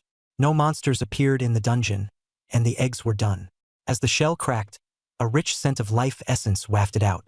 Lei Wanjun and the others inhaled it, and their chi and blood instantly filled back up, continuing to rise. I knew it, the egg was cooked. I slapped the shell apart, revealing a large stretch of golden, translucent egg flesh. The bloodline power and life essence of the Earth Dragon King were all inside. I sprinkled on cumin and chili powder, and the aroma instantly leveled up. I roasted the Tier 6 boss egg and divided it among Lei Wanjun and the others. Their hands were trembling, and their hearts felt utterly cold. This was the lifeblood of the Qiao family. I urged them to eat while it was hot so nothing would go to waste. Lei Wanjun gritted his teeth and took the lead in digging in. The egg custard melted in the mouth. Pure life essence instantly surged into the body, shattering the bottleneck. Lei Wanjun was stuck at Tier 4, Level 3 for 2 years and broke through on the spot. Lao Mu leveled up even faster, going straight from Tier 4, Level 1 to Level 2, and even recovered his aged appearance. Qi Lian Guiying didn't break through, but his hidden injuries were completely cleared, and his condition improved dramatically. The four of them looked at me differently. I packed up the bowls and let them keep going. I was thinking of wrapping things up early and going back to eat the braised pork from the east side of the city.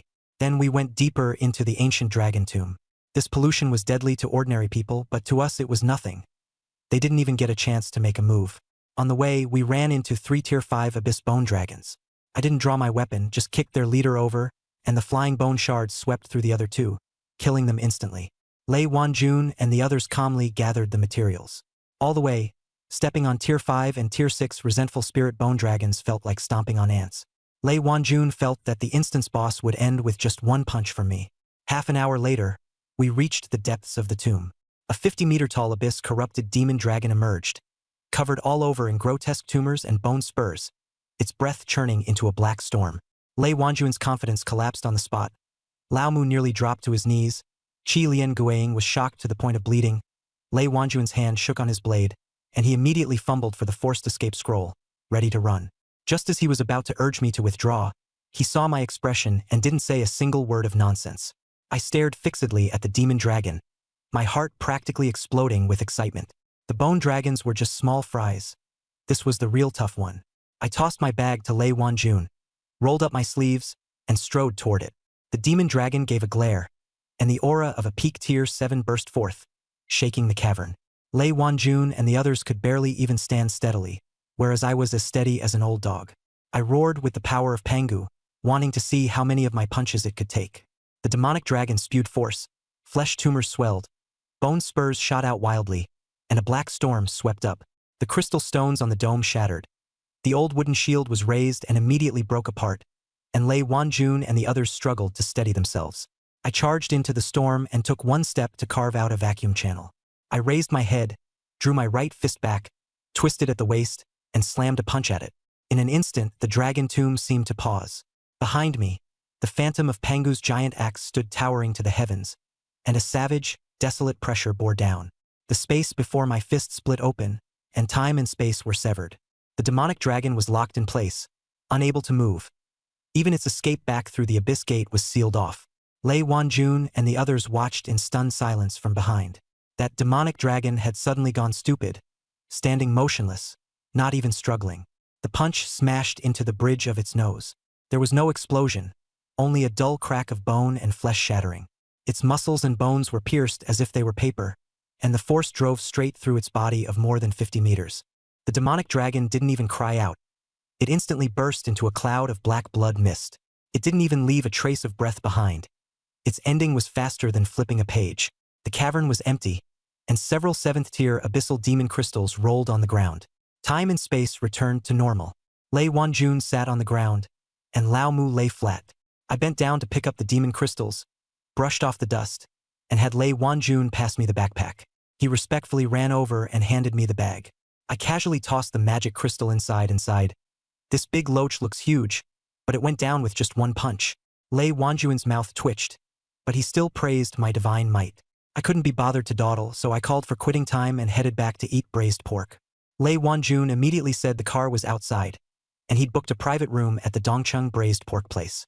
I nodded, slung the backpack on, and rushed into the teleportation beam. When I came out of the dungeon, the atmosphere felt strange. The lively plaza had been cleared out, and outside it was packed with Chow family off-road vehicles, with hundreds of guards surrounding the teleportation array.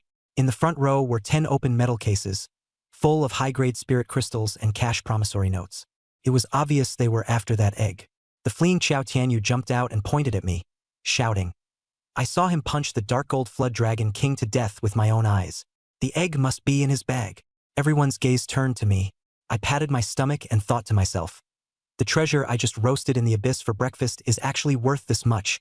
Qiao Hong, the Qiao family's first elder, leaned on his cane and greeted me with a smile. Young man, you're ruthless. You stole 3 months of our hard work and even took the boss's egg. As soon as I heard that, My face darkened. I hated it most when people slapped random labels on me. It was damn annoying. I shot back directly. You can eat whatever you want, but you can't talk nonsense. Stealing the monster? Was my forehead written with Chow family on it? I'm not their caretaker. I just happened to pass by and touch it a bit, and it exploded. Whatever falls out belongs to whoever picks it up first. First come, first served, don't you get that? I even stepped forward and stared at him as I finished speaking. As soon as those words were spoken, the Chow family side exploded. No one expected that a high school student wearing an F badge would dare talk back to the Chow family's grand elder like that. Chow Hong's expression changed. He stopped pretending to be friendly and said coldly, "The Dragon King was painstakingly lured here by the Chow family. That egg is not something my family will leave behind." He pointed at the 10 boxes on the ground, offering 10 billion to force me to hand over the egg. He also said the Chow family owed me a personal favor, and in Linhai City that favor was worth more than money. The meaning was obvious. They put on such a huge display just to force me to hand over the egg. Chow Hong used 10 billion to pressure me, trying to snatch my egg. I looked at the boxes, sighed, and said sincerely, "Money doesn't matter. I'm not interested in money." As for the egg, they were too late. Chow Hong immediately suspected that I had sold the egg, possibly even to the military. I shook my head and said I hadn't sold it. Chow Tianyu got anxious and asked where the egg was. I held my backpack tightly, fished out a few 7th-tier magic crystals, and looked up to say, "That pitch-black giant quail egg, I roasted it." The entire venue fell dead silent. Chow Hong's eyes widened, and Chow Tianyu was stunned too. Chow Hong thought he had misheard and asked me again. I patiently said I had roasted it, then even commented on the taste. Pretty good, just a bit overcooked and a little light on cumin. I also said that if they had arrived half an hour earlier, they could still have had soup. Now even the bowl had been washed clean. Chow Tianyu went ballistic, cursing that I was spouting nonsense, saying that was a 6th-tier commander egg, a top-grade battle pet. How could it possibly be roasted? Chow Hong instantly flipped his lid, decided I had humiliated the Chow family, and ordered them to grab me and search me. Hundreds of spirit energy guns were raised and aimed at me. Lei Wanjun and the others immediately stood up. Swords and staffs all came into play, and the 4 of them held them back. Chow Hong questioned Lei Wanjun, asking whether the military had to interfere in their personal grudges. Lei Wanjun looked at him coldly and said, "I wasn't lying to you. That egg really was roasted." He even piled on, saying he and Old Moo had both drunk that soup. Old Moo's medicinal effect erupted and broke through to 4th rank, 2nd level. Though the taste was mild, it was truly a great tonic. As soon as those words were spoken, the Chow family completely collapsed. Chow Tianyu's legs went weak and he dropped to his knees. Chow Hong's chi and blood surged. He coughed up old blood, and the whole scene descended into chaos. After 3 months of waiting, the 6th-rank egg had been roasted and eaten for breakfast with cumin? Had they gone insane? Looking at the blood-spitting Chow Hong, I thought to myself that they really didn't understand the truth that if you're slow, you get nothing. I rolled my wrists and casually said, "Want me to loosen your bones for you?" That set everything off. A young man from the Chow family jumped out and cursed me, saying I had eaten their battle pet and still dared to threaten them. He said I was deliberately picking a fight with the Chow family. I laughed and asked him, "So what if I don't like you? If I want to do it, I'll do it. What can you do about it?" That was basically like slapping them in the face. Chow Hong couldn't hold back. He glanced at the F-rank badge on my chest, sensed how weak my spirit energy was, and figured I was just a useless nobody relying on the military's backing. He exchanged glances with the higher-ups and decided to make his move. He used himself to hold off Lei Wanjun with his 5th-tier power, while the others came to deal with me. Even if I didn't die, I'd be severely injured. The next second, Chow Hong slammed his cane to the ground, unleashing 5th-tier pressure. A khaki spiritual energy barrier rose up, separating them from Lei Wanjun and the others. He secretly sent a message, telling the younger men to make a move and cripple me so I'd know who really called the shots in Linhai City. Chow Tianyu drew his sword with bloodshot eyes, shouting for them to chop off my hands and feet and force me to spit out the egg. Dozens of young Chow family fighters charged at me, unleashing spells and martial techniques together, sealing off every path of retreat. Lei Wanjun rested a hand on his dalbing and sighed, while Lao Mu folded his arms and waited to watch the show. They knew this wasn't a lesson from the Chow family, it was a group death sentence. Just as Chow Tianyu's sword tip was about to touch my glabella, I finally moved.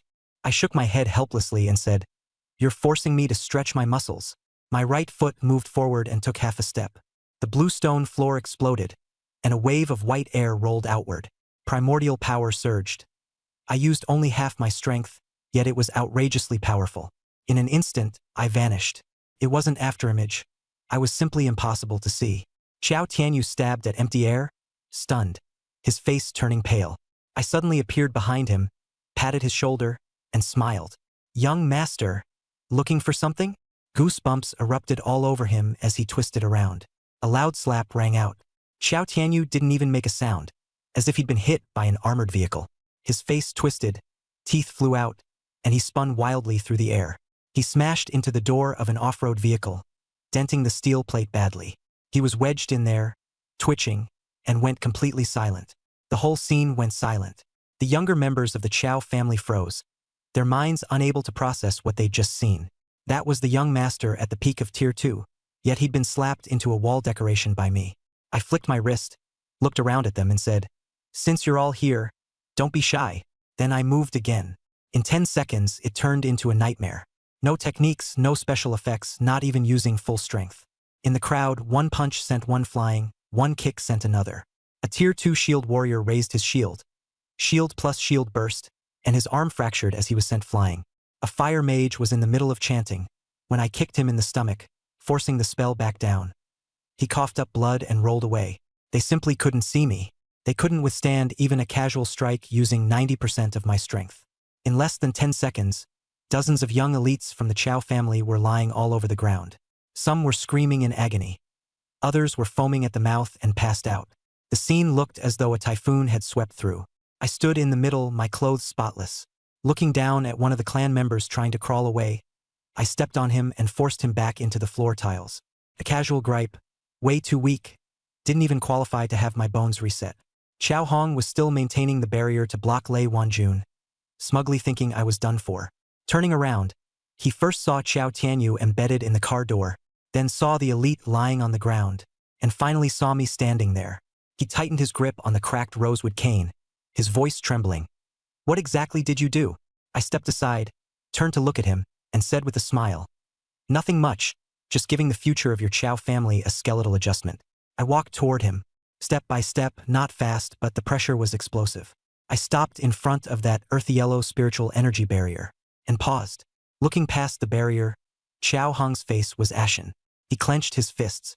The power of Pangu slowly gathered at my fist's tip. I couldn't help thinking, how many punches can this old skeleton take? Xiao Hong completely collapsed. He couldn't figure it out. How could a younger generation member with only an F rank and first-tier spiritual energy fluctuations instantly beat dozens of Chao family second-tier elites into dogs?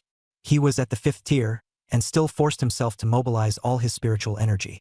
The earthy yellow protective dome wrapped him up tightly, ready to strike first. Just as he raised his hand, my fist had already shot out. There was no wind-up at all, no charge-up. Just one punch, delivered. It was so fast that before his mouth had even closed, while he was still muttering, "How is it possible for a Tier 1-2, the fist had already reached his forehead." Boom! That earth-yellow shield, which claimed it could withstand a peak Tier 4 strike, couldn't even hold for 0.01 seconds before exploding into a shower of light. Xiao Hong was blasted into the ground by my punch like a bullet. The ground caved in with a thunderous boom, and shockwaves exploded outward around it. The glass in the windows of the nearby off-road vehicle shattered completely. The plaza fell instantly into an eerie silence. A few of the Chao family guards went weak in the knees and dropped to their knees. The Chao family's Tier 5 Grand Elder, their pillar of support, had just knelt like that. It took quite a while before a sound came from the pit. First came coughing, then blood, spat out mouthful by mouthful. But that wasn't the point. When Lyson spoke, his tone was unusually steady. That single line, "Don't hit dirty things with your bare hands," sounded like a casual reminder, but in truth it was a severe sentence handed down to the Chao family. Dirty things. The atmosphere inside the car instantly turned gloomy. The Chao family wouldn't be able to brush this off with just a beating this time. There was silence for 2 seconds on the other end of the communicator. Layson spoke, his voice low and icy. "Wanjun, escort Reed Kane to the military district guest house. If anyone intercepts him along the way, restrain them first, report afterward." Yes. The scene footage, law enforcement recordings, surveillance, and civilian videos. Bundle them all and send them to the Supervisory Bureau and the Military Legal Department. Yes. The Chao family talks about rules? This time, I'll nail them to the wall one by one, according to the rules. The call ended. Only the low hum of the engine remained inside the car. Lao Mu swallowed and muttered softly. The Chow family must have had black smoke rising from their ancestral grave. They've had the worst luck for 8 generations, and yet they still had to run into you. I lowered my head to scroll through my phone and replied calmly. Is it possible that they were the ones who insisted on bumping into my fist? Lao Mu was left speechless. That was indeed the case. From start to finish, I'd given them every chance. I even put 10 billion on the table, and I explained that I'd already bought the eggs. But they wouldn't believe it. They had to make it this far, even dragging in the 5th-tier Grand Elder. Who could they blame for that? Lei Wanjun kept his eyes on the road as he drove, then suddenly said, Mr. Reed, it's best if you don't go out alone these next few days. Oh, we're not afraid of the Chow family. We're afraid of the dogs backing them who might jump over the wall in desperation and stir up trouble to come after you. I nodded. Then can I still go eat braised pork? Yes. Lei Wanjun was helpless. I'll arrange a car to pick you up and drop you off. Good. I was satisfied. In a world this big, food comes first. Whether the Chow family falls from power or not, that's for the authorities to handle. I only care whether the braised pork at that place in the east of the city is still there. Lao Mu couldn't help turning his head to look at me. Mr. Reed, aren't you curious why you ended up as a national strategic level talent? I thought about it. Maybe I'm plain and unremarkable? The corner of Lao Mu's mouth twitched. Qi Lian, resting with her eyes closed beside him, couldn't help opening them to look at me when she heard that. Her gaze was complicated. Ghost Shadow simply hid in the shadows, not wanting to comment. Lei Wanjun coughed lightly and chose his words carefully. A normal awakened person wouldn't use a Suona to send off the Wild Boar King. They wouldn't be able to crush a Chaos Stone. Nor would they roast a Tier 6 boss egg and boil it into soup. Isn't that abnormal? Not only that, they also wouldn't punch a Tier 7 Dragon Demon into molecular state. I thought carefully and felt that what he said made some degree of sense. Maybe I really am a little special. But only a little. The news on my phone was still escalating. The forum was getting more and more lively. The local residents of Linhai had already started setting off firecrackers to celebrate. The Chow family had long offended many people by monopolizing low-level dungeons, controlling resources, and collecting protection money. Normally no one dared to provoke them. But now that the authorities had made their move, everyone began frantically spilling everything they knew. Someone posted a picture of the Chow family's toll booth. Someone leaked a video of the guards beating up awakeners. And someone else filed a Surmingjirbal, accusing the Chow family of colluding with an overseas black market. I looked through it and clicked my tongue. So that's why they're so hated. Lao Mu said it as if it were only natural. What else? So many awakeners in Linhai grit their teeth whenever the Chow family is mentioned. Back when they were powerful and had ties to the cabinet, everyone was angry but dared not speak up. Today, with your one punch, you've directly blown a hole through the ceiling. I corrected him. I didn't punch through it. They brought it on themselves. Same thing. The car drove into the city's main artery. Just by looking outside, the city still seemed the same. Neon lights flashed, traffic flowed, and smoke rose from barbecue stalls by the roadside. But from higher up, Linhai's sky had already changed. With the Chow family collapsing, there were plenty of positions left open. Dungeon operating rights, resource allocation, local influence. Once the vacancies appeared, there was no shortage of people eyeing them. Lei Wanjun's tone turned heavy. Now that the Chow family has fallen, Linhai will be in chaos for a while. The military, the inspection bureau, and the general administration will all have to step in. I leaned back in my seat and asked lazily, so what does that have to do with me? In theory, nothing. Then that's a relief. I put away my phone and closed my eyes to rest. The carriage fell quiet for a moment. Old Moose suddenly asked carefully, Mr. Reed, when you punched Xiao Hong just now, how much force did you use? I thought about it. I was afraid of killing him, so it was probably less than 50%. Squeak! The car swayed slightly. Lei Wanjun's hand shook, and he nearly crashed into the guardrail. Old Mu froze. Qi Lianjun opened her eyes. A pair of eyes appeared in the shadow of the ghost shadow. Less than 50%? The great elder of the early 5th stage was smashed into the ground by one punch, with most of his bones shattered, and you're saying that was less than 50%? Lei Wanjun took a deep breath and tried hard to steady the car. In the future, don't put things so bluntly. Why? It shakes your comrades' confidence. Oh, I nodded, understanding. No wonder they had such a big reaction. Maybe it was because they were too immersed in it. After a while, the car finally turned into the old street in the east of the city.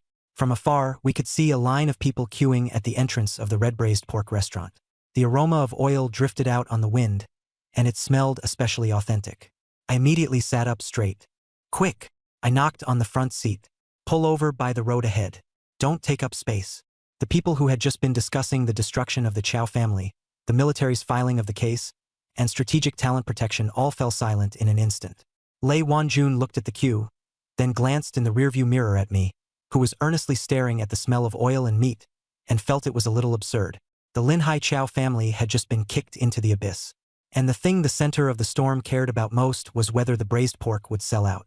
Come to think of it, it made sense. To me, the Chow family episode was already over. Not worth mentioning. What mattered was braised pork.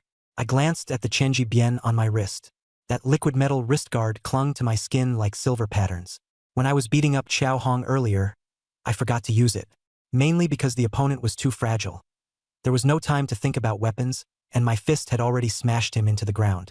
I asked Lyson, was the authorities already keeping an eye on the Chow family? A notice couldn't have been written in under a minute. The charges, the warehouses, the distribution channels were all so clear. The military had long since obtained the information. This time they were just borrowing my matter to draw the knife. Lyson didn't deny it. He said the Chow family monopolizes low-level dungeons and has been exploiting ordinary awakeners for a long time. In the past, they had backing, so if anyone wanted to move against them, they had to do it slowly. But this time they targeted me, and things were different. He said I handed the heart of the sea god over to the country, helping it reclaim a strategic resource. I'm from Daxia, and the military personally came to receive me. If the Chow family dares to surround me, they're testing the military's bottom line. If we don't hurt them badly today, tomorrow other noble families, capital groups, and foreign spies will all come sniffing around me. He said this time it wasn't to get revenge for me, but to use the Chow family as an example, and deliver a clear warning to the noble families and outside forces. I'm not an ordinary genius. I'm a red line drawn by the military. Touch me, and they'll cut off your hand. Cross the line, and your whole family goes down. I fell silent for a few seconds, scratching my head. Actually, there's no need to be this serious, right? I'm reasonable. If others don't provoke me, I don't hit people. If the Chow family hadn't blocked the door, I don't even know them. I already ate the eggs, and they still wanted me to regurgitate them on the spot. I'm impressed. The car went quiet for half a second. Then Lao Mu burst out laughing. Qi Lian tilted her head, and Lyson was left choking on my words. It took a while before he cursed me as a brat, though his temper had cooled a lot. I said again, when the Chow family dungeon reopens, don't replace them with another group to collect protection fees. Otherwise the beating was for nothing. They blocked the path of ordinary people, so that's who should be beaten. Lyson said, for the Chow family's low-level dungeons, the military will take over management for the first 3 months. After 3 months, it will be put up for bidding under the Awakener Administration General Office. Priority will go to ordinary awakeners, and fees will be reduced to 30%. I nodded. That's good. Then offered another suggestion. If the aristocratic families block me again, give me advance notice. Lyson asked, notice what? I said, let me know so I can bring some who can take a beating. The group from today were as fragile as tofu. Even a hammer couldn't get a reaction out of them. Lei Wanjuan's hand slipped, and the car swerved in an S shape. Old Mu was so startled he nearly lost his soul. Lyson laughed and cursed at him to get lost, then hung up. The atmosphere eased up. I kept scrolling on my phone. When I saw a familiar building, the car came to a stop and I pushed the door open. Looking at the time, it was 1:03 a.m. I let out a long breath. Thankfully, it was fine. Lei Wanjun immediately asked what was fine.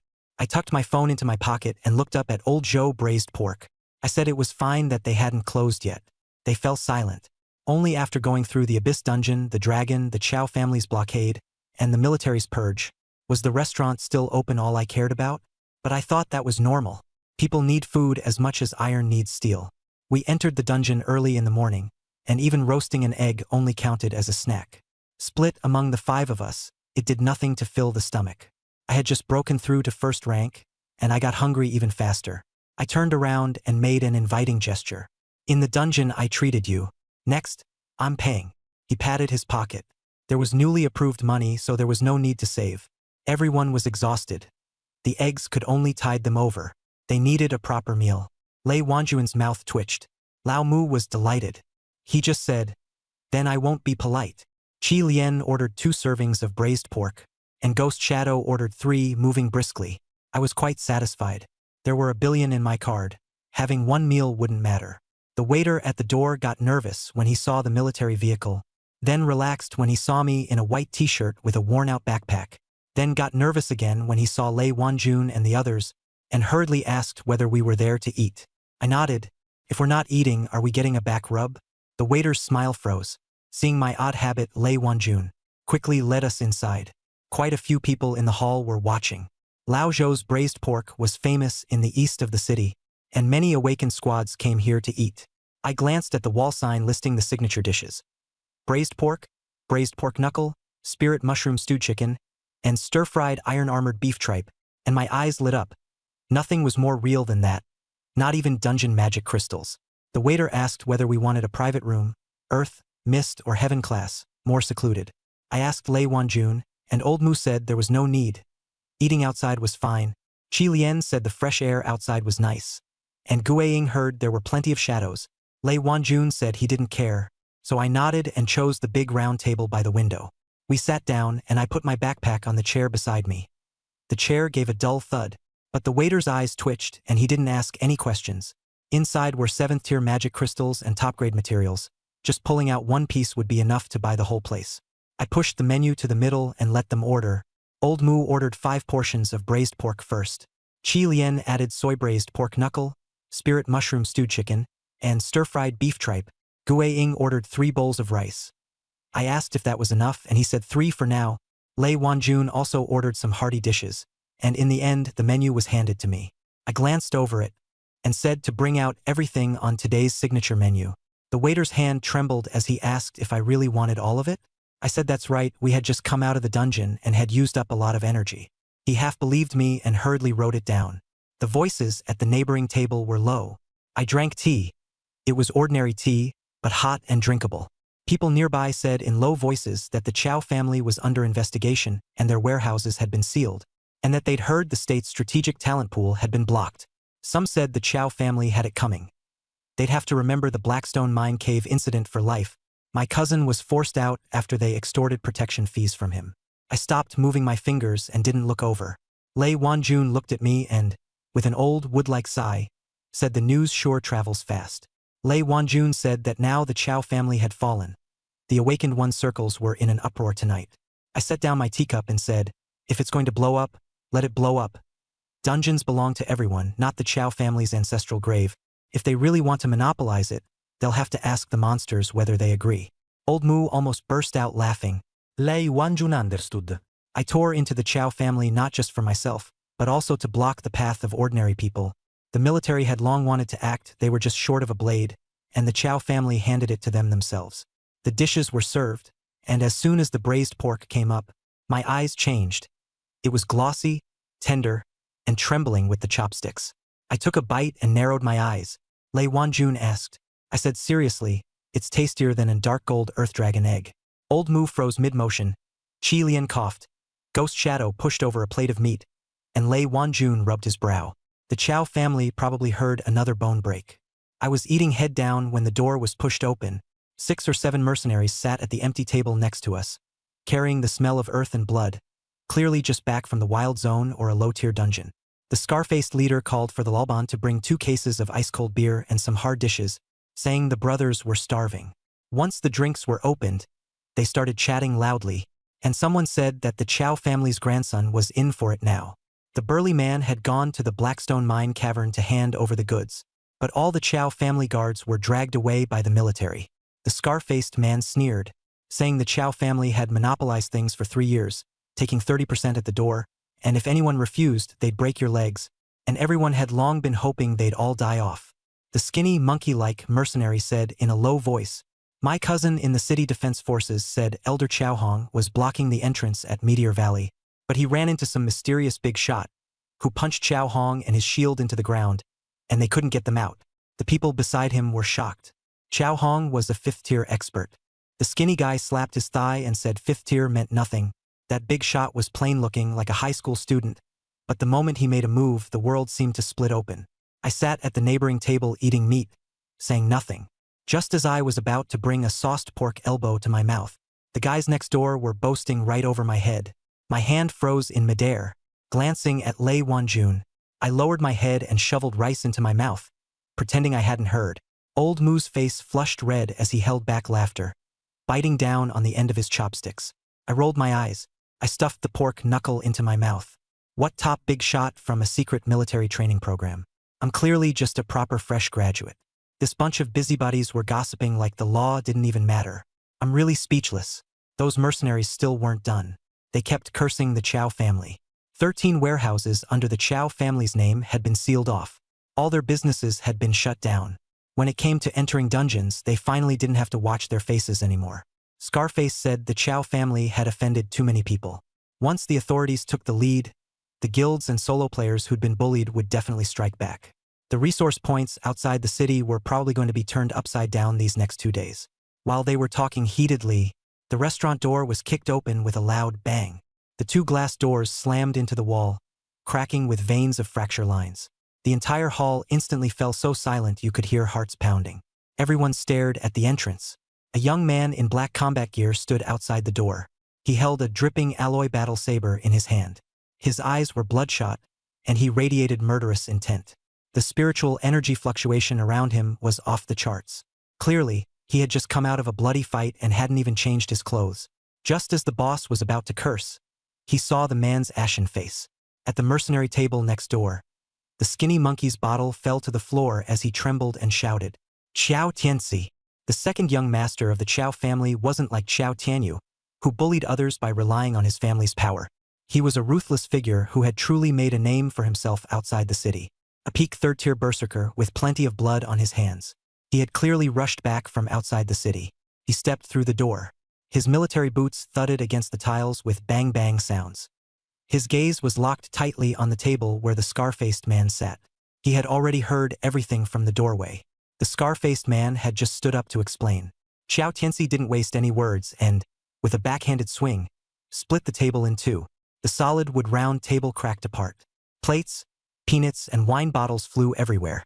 Several people were so frightened that they backed away. Xiao Tianxi held his blade steady and stared at them coldly. They were saying the Chow family was cooperating with the investigation, but it wasn't dead yet. Who had the right to spread such nonsense? Although Scarface was afraid, everyone in the city knew the Chow family had fallen. Not wanting to back down, he forced himself to retort.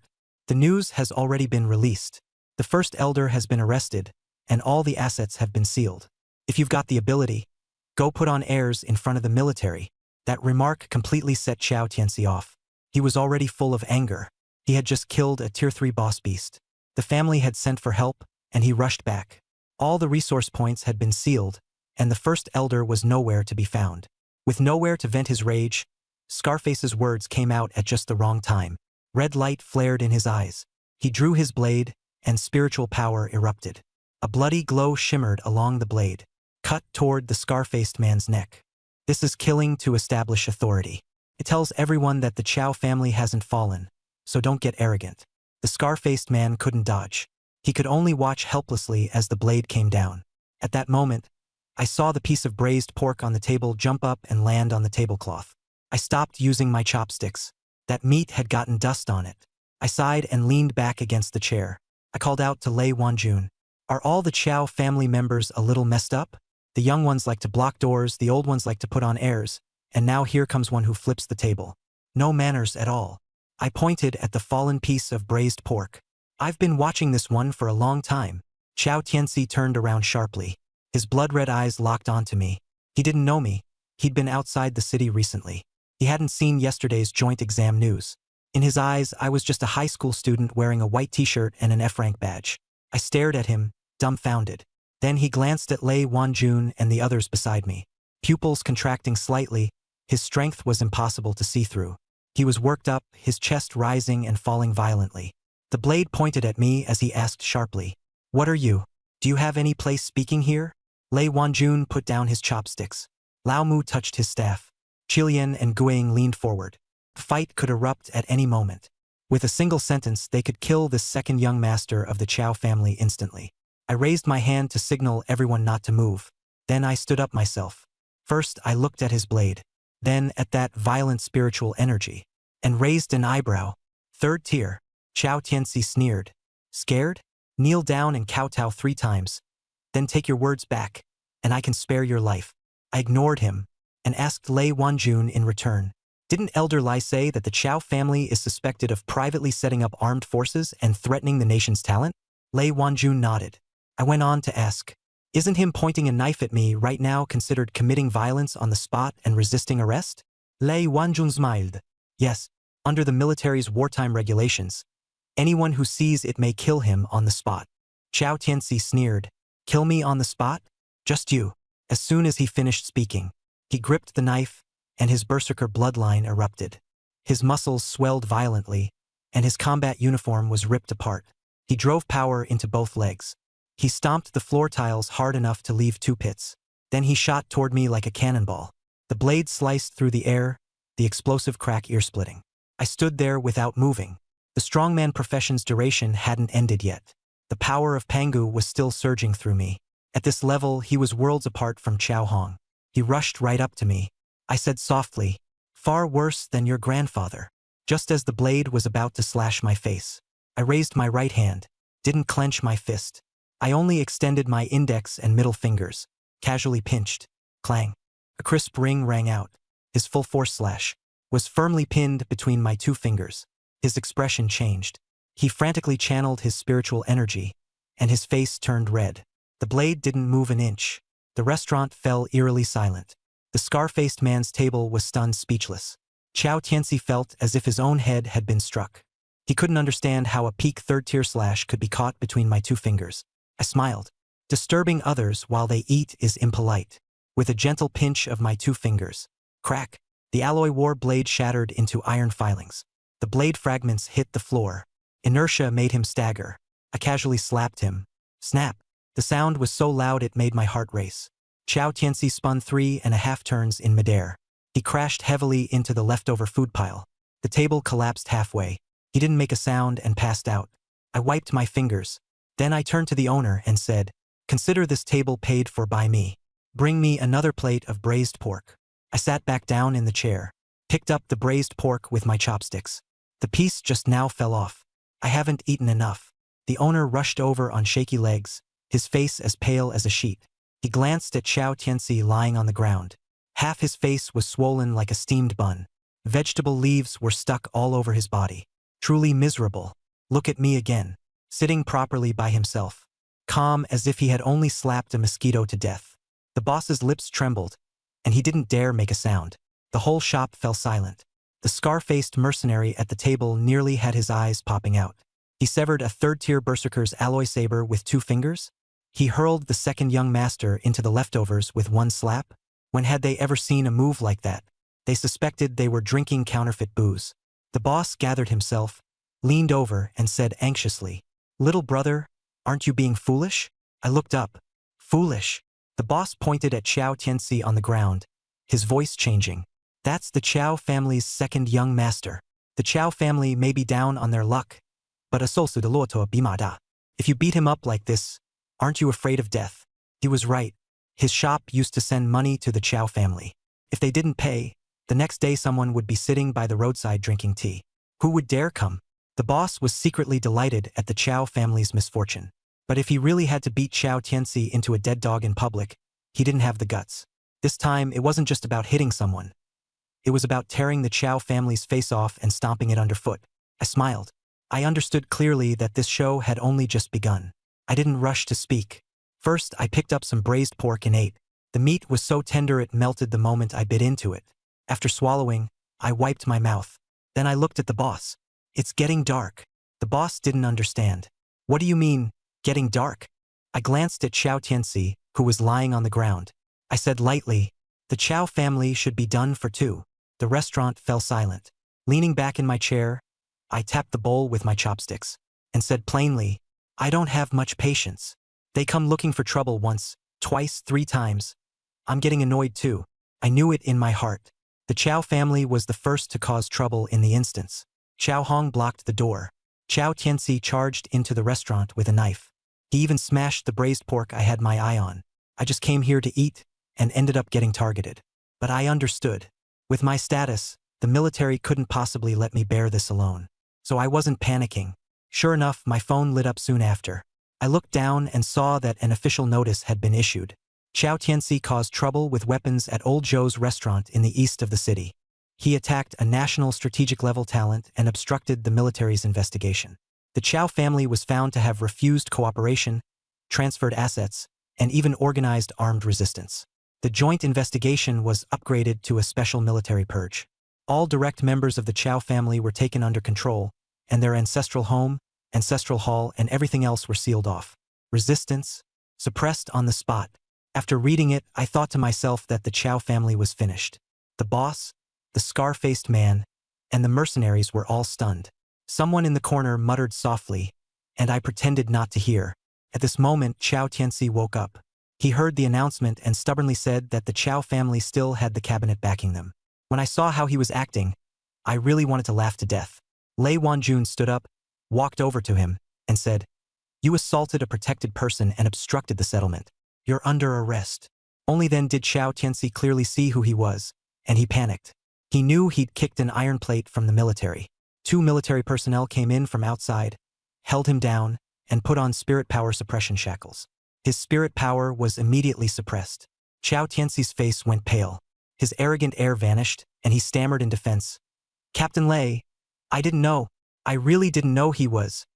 I bit down on my chopsticks and glanced at him. "So now you know?" His lips trembled, but he had nothing to say. I sighed. "Your Qiao family is something else. You didn't know before blocking the door, you didn't know before making a move, and you still didn't know even after the knife was in your face. Is your family motto strike first? And if you can't win, then ask for the ID?" Someone in the restaurant let out a laugh, then quickly held it back. Qiao Tianxi's face turned as red as a boiled shrimp, and he didn't dare say a word in reply. Lei Wanjun waved his hand. "Take him away." The 2 military personnel escorted Qiao Tianxi out the door. The restaurant fell silent. Not a single person dared make a sound. His legs went weak and he nearly fell, but no one helped him. Those who had just been watching the spectacle instantly shrank back into the corners. The owner came over with a forced smile, wanting to talk about the tables and chairs. I glanced at the shattered table. "Put it on my tab." The boss was terrified and quickly waved it off, saying there was no need. I scanned the payment QR code at the counter and transferred 100,000. When the boss saw the money arrive, his hands were shaking, and he insisted it was too much. I ignored him and told him it was to cover the damages. Then I called over Lei Wanjun and the others to keep eating. Lei Wanjun looked at me, hesitant. I asked him, "What's wrong? Is it illegal for me to eat?" He had nothing to say. Lao Mu, Qilian, and Guiying took the cue and picked up their chopsticks. I pushed the last plate of braised pork to Guiying. "If you want to eat, just take it." The atmosphere eased up, but no one dared speak loudly. The mercenaries awkwardly changed the topic to the weather, feeling very out of place.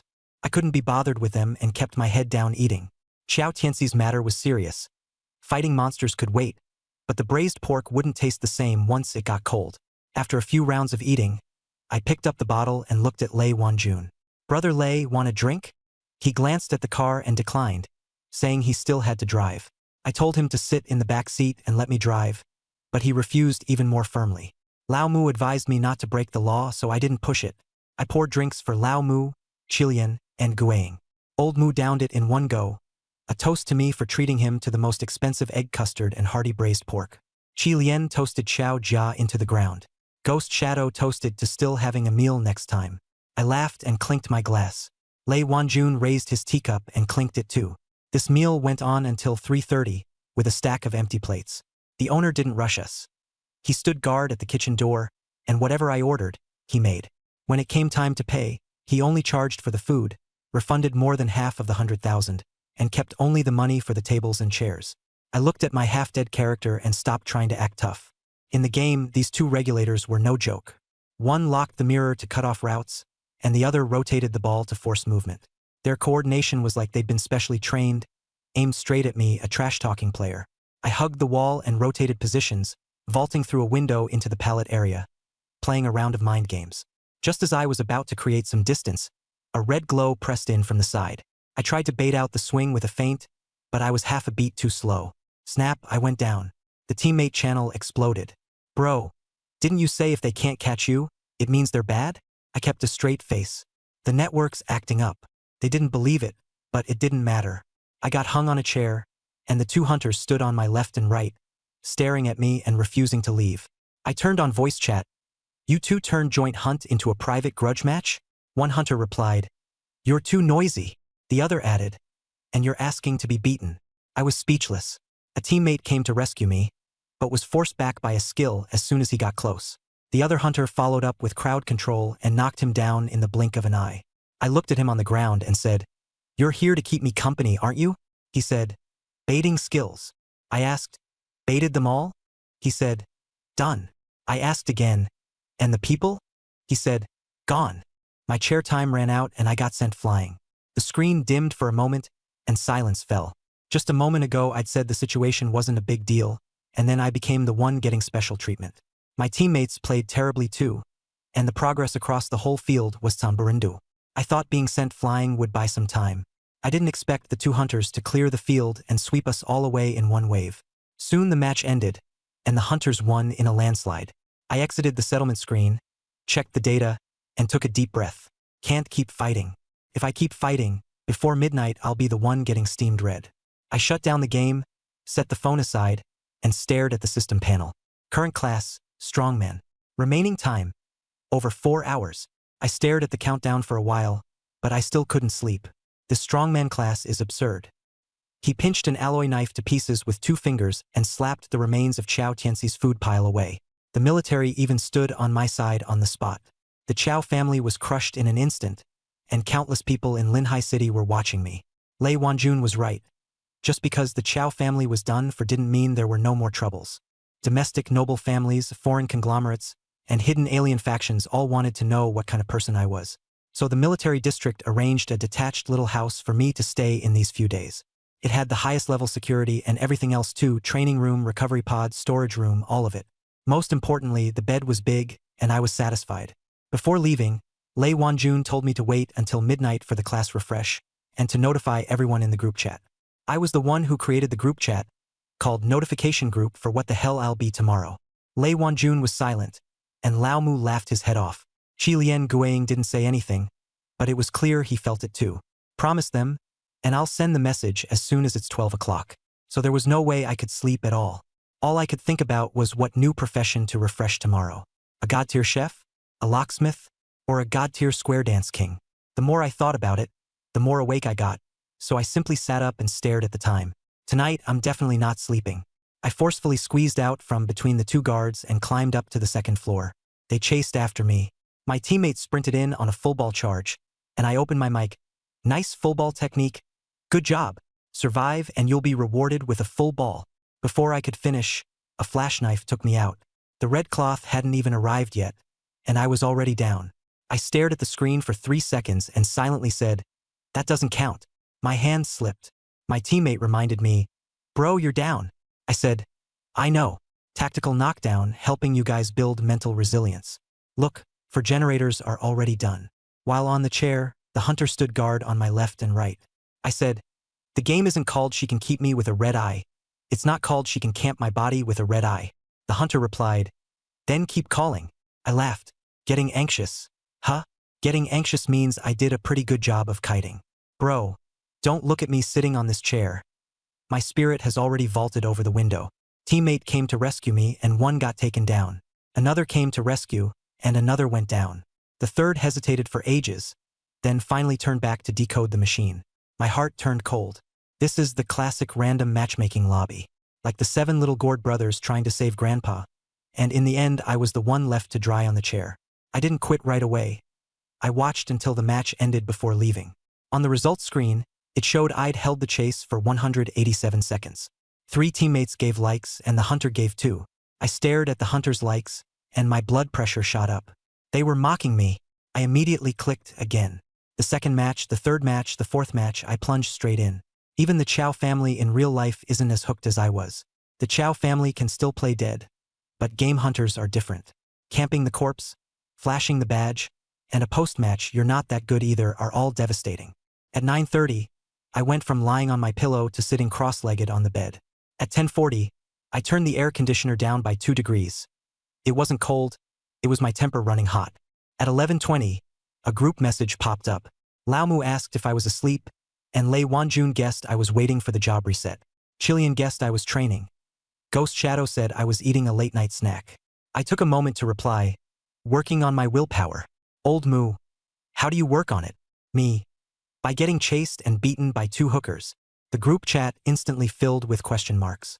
I didn't have time to explain. 40 seconds into the match, 2 supervisors had already closed in on my face. There were 8 players on the map, and they were chasing only me? This wasn't even this obsessive for a crush. They didn't use voice chat, but their actions were honest enough. One raised the mirror to block my route, and the other used a skill to seal the pallet, clearly determined to take me down. While operating, I cursed, "That mirror-raising technique is impressive. Don't rush, slackers. I'll file 100 complaints first for being overpowered." With extreme pallet drops and blade cancel timing, I dragged it out for over a minute, getting more and more hyped as I ran. It felt like the days of clearing the Abyss dungeon and fighting the dragon again. The difference was that the dragon didn't spam emotes, while these 2 supervisors did, taunting me with them. The next second, I went down again. They tied me to a chair and spammed emotes beside me, mocking my corpse. I told myself, "Calm down, you're a national strategic talent. Don't stoop to their level." 3 seconds later, I opened voice chat. "You 2 had better pray I don't roll a God-tier network admin tomorrow, or I'm coming over to give your router a spinal adjustment." The all-chat channel instantly burst into laughter. The supervisor brother was silent for a second, then started playing even more brutally. At 11:59, the final match ended. Leaning against the headboard, waiting for the settlement. Winning didn't matter. As long as I didn't lose the argument, that was enough. I logged out and let out a long breath. "I'll let you off for now. It's not that I'm afraid. It's just midnight." I closed the game and the room fell silent. I looked up at the system panel. The time had ticked to 0. A prompt sounded on time. "Today's job class refresh. Yesterday's job class, Strongman, has been settled. Permanent bonus.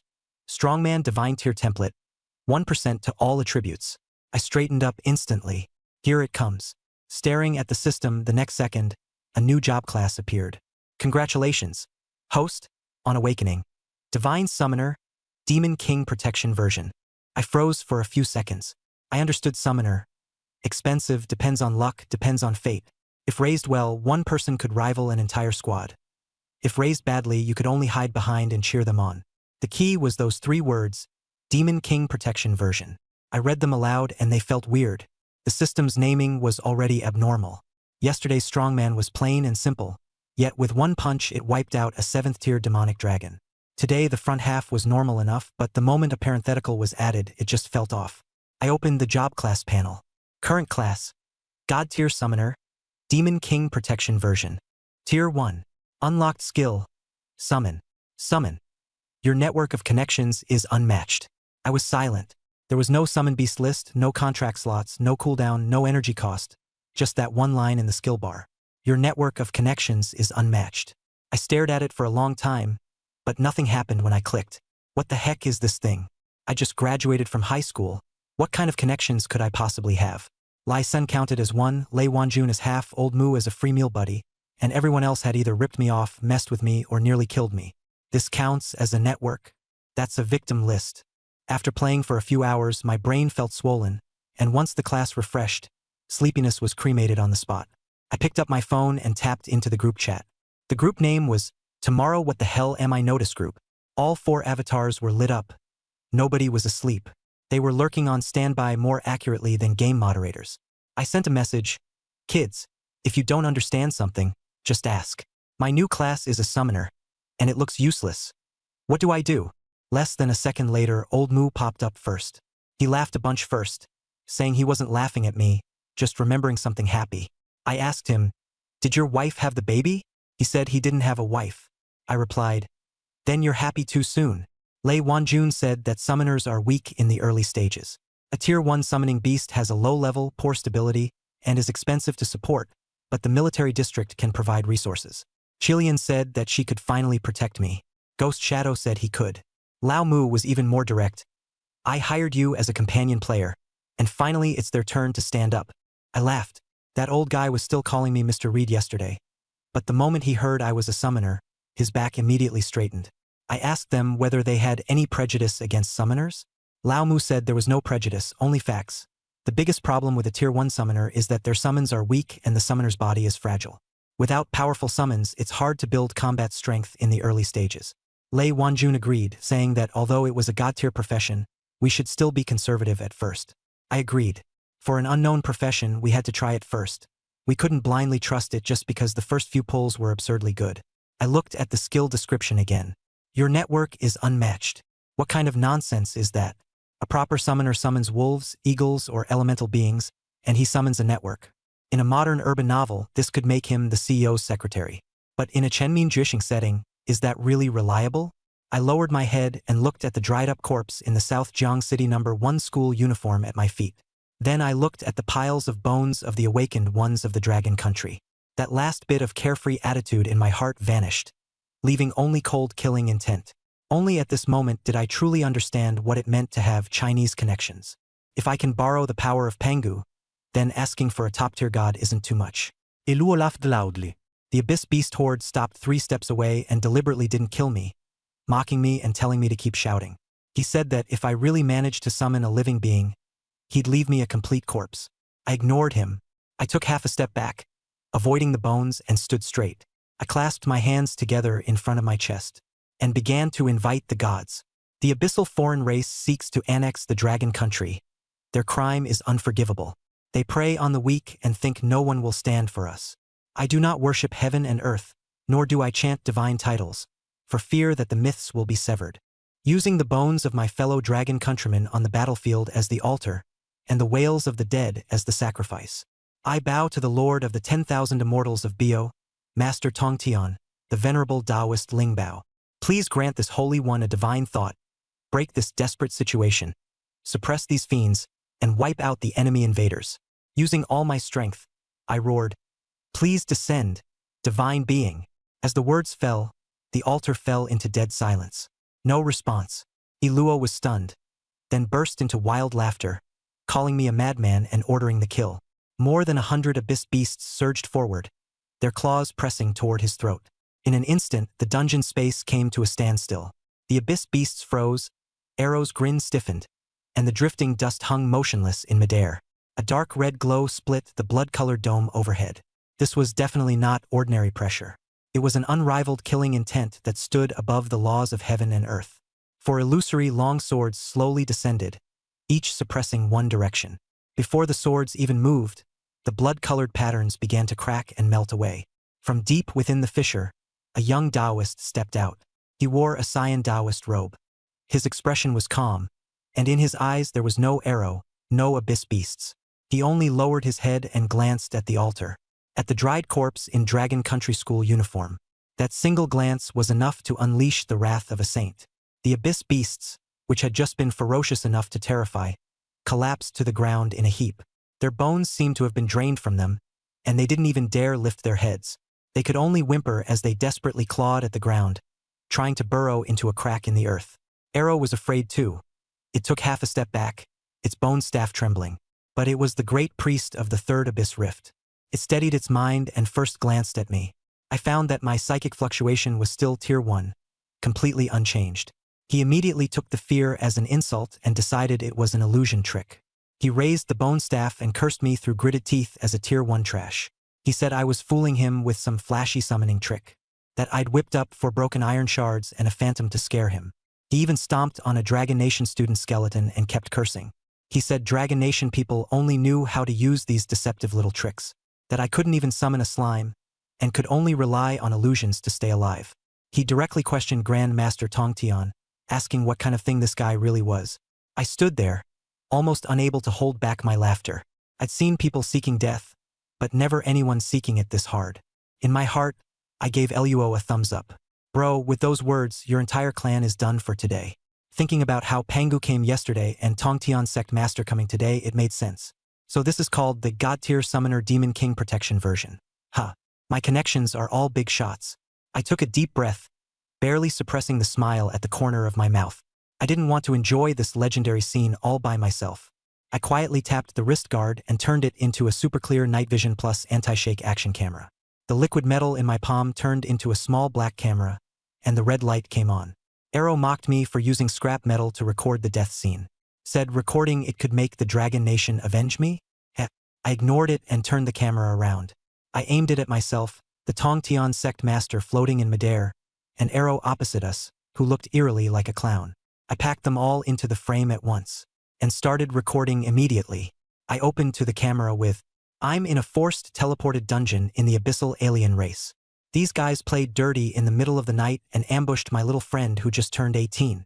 I turned the camera and said to Arrow, "It's this gangly beanpole freak who's become a monster and is laughing at me for not being able to summon anything. He even said my connections were all for show." I pulled the camera back, framing myself and Tongtian sect master together. "I'm doing this to prove my innocence and to seek justice for our fallen countrymen.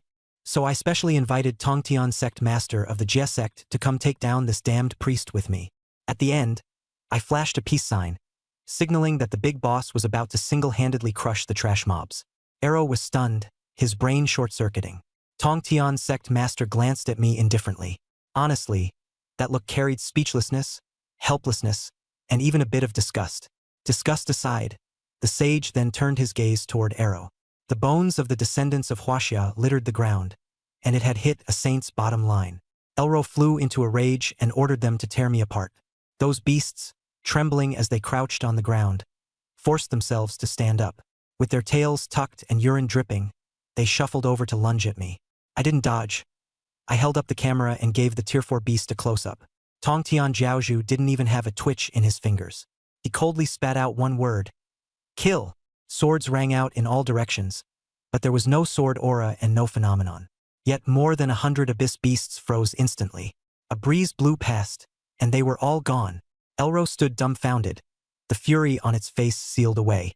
Looking at the empty altar, it completely lost its composure. It understood now this was no illusion. Tongtian Jiaozhu was a terror it could not comprehend. It was scared.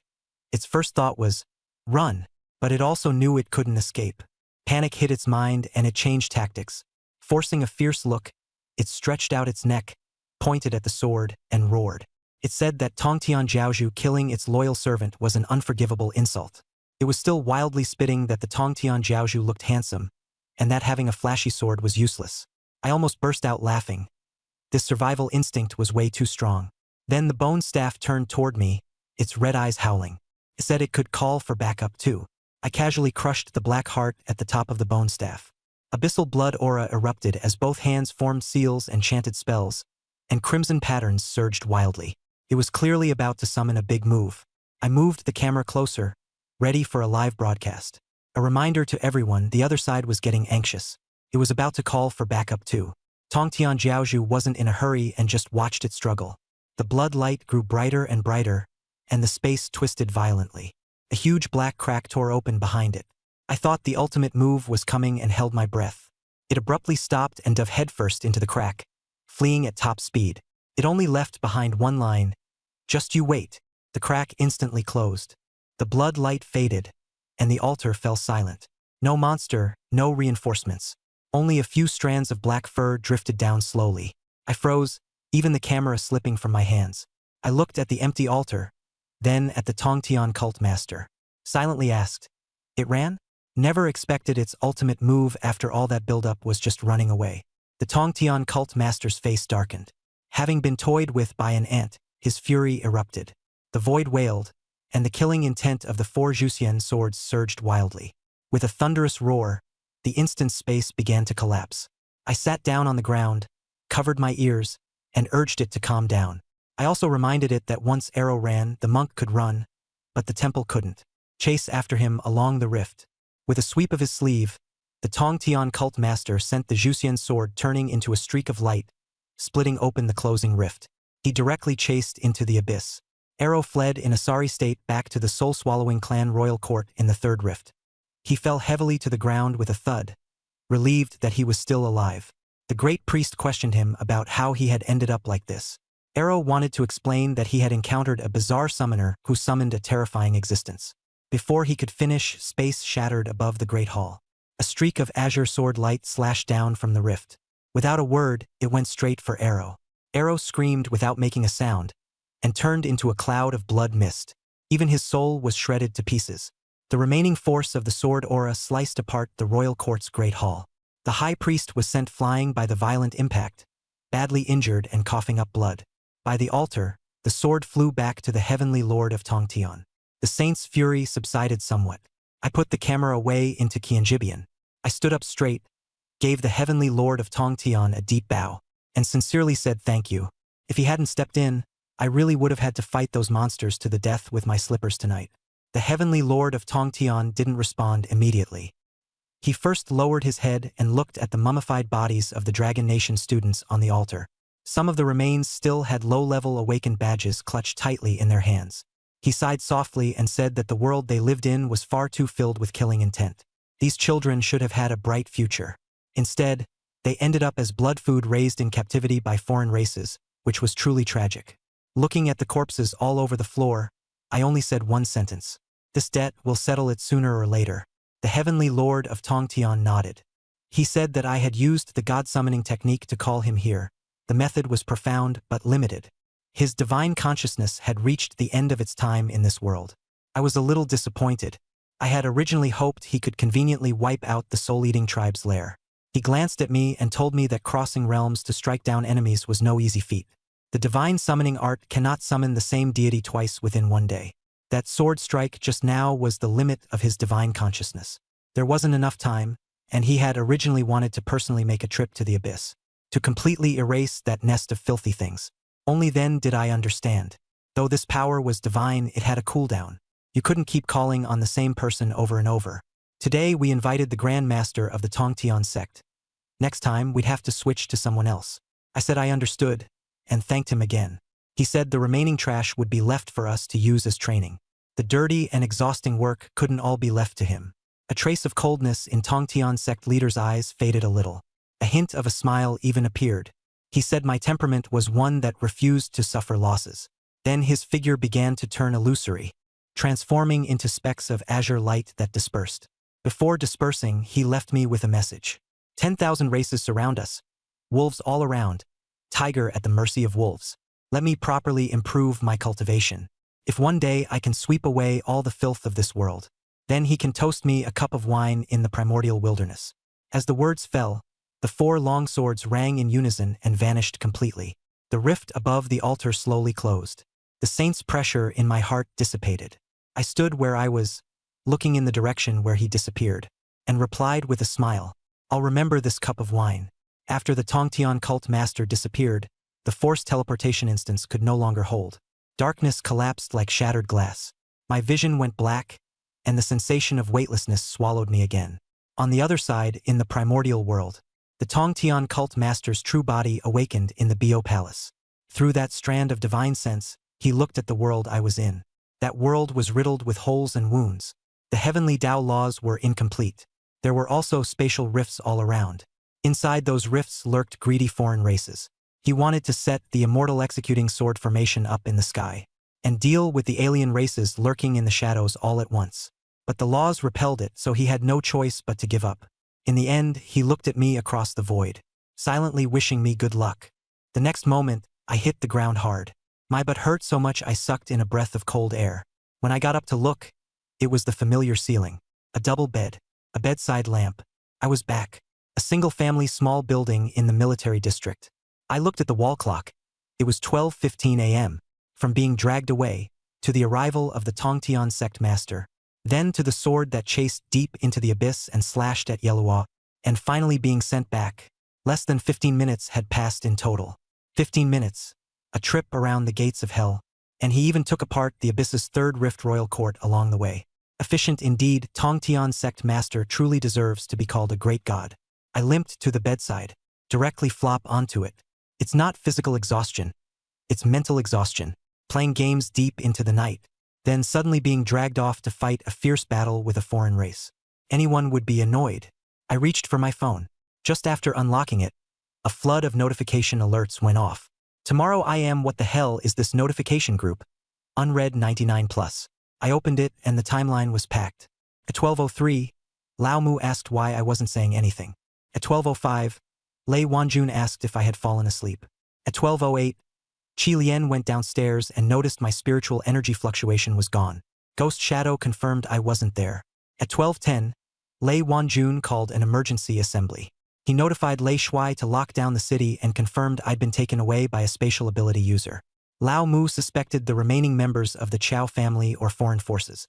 He was preparing to dig up the Chao family's ancestral grave. At 12:12, Lei Wanjun told everyone to bring their top-tier equipment. Assemble outside the small building in 3 minutes. Even if they had to turn Linhai City upside down, they'd find me. After reading it, the corner of my mouth twitched. Hurry up and reply in the group. Stop digging up graves. I'm back. As soon as the message was sent, the front door downstairs was kicked open. Footsteps rushed up the stairs. The bedroom door was pushed open. Lei Wanjun led the charge with a tactical straight blade. Lao Mu followed with his staff raised. Qi Lian gripped her poison darts. The ghost shadow emerged from the shadow beneath the bed. The 4 of them looked ready to fight to the death. Then they saw me wearing a t-shirt and shorts, standing in blue duck slippers, sitting cross-legged on the bed, playing on my phone. Lei Wanjun's voice trembled as he asked where I had been. I said I hadn't gone anywhere. It was just some rude foreign race that forcibly dragged me away in the middle of the night. They insisted on seeing whether a divine-level summoner could actually summon anything. Lao Mu froze and asked if I had been forcibly teleported by the foreign race. Lei Wanjun pressed on, asking if I was injured and which race and rank it was. I said I wasn't hurt. It was the soul-devouring tribe from the 3rd rift of the abyss. The leader was named Arrow, a priest. Lei Wanjun's pupils contracted. Lao Mu was stunned. He said that was a peak 5th-tier abyss royal priest. There were specialized forced hunt scrolls for killing Dragon Nation prodigies. A notorious figure on the military's wanted list, top 50. Qi Lian Guiying also changed expression. If you were forcefully dragged in by such a monster, let alone a 1st-tier one, even a peak 4th-tier wouldn't be able to escape. Lei Wanjun asked how he got out. I said I didn't run. I'm a God-tier summoner, of course I called for backup. Lao Mu froze and asked what backup I actually called. I nodded. I said Arrow called me a fake with no connections, so I casually called in a big shot. Lei Wanjun held his breath and asked who I called. I said, Tongtian Jiaozhu. The room fell silent. The fireball in Lao Mu's hand instantly went out. Lei Wanjun opened his mouth but couldn't say a word for a long time. A few seconds later, Lao Mu stammered and asked, What about Arrow? I yawned and leaned against the bed. Said it mocked Tongtian Jiaozhu as all show and no substance. Tongtian Jiaozhu split it open with a single sword strike, then followed the spatial rift it fled through, and cut its homeland, the royal court, in half. Lei Wanjun's hand fell to the ground. Old Mu's staff went rigid. Qilian Guiying was stunned. Old Mu was the first to recover. He rushed to the side of my bed in a few steps. With red eyes, he asked if I was serious. He also asked whether I had asked for an autograph signature. I fell silent, thinking back to the scene on the altar. I'd been too busy recording and watching the big boss kill people. When he left, Tongtian Jiaozhu said a few words. I actually hadn't thought to ask for an autograph. I slapped my thigh on the spot. Damn, what a huge loss. If only I'd had him sign my white short-sleeved shirt. Old Mu went wilted, his face full of regret. That was a saint's calligraphy. Lei Wanjun angrily dragged Old Mu to the back. His face was ashen. He said now was not the time to discuss the autograph. I had just made it through the gates of hell. Yet the Soul Eater tribe's priest had actually bypassed the 4 Seas army's defense line and opened a forced teleportation array inside the safe house. This wasn't a provocation. It was an outright declaration of war. The more he spoke, the angrier he became. He punched the wardrobe. The solid wood wardrobe split open. Qi Lian wore a cold expression. She said there wasn't a single alarm from the defense array in Linhai City. Ghost Shadow added that there was a mole inside, or else the Chao family had left a backdoor. The atmosphere instantly turned heavy. I looked at them, the smile fading from my face. Then I thought of the scene at the altar again. A corpse in the South Jiang City No. 1 high school uniform, gripping the remains of the awakening badge, being forced to watch their fellow humans being devoured by abyss beasts in fear and despair. This is no longer just targeting me. This is the foreign race slaughtering the Dragon Nation's younger generation of geniuses, treating our lives as blood sacrifice. I took a deep breath, and only one thought remained in my mind. This debt must be settled. My gaze gradually turned cold. I looked at Lei Wanjun and said, You've got it wrong. Yes, the foreign races are becoming more and more reckless, but their target is not just me alone. Lei Wanjun froze and asked what I meant. I lowered my head and looked at the slippers on my feet. Tell them the altar is covered in bones. Not just in Linhai City but also in Nanjing City and elsewhere. All of them are students in their teens. Young people who have just awakened. The room immediately fell silent. I continued, they are harvesting, using the flesh, blood, and souls of these heavenly prodigies as anchors. Construct a forced teleportation array. Their target is the entire younger generation of Longwa. They want to cut off our roots. The air felt oppressively heavy. Leaning against the bedhead, I sneered. After all, Tongtian Jiaozhu had descended across realms. His divine sense was limited, and his power was restricted. Otherwise, in the instance, a single sword strike could have uprooted the soul-eating clan, wiping them out completely. I thought of Tongtian Jiaozhu's sigh as he left. Instead, my resolve only grew firmer. I clenched my fists. If nothing else, this works too.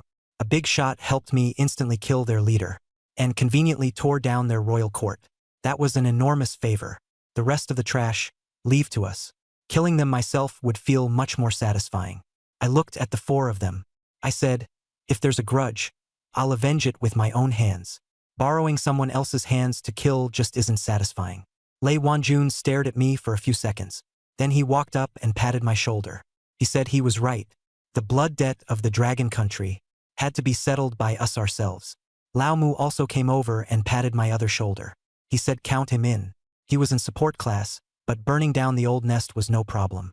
Qi Lian Guiying said nothing and nodded. Lei Wanjun glanced at his watch. He said tonight was a big deal and had to be reported to Commander Lai. The defense line of Linhai City had to be thoroughly investigated. He told me to rest first. I nodded and said to go ahead. I was sleepy. They turned and left. Lei Wanjun turned back at the doorway. He said to sleep in peace. Even a mosquito wouldn't fly in tonight. The door closed, and I lay back down on the bed, staring at the ceiling. I let out a long sigh. Tonight really woke me up. This isn't a game. If you die, you can't come back to life. With alien blades at our throats, I have to get stronger as fast as possible. I muttered, what a turbulent time. I closed my eyes, and the snoring started. Meanwhile, in the top-floor command room of the Lehigh City military region. After hearing the report, Lason's face turned as dark as thunder. Repeated keywords. Soul-eating clan, forced teleportation, corpses everywhere. He stood up and issued a military order. First, activate the highest-level spirit energy network and seal off the entire city. Investigate the remnants of the Chow family, overseas hidden agents, and any lurking alien races. Better to kill by mistake than let any escape. Second, deploy the Special Operations Brigade of Sihai Province to take over the residential perimeter overnight. Declare a 3-kilometer radius a restricted zone. Anyone without a warrant is to be killed without mercy. As soon as the order was issued, everyone sprang into action. Layson knew that I was no ordinary genius. A single punch shattered a 7th-tier magic dragon, and a slap sent the 5th-tier great elder flying. I could even summon a god across realms to instantly kill a peak 5th-tier priest. My safety concerns the future of the Dragon Nation. He opened the top-secret file, titled Follow-up Plan for the number 1 winner of the Linhai Joint Exam. According to the joint exam rules, core members are assigned a 7th-tier guardian. He hesitated. A regular 7th-tier couldn't keep me in check. A kind-hearted one with a bad temper would probably be angered to death by me. In the end, he chose some old fossil. He had spent 20 years on the northern frontier Great Wall slaughtering foreign races, with a foul and stubborn temper and a poisonous tongue. Letting him protect me, who knew whether he'd tear open the abyss first or clash with me first. With a cold laugh, he circled the name and made the decision. That night, undercurrents swirled in Linhai City. An obscure yet terrifying aura quietly slipped into the blind spot of my residence. I lay on the bed, rolled over, and snored. The next morning at 8, sunlight spilled into the bedroom. I changed into loose clothes and kicked my slippers under the bed. I opened my eyes and stared at the ceiling for 3 seconds. No black mist, no dried corpses, no skinny alien priest made of dry bamboo. I muttered, being alive is great, and stretched as I got up. Last night was too absurd. I got dragged into fighting a boss while asleep. The group chat almost held a memorial service for me. I checked my phone. The chat group was quiet. Lei Wanjun and the others spent the whole night at it and then went to catch up on sleep. Opened the system. Class. Mythic Summoner. A little over 15 hours left. Tongtian Sect Master is on cooldown. Still can summon other reinforcements. Not as outrageous as Tongtian Sect Master, but good enough. Outside, Lei Wanjun was standing guard while Lai Sen was turning the entire Linhai base upside down. No one dared come looking for death. After washing up and changing clothes, he went downstairs and headed for the kitchen. He was thinking about whether to have 2 fried dough sticks or have logistics send over a pot of beef noodles. 8 hours earlier, at the northern Great Wall of the Dragon Nation, Nya Kwangdao received Licen's top-secret order. The content was simple. Withdraw the defenses and head to the Linhai Military District headquarters within 8 hours. The personal guardian had the highest priority. Nie Kwangdao exploded. He had spent 20 years cutting down foreign races in the north, only to be reassigned as some brat's bodyguard. He cursed Lyson the whole way. He forcibly commandeered the military teleportation array, took the military train, and carried a trail of blood and killing intent all the way. When he arrived at the military district headquarters, no one dared stop him. Straight to Lyson's office, kicked the door open. Lyson sipped tea. The door flew in, and he didn't even raise an eyelid. He said the door was worth 120,000, and next month's military pay would be deducted. Nya Kwangdao blew up even harder, slammed his blade onto the table, and cracks appeared. He forced Lyson to explain clearly. His defenses were rock solid, he was having a great time. Yet he had to come back and act as a pampered squad's bodyguard. Lyson didn't argue and tossed him the file. After reading it, if you think it's safe, get lost. Don't hold us back. Nya Kwangdao sneered. The first thing he read was my information. Name, Reed Kane. Class, Divine Level Shapeshifter, refreshed daily. Level Tier 1, Level 9. He frowned. The class was bizarre enough. He kept reading, looking at the record. In a low-level abyss dungeon, he controlled the Pig King to hang himself, and killed monsters with the eerie sound of a swona. He swindled and tricked 3 Tier 7 opponents. By this point, Nya Kwangdao was stunned. In a mid-level dungeon, I punched the Tier 7 Dragon Lord to death with one hand. Not a trace of remains. His pupils shrank. The intel felt like it had been tainted with fake liquor. He kept reading, and the record from last night. Priest Arrow of the Soul Eater clan, Peak Tier 5, forcibly dragged me into a dungeon. A death trap. I summoned the projection of an unknown god, named Tong Tian Jiaozhu. One sword strike killed the abyssal beast, split the rift from afar, and slew Arrow. The royal court hall was cleaved in two. Nya Kwangdao was dumbfounded. The file slipped off the table as he asked, "Did I really do this?" Lyson said, "It was done by the person I called over. It all happened last night right under their noses." After saying that, Lyson added, "I'm not some delicate prodigy. I'm a nuke. Even they couldn't figure out my power or the trigger. The foreign races have set their sights on me. Last night it was the Soul Eater clan, and tonight it might be someone else. Troublesome forces at home and abroad are about to make their move. An ordinary Tier 7 can't protect me, and someone with a soft temperament can't suppress them either. Only Nya Kwangdao, with his fast blade and nasty temper, can keep the hidden trash in check." Nya Kwangdao fell silent, then suddenly laughed, his anger turning into excitement. He said he'd take the job, and wanted to see this kid who could chop a royal court like firewood. After saying that, he grabbed his blade and left. Lyson called him back and reminded him that I talk in a very infuriating way. He told Nya Kwangdao to restrain himself and not draw his sword on the very first day. Nya Kwangdao ignored him and replied, "Can a first-tier kid make me angry?" He turned around and walked off without looking back. At this time, it was 8:30 a.m. Outside the family compound of the Linhai Military District, the snack street was already bustling. I wore a gray tracksuit and flip-flops as I shuffled out of the building. After messing around late last night, there was only one thing on my mind. Jianbing Guozi, the stall at the street corner with double extra crispy and 2 eggs. While waiting in line for my jianbing, I felt something. As soon as someone entered the 10-meter radius, I noticed immediately. The system had left permanent buffs, and my perception was off the charts. A gust of wind rose behind me, and my muscles almost moved on instinct. I was ready to throw him over my shoulder and send him flying into the oil pan, but I held back. This was the military district entrance with monitoring posts everywhere. Those stupid aliens wouldn't come to assassinate anyone in broad daylight. I turned my head and looked over, pretending to be groggy from sleep. At this glance, I froze for a moment. It was an old man coming, a worn-out sheepskin coat, hair a mess like a bird's nest, mud still caked on his army boots. In his hand, he was carrying a long, stick-shaped object wrapped in a rag. He looked exactly like someone who had been through a long journey, as if he had just wandered over from some remote corner of the world. My heart sank for a moment. With Dragon Country having been stable for so many years, how could there still be a veteran reduced to this state? With the way he was dressed, that air of weariness and hardship, I pictured him as a retired veteran who had fallen on hard times, old and without anyone to rely on, only able to linger around the military district gate, What were the logistics people under Old Lee doing anyway?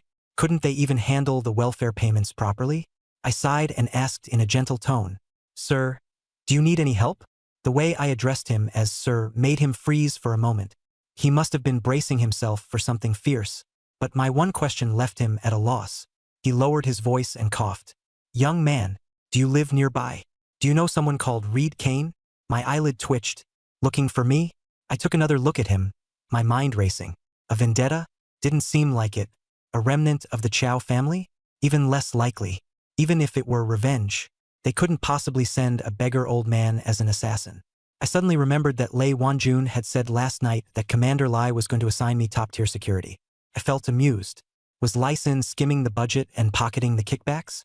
Assigning me a begging old man as my protector? I decided to tease him. I drew out my words. "Reed Kane? Yes, I know him very well. Old man, what are you looking for him for?" The old man let out a snort. He said he had been entrusted by someone to observe me, and that since he heard I have a bad temper, he wanted to ask first what I'm really like. Is he a little bastard who bullies others by abusing his power?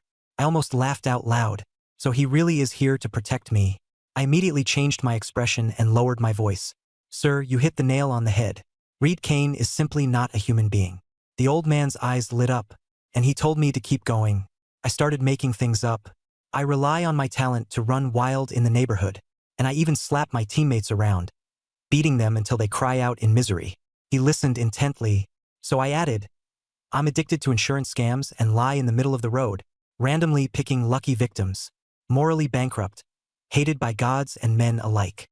The old man got angry, and with a slap of his hand he struck the tree, shaking off all the leaves, cursing that old dog Lai had fooled him, saying this little beast was the most detestable thing, and if he ever saw him pulling scams again, he'd beat him to death. I hurriedly nodded and said, "Right, sir, now you're fired up. If you see him, don't go easy on him. Beat him to a pulp." He looked at me very favorably and patted his chest to guarantee it, saying that no matter what kind of prodigy it was today, he'd first break both of my legs before teaching me how to behave. I held back my laughter until my stomach hurt, all the while still cheering him on. We were chatting away merrily, when a black military off-road vehicle pulled up by the roadside.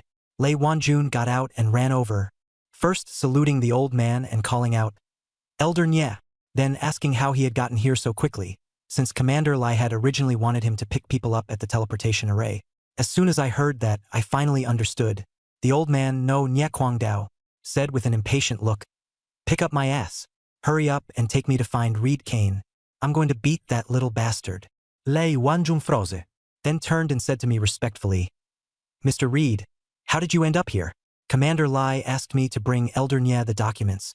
From now on, Elder Nye will be protecting you." The atmosphere fell silent in an instant. I took the Jianbing Guozi and took a leisurely bite, a crisp sound. I turned to Nye Kwang Dao with a bright smile and said, "Sir, let me introduce myself again. I am the Reed Kane you were talking about." Nye Kwang Dao froze on the spot, looking at the pancake in my hand.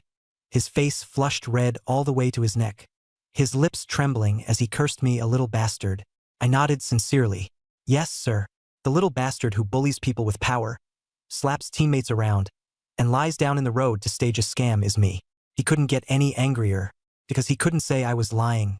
The file really did say that, but hearing it come out of my own mouth, the impact was completely different. I saw that he understood that Lei Sen had told him not to draw his sword in a hurry, but the anger hadn't gone away, so he slammed the sword down on the ground and snorted coldly, "Smooth talking and frivolous, utterly improper." In the next second, he turned into a blur and vanished from the snack street, obviously having been utterly broken by me.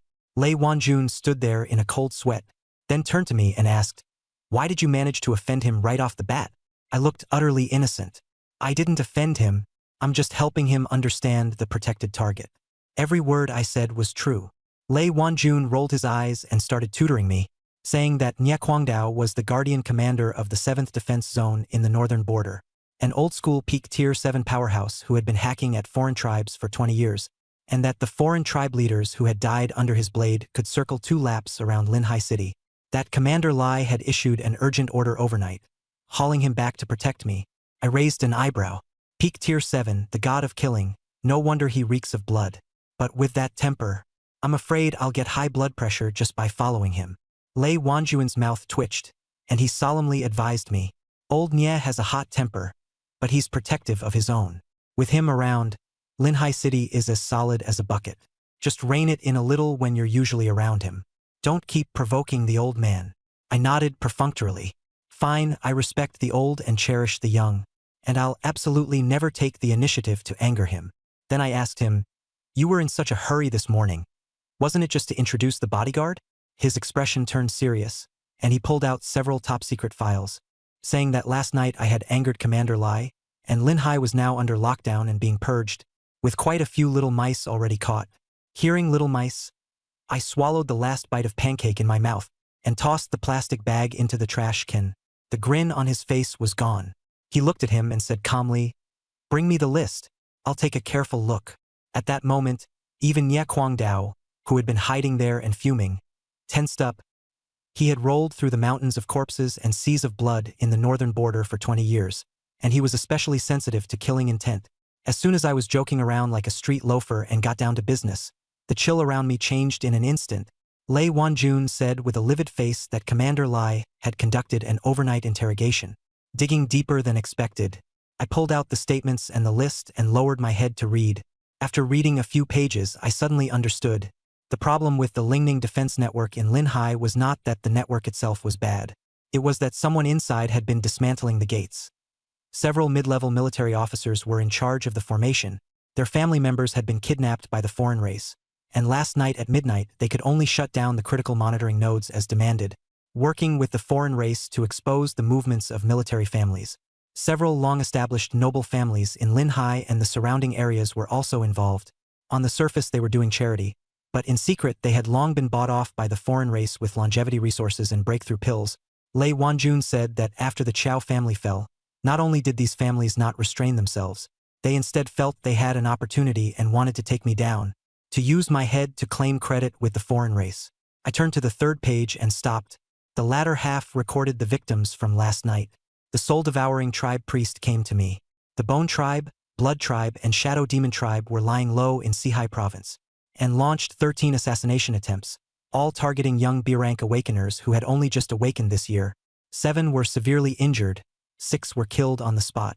In the photos from the scene, their life essence and souls had been drained, and they had become sacrifices for the alien race's teleportation arrays. Looking at the photos, I thought of the mummified corpse on the altar, clutching a badge while still in a school uniform. I crumpled the list in my hand into a ball. This was not an ordinary assassination attempt. They were trying to cut off the roots of the Dragon Nation. I etched the names Soul-Devouring Tribe, Bone Tribe, Blood Tribe, and Shadow Demon Tribe into my memory. Lei Wanjun said that after the last 9th-rank sword god fell 3 years ago, the Dragon Nation's situation had become increasingly difficult. The alien races treated the Dragon Nation like blood food, while the countries outside relied on the Dragon Nation as a meat shield on the one hand, and behind the scenes cut off supplies, supported traders, and provided smuggling routes and covert channels. They even reached a tacit understanding with the alien races, deliberately screwing over the Dragon Nation's Awakener squads. This situation is really a headache. After hearing all that, I only said one thing: internal troubles and external threats. Those turncoat bastards are even more disgusting than the real enemies. It was infuriating. Then I took that ball of waste paper, throw it into the trash can. Then I turned to look at Nye Kwangdao. This man has such a cold, stern look. It's really hard to feel at ease. I asked him, Didn't you just say you hated most those scum who don't treat lives like they matter? He gripped his blade and said coldly, For these collaborators, 1 slash for each of them. He sounds ruthless, but he's even more ruthless in action. I then asked Lei Wanjun, How is the military handling the few aristocratic families on the list? He said that Lyson had given the order to arrest them across the city and interrogate them on the spot. But those families have too deep a foundation, with 6th-tier and even 7th-tier ancestors in charge, and the special forces are already surrounding them. We'll wait until the heavy firepower is in place, then prepare to assault them. After hearing that, I laughed and thought, what heavy firepower are you waiting for? Are you going to waste the taxpayers' money like that? I stepped forward and stretched my body. The sword from the master of Tongtian the night before had been too fast. I'd been busy recording it, and I hadn't gotten the chance to let out my anger. It was killing me. I shot a look at Lei Wanjun and Nie Kwangdao, signaling them to take me to the doorsteps of those aristocratic families. Lei Wanjun asked what I was going to do. I hung up my F-rank illusion shifter badge properly and said I wasn't going to do anything, just preparing for a live stream to snag a reliable leg to cling to first. That was actually a pretty sharp calculation. After saying that, I tossed the scrap paper list aside again and jumped into the passenger seat of the off-road vehicle, with Nie Kwangdao carrying his saber and sitting in the back. Lei Wanjun drove straight toward the eastern district of Linhai. On the way, I asked Lei Wanjun whether the 9th-tier inheritance reward for first place in the joint exam was the one left behind by the sword immortal who fell 3 years ago. He nodded. He said that in 3 days Linhai would hold a commendation ceremony, and the prize would be awarded uniformly there. But Lyson had sent me a protector in advance, which was Nie Kwangdao. Then he reminded me, the 9th-tier inheritance is only a skill inheritance, and it doesn't affect the profession. But I'm only at level 9 of Tier 1 right now, and I can't handle the infusion of 9th-tier laws, so I have to reach Tier 2 first before I can barely unseal it. Got it? After dealing with the traitor family, I still need to go farm mid-tier dungeons and push my level up. Lei Wanjun said, after we handle this trouble, take me to the next dungeon, and quickly advance to Tier 2. But he also warned me not to be careless. These families, cornered and desperate, have all kinds of dirty tricks. I said not to worry. I've always handled things steadily. Nie Kwangdao's expression clearly showed he didn't believe me. 20 minutes later, we arrived at the Wang family estate. The Wang family is one of the 3 major families in Linhai. Last night they sold out the military defense line. The ringleader leading the alien race. The young genius is dead, and they can't escape responsibility. The manor has already been surrounded and sealed off by the special forces. More than a dozen heavy psionic armored vehicles are blocking the road, their cannon muzzles aimed at the gate. A layer of earthy yellow lightal covers it. The psionic fluctuations are strong. The captain reported, the Wang family's ancestor is a mid-stage Tier 6 formation master. This turtle shell formation is protecting the clan. 300 death warriors are putting up fierce resistance. With heavy firepower, it would take at least 15 minutes to blast a gap open. Lei Wanjun frowned. 15 minutes is too long.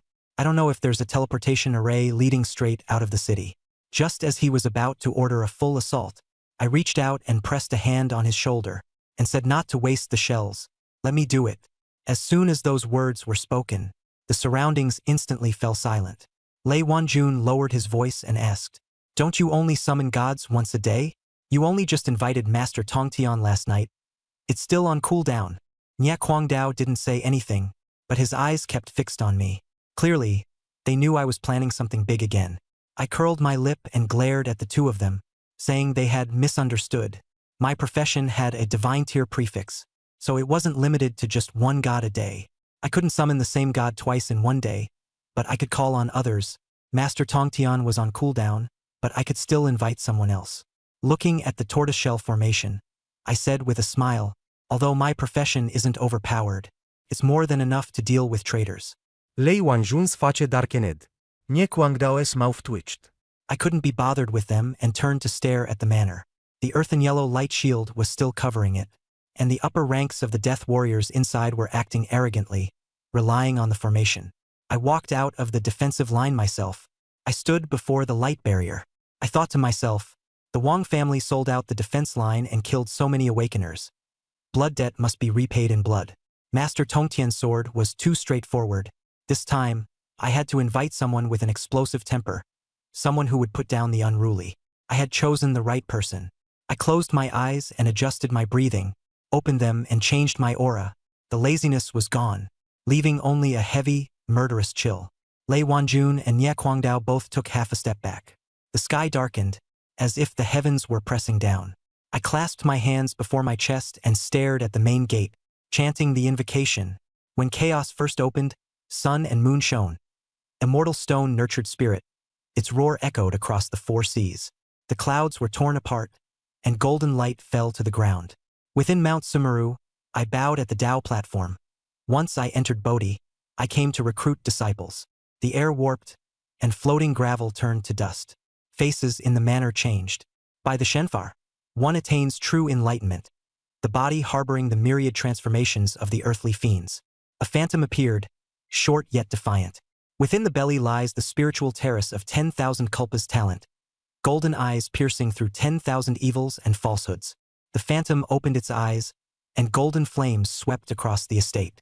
The turtle shell formation shattered, and the barrier was covered in cracks. 300 death warriors coughed blood and fell to their knees. The old ancestor's face turned deathly pale as he stared up in terror. I continued reciting, "A iron staff shoulders the 4 seas and lands, once stirring trouble in the Jade Emperor's palace to shock 10,000 gods." The phantom braced a iron staff in its hands, gold hoops at both ends, black as pitch in the middle. The space collapsed into a black void.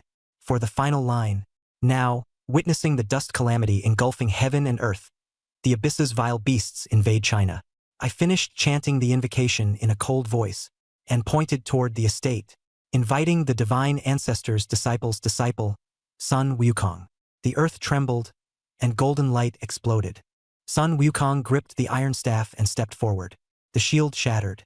The Wang family's old ancestor was frightened stupid, and the soldiers and Nye Kwangdao were all stunned. Sun Wukong looked down at me and said he liked those words. I endured the pressure and cupped my fists, saying there was a worm in the family who was biting the hand that fed it, and asking him to back me up. Sun Wukong let out a light laugh, saying that for such an ungrateful bastard, one swing of the staff was enough. Just smash him with a casual blow. I called out to stop him, not to leave him alive, then turned around and urged Lei Wanjun to bring the equipment. Lei Wanjun was stunned. I snatched his military-grade recorder and rushed to the front line to start filming. First I filmed the great sage in a close-up, then turned the camera toward myself and the Wang family patriarch, saying I was carrying out the official order to eliminate traitors, and had specially invited the great sage equal to heaven. The patriarch's twisted, terrified face in the footage was crystal clear. After recording, I returned the device to Lei Wanjun and told him to post it on the official account, with the title, "The Great Sage Descends Upon Linhai, Thunder Sweeps the Nest to Suppress the Rebellion." Push it to the trending searches, make sure the whole country, and the rats lurking in the shadows see it clearly. Still think that's not shocking enough? Connect the Qianji Transform interface to the communications soldier terminal, and send out the video I recorded at dawn of the Hierarch Lord asking for an audience with Tongtian Jiaozhu. In the video, Tongtian Jiaozhu destroys 100 abyss beasts with a single sword, cuts through a spatial rift from afar, and cleaves the Soul Eater tribe priest and the Abyss Royal Court in two. Lei Wanjun, the communication soldier, and Nye Kwangdao were all utterly shocked. I said, since I've already been exposed, muddy the waters even more, edit this video into it too, and add Dual Deities Manifest to the title, so that the traitors guiding the enemy and the foreign races inside and outside the country know that the Dragon Kingdom has not only the Great Sage, but also Tongtian Jiaozhu. Lei Wanjun finally understood completely and ordered everything to be sent out. What I wanted was this most ruthless psychological warfare. Watching the upload bar reach 100%, I turned around with satisfaction and looked toward the Wang family estate. In midair, Sun Wukong rested his iron staff on his shoulder and asked me, "Done yet? Can I make a move?" I put away my smile and bowed deeply, asking him to send these traitors on their way. Sun Wukong said nothing, raised the staff to the sky, and brought it crashing down. The turtle shell formation instantly shattered, and the iron staff smashed through the main building. 300 death warriors, the 6th-tier ancestor, and the entire estate were all reduced to dust, leaving only a giant crater. Sun Wukong withdrew his iron staff and vanished in a flash of golden light, leaving behind a reminder as he departed. "Train hard. Call me again next time you need to wipe out some scum." I nodded, feeling utterly exhilarated. This is what real swagger looks like. I stood at the edge of the giant crater and clapped the dust off my hands. Turning around, he shouted for Lei Wanjun and Nye Kwangdao to wrap things up. He urged them to hurry and take me to run some mid-tier dungeons so I could advance to Tier 2. After all, I still had to hurry back and unlock the Tier 9 inheritance. At the same time, the video went viral. The military account posted a recording from the altar at dawn.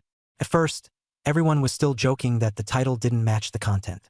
But when they saw the dried corpses on the ground, all of them wearing Dragon Country School uniforms, they froze instantly. The missing students hadn't been lost in a dungeon accident. They had been captured by another race and taken as blood food. The entire internet's emotions turned to anger. Then, the Grand Master Tongtian descended through the tearing void. The 4 immortal slaying swords hovered in midair, and he spoke only the word slay.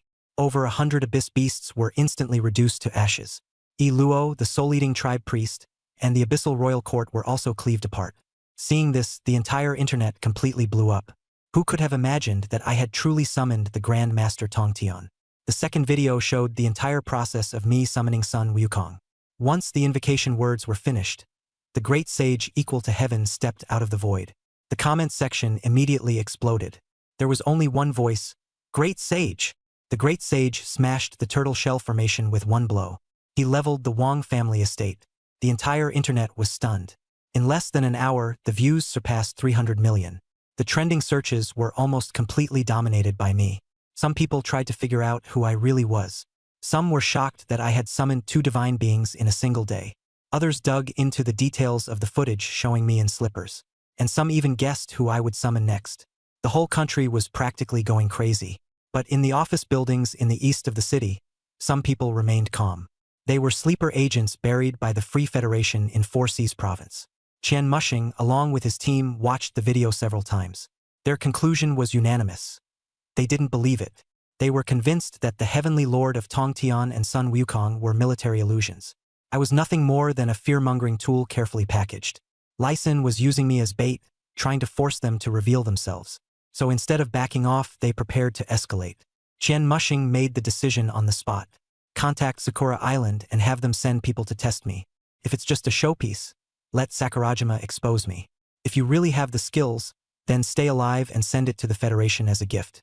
At this time, I got into the military district off-road vehicle. Together with Lei Wanjun and Nye Kwangdao, I arrived at the border of Sihai Province. Tier 2 Elite Instance, 10,000 Bones of Misery. It's quiet here, perfect for me to solo grind levels. I'm level 9 at Tier 1, and I'm still short a bit of experience. After clearing it, I'll level up to Tier 2. Once I reach Tier 2, I can begin the Tier 9 Sword Immortal Inheritance. I told Lei Wanjun and Nye Kwangdao to guard the gate. Lei Wanjun understood that taking me into the instance would suppress my experience gain. Nye Kwangdao blew up. A peak Tier 7 town guarding enforcer was actually standing guard at the entrance to a Tier 2 instance. He thought it was absurd. I told the truth directly. He was too high level. Going into the instance would only ruin my chance.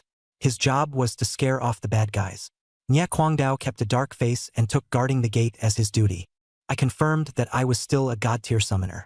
With powerful gear in hand, I went straight into the instance. As soon as I entered the Wanguli, without looking for monsters, I suddenly heard a scream. It was a human voice, a scream of agony.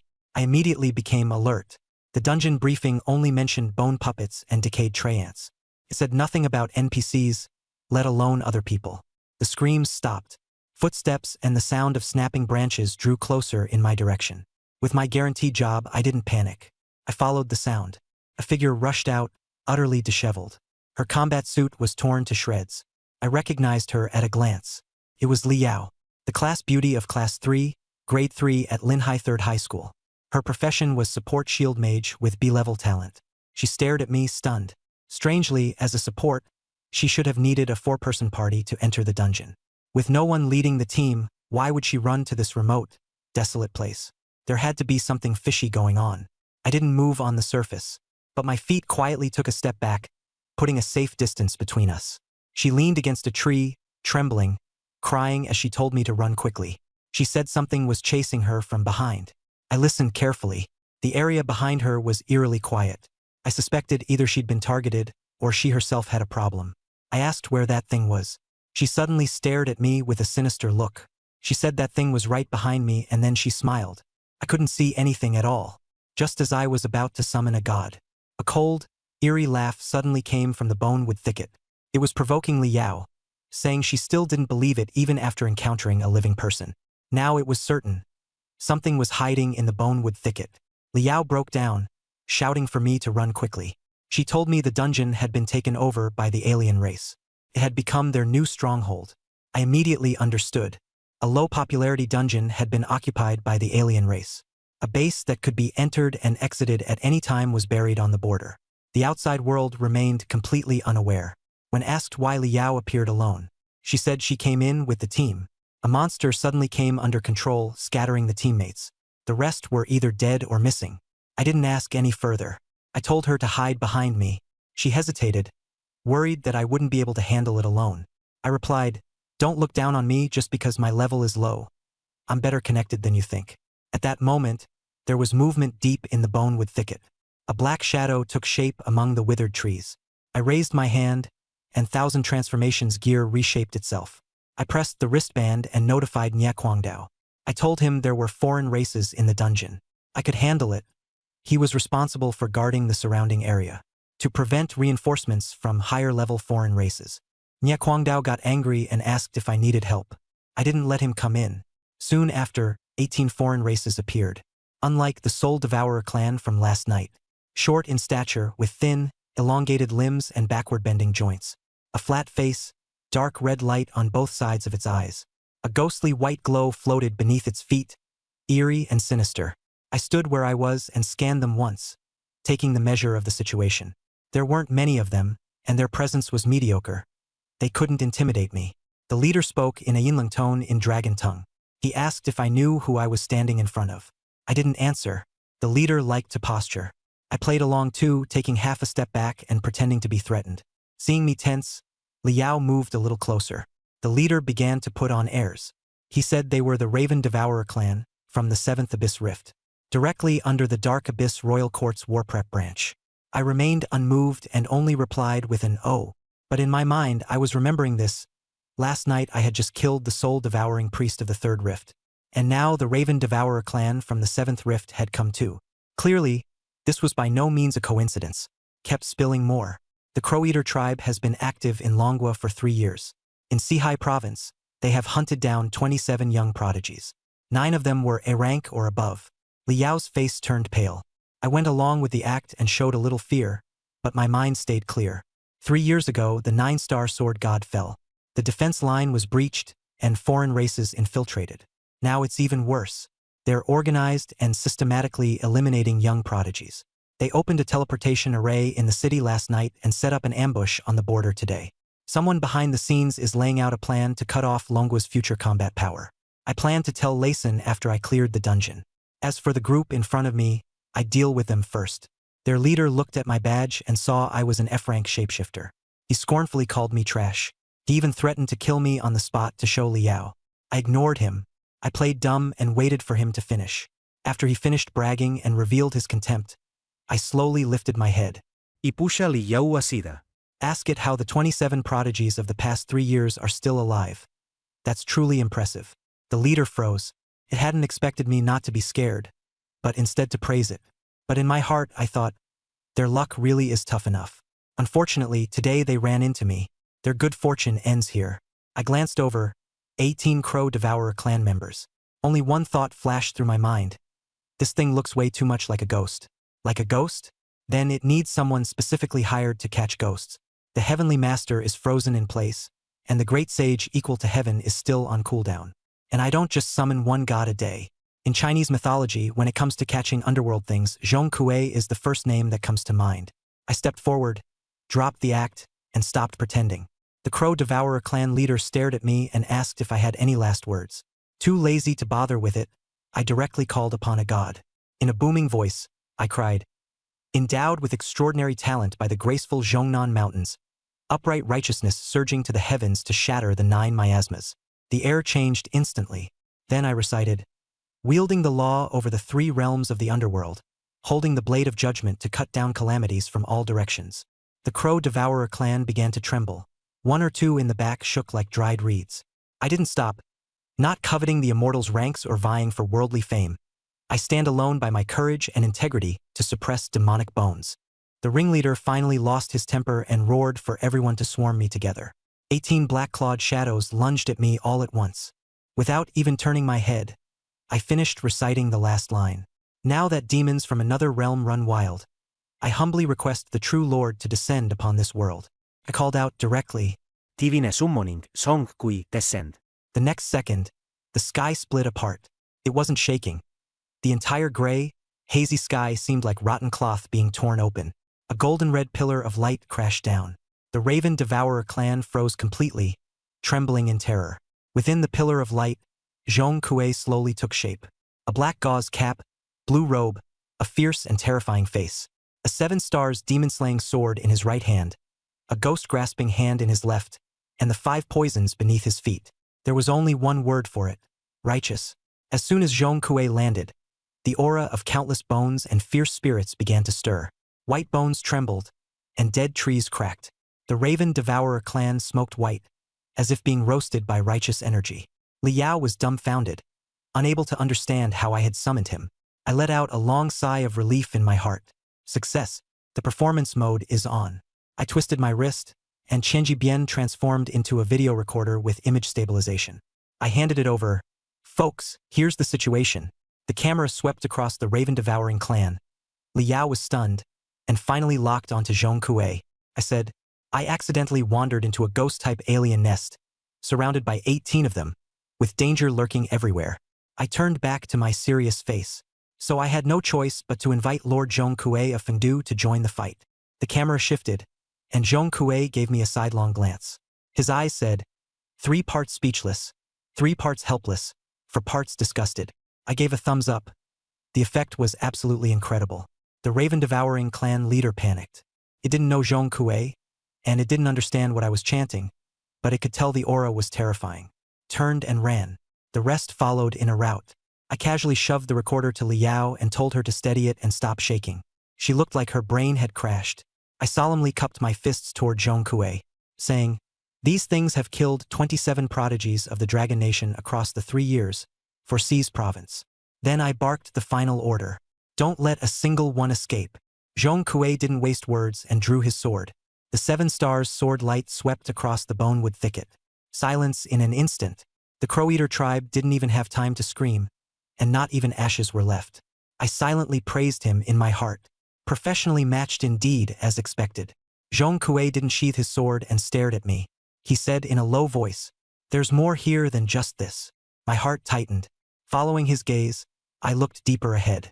The ground trembled violently, and the aura became 10 times more terrifying. The big boss entrance BGM was online. Classic routine. Li Yao's face turned pale, probably imagining a 4th or 5th tier boss. Instead, I comforted her.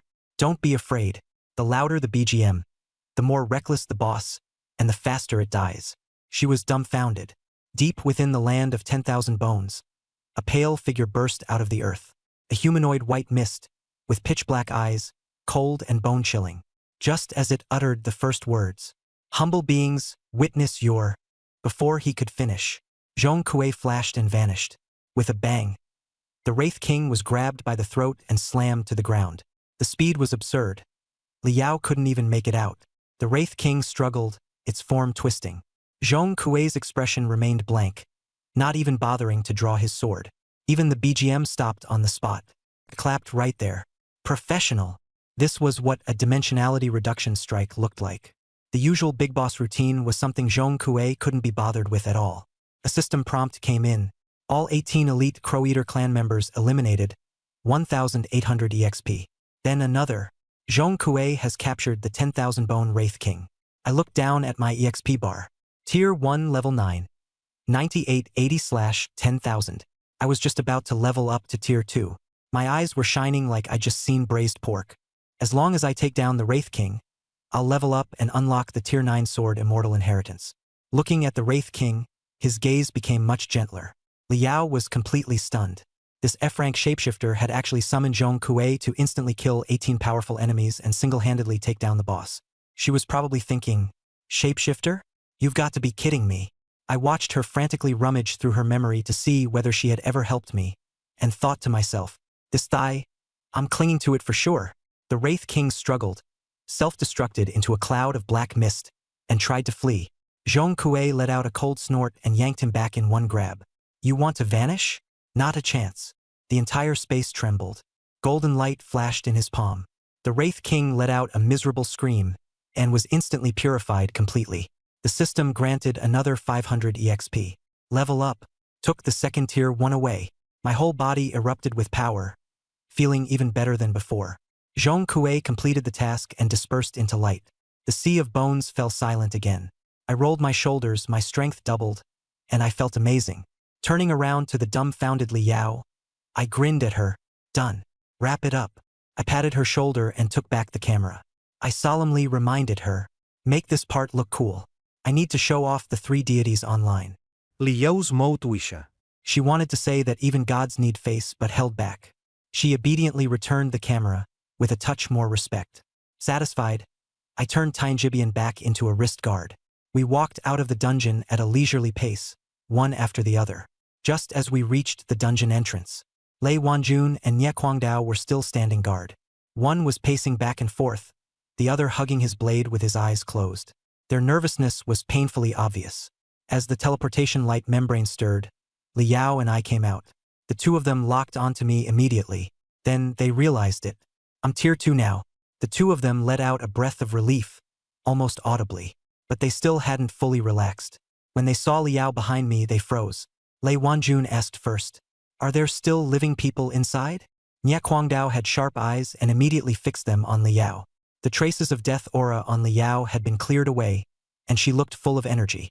He probably had never seen someone come out of a dungeon looking so energetic. The two of them didn't react in time. I walked over. Lei Wanjun asked, "What exactly happened inside?" Nie Guangdao asked me directly, "Which race of foreign beings did you run into?" I waved a hand. Nothing major, just a nest of crow-eating tribe. They bragged themselves up to the heavens, claiming they'd killed 27 prodigies in 3 years. After killing them, the Bone Resentment Wraith King appeared, a tier 5 ghost. They hadn't even finished their lines before the BGM blasted out. After I finished speaking, the two of them fell silent. The silence was full of complaints. No one knew which line to respond to. Lei Wanjun held it in for a long time before saying, "And then," I said naturally, "then it looked way too creepy. So I got scared and called Zhong Kuei down to purify it. I even leveled up while I was at it. The air was so quiet you could hear a pin drop." Liao nodded frantically.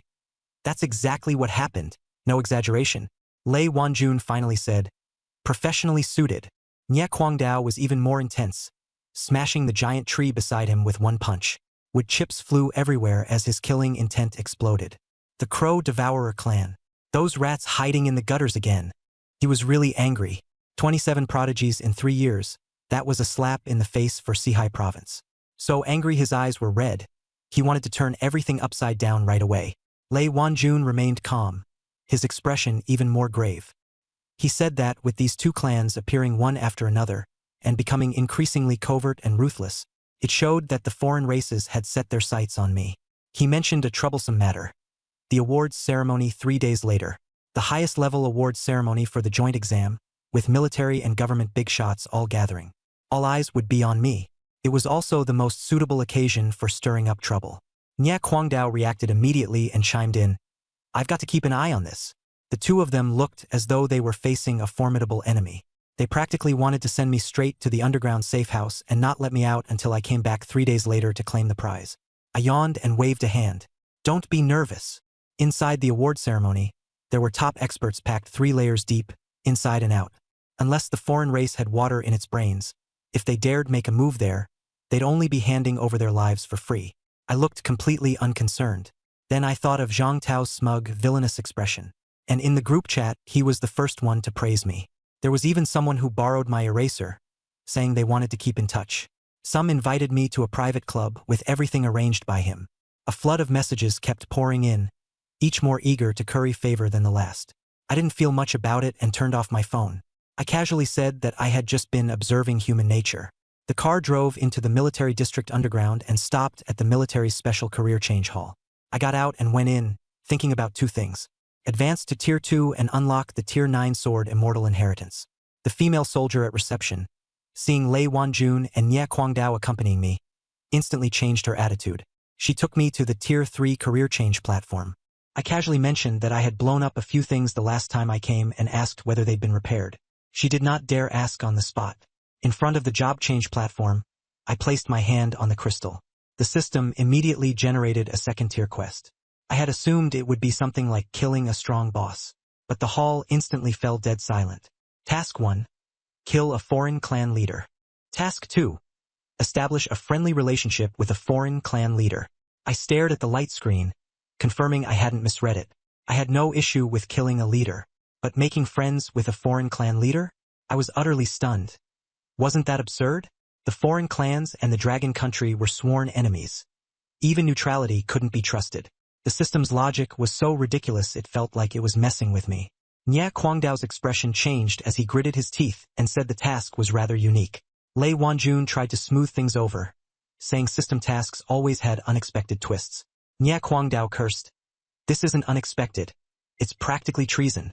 Brothers in arms? If the northern frontier soldiers who died heard this, they'd dig up his grave and strangle him.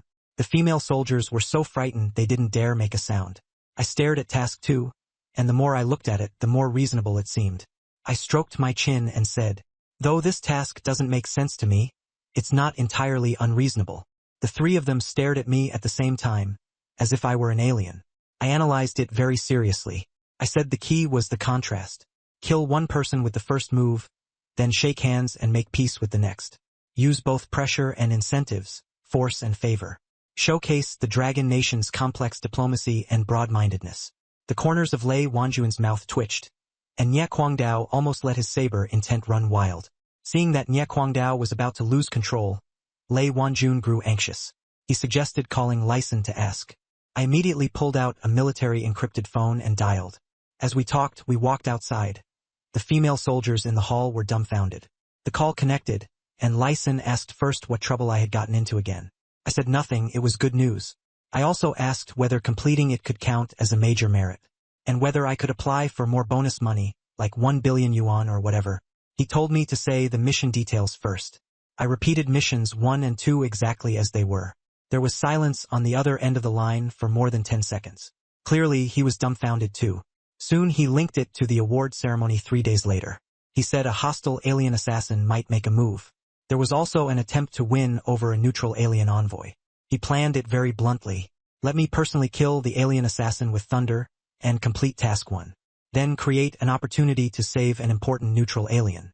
Use that to win friendship and complete task 2. I stared at the phone. The plan sounded complete. As soon as the words fell, Nya Guangdao exploded. He snatched the phone and roared into the communicator. He said Lyson had gone insane. He actually wanted me to play political games underneath him. The hands of the alien races were stained with Dragon Nation blood. There was only a blood feud between the two sides, no friendship. If Lyson wanted to use me as a bargaining chip, he'd have to ask his blade first. He roared so fiercely that even Lei Wanjun didn't dare make a sound. Lyson didn't rush, only said that the mission wasn't his idea. He was only offering the plan with the lowest risk and highest success rate. He added another jab. If I didn't do this one, I might be stuck at Tier 1 Level 9 forever. The first mission is usually the easiest. This time it was just killing one and befriending one. Who can guarantee it won't be 10 next time? Nya Guangdao was silenced. Those words were ruthless and realistic. He was willing to gamble his life, but I didn't dare gamble my future. The atmosphere turned tense. I took the phone back from his hand and wiped off the spit. I said, the Lai Shui plan is troublesome, and on top of that, I have to act in a play to rescue the princess. What if the princess turns out to be ugly or a man? What am I supposed to do then? The three of them were speechless. Lyson held back his temper and asked me what good suggestion I had. I said very simple. A friendly relationship, that is. Isn't it just making the other side feel that I'm a pretty good person, worth making friends with? The plan has 2 steps. First, the military gives me intelligence on a neutral alien tribe. Don't make it too strong. Having a leader is enough. Second, I go there myself, politely, and have a chat with the chief. If he agrees, the mission is completed in 1 second, and everyone's happy. I deliberately paused. Lei Wanjun couldn't help but ask, what if he doesn't agree? I smiled. Even simpler. If he doesn't agree, I'll pin him to the ground and beat him half to death. As I spoke, I made a slapping motion with my hand. Then I'll bring in a support class job to heal him. Beat him once, heal him once. If he still won't submit, do a few more rounds. As long as he truly feels I'm pretty good in his heart, it's a success. The scene fell silent, even quieter than before. To them, this plan probably couldn't even be called a plan. It was more like a pathology. Lei Wanjun's eye twitched as he recalled my previous arrogant antics in the joint exams. Nya Guangdao stared at my hand and thought for a long time. He awkwardly asked, what do you mean by heal him? I was speechless. Literally. Let him experience how fragile life is, then pull him back from the brink. After despairing and being reborn, he'll definitely understand my good intentions. If once isn't enough, do it a few more times. Education has to be taken slowly. The more I spoke, the more pleased with myself I became. Lei Wanjun covered his face. Nya Guangdao opened his mouth to argue, but he couldn't find a sound reason. This method was actually quite reasonable. Beat the leader half to death, then heal him and force friendship into existence. It really wasn't the most absurd thing after all. His anger gradually subsided. He let out a long sigh. Fine. Then he snatched my phone and said to Lyson in a deep voice, "Do it according to my plan. I'll be watching the awards ceremony 3 days from now. If you don't dare make a move against me, then die." He was reminding Lyson not to just put on an act. My identity is special. After the ceremony, there will be plenty of people keeping an eye on Linhai City. The troops have to be ready. Lyson was silent on the other end of the phone for a moment. Understood. I'll set a net of heaven and earth in Linhai City. Whoever dares to reach out, I'll chop off their claws. Nya Guangdao snorted coldly and hung up. Then he threw the phone back to me. I took the phone and kept scrolling through the comments. These old guys overthink everything. Why take so many detours when force can solve it? After making the decision, Lyson moved quickly. Half an hour later, an encrypted dossier was sent to the military phone. The contents were extremely detailed. More than a dozen neutral foreign tribes near the Dragon Nation. The leader's personality, combat strength, habits, how many wives he had, what he liked to eat. Everything was written down. After skimming through it for a while, I locked onto a target. The Frost Wolf tribe. Its leader, Grom. The 2 words listed for his personality in the file were irritable. I made the decision immediately.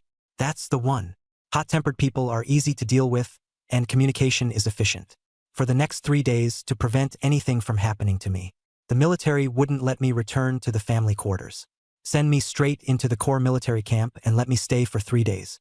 They say it's to cultivate a sense of patriotism and love for the country. I was actually pretty excited.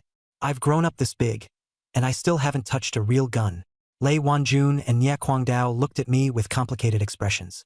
Half an hour later, the military district's number 001 special off-road vehicle drove into the 1st Group Army's base. I peeked outside through the car window. On the parade ground, the new recruits stood in neat formation, chanting slogans in unison. The atmosphere was electric. My spirits lifted. This was the kind of place a man should be. The car door opened, and a colonel with 2 bars and 3 stars was waiting. He first saluted Lei Wanjun and Nya Guangdao. Then he secretly sized me up. Lei Wanjun handed me over and said earnestly, "Try your best to meet his needs in daily life. Don't be stubborn." Battalion Commander Ma was stunned for a moment, then nodded.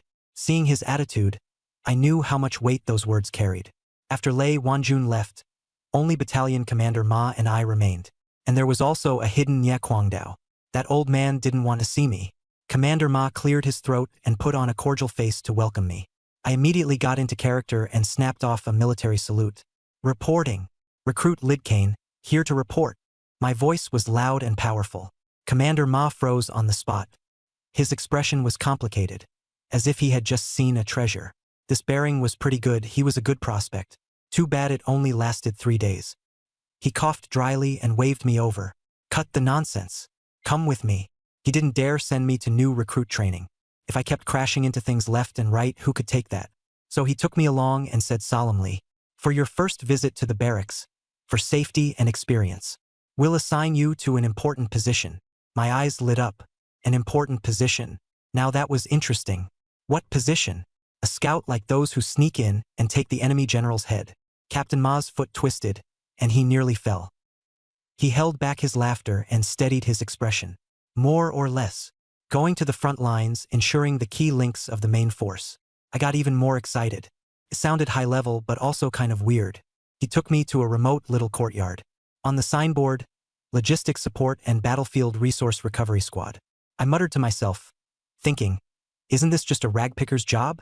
There were 5 people in the yard, each with a bizarre style. One healing guy, built like a bear, was sewing butterfly wings. One professor-faced young man was holding postpartum care for sows and reading it with great relish. One red-haired beauty, wearing a tight vest, was filing her nails and couldn't be bothered to even look at a bird. As I looked at them, it felt like my worldview had been kicked apart. This was the key link? Captain Ma coughed and woke them up. He introduced me, said from today on I'd be working with them. The healing guy looked up and said honestly, "We'll take good care of you." The butterfly had just flown away, and there was still a loose thread hanging from its wings. Captain Ma reminded me, "Don't let anything happen." After saying that, he hurried off. Only I and the 5 hidden talents remained in the courtyard. They stared at me and I stared back at them. On closer inspection, Jinan had life spiral energy purity off the charts, far from an ordinary support. The Professor Type 1 had a faint sword intent hidden within him, like a blade kept in its sheath. The red-haired woman had a terrifying ice-cold chill in her eyes.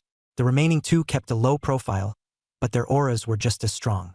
On the surface, they all seemed like slackers, but in their bones they were full of thorns. They didn't fit in and didn't follow the rules. It all clicked for me at once. This wasn't some ordinary logistics squad.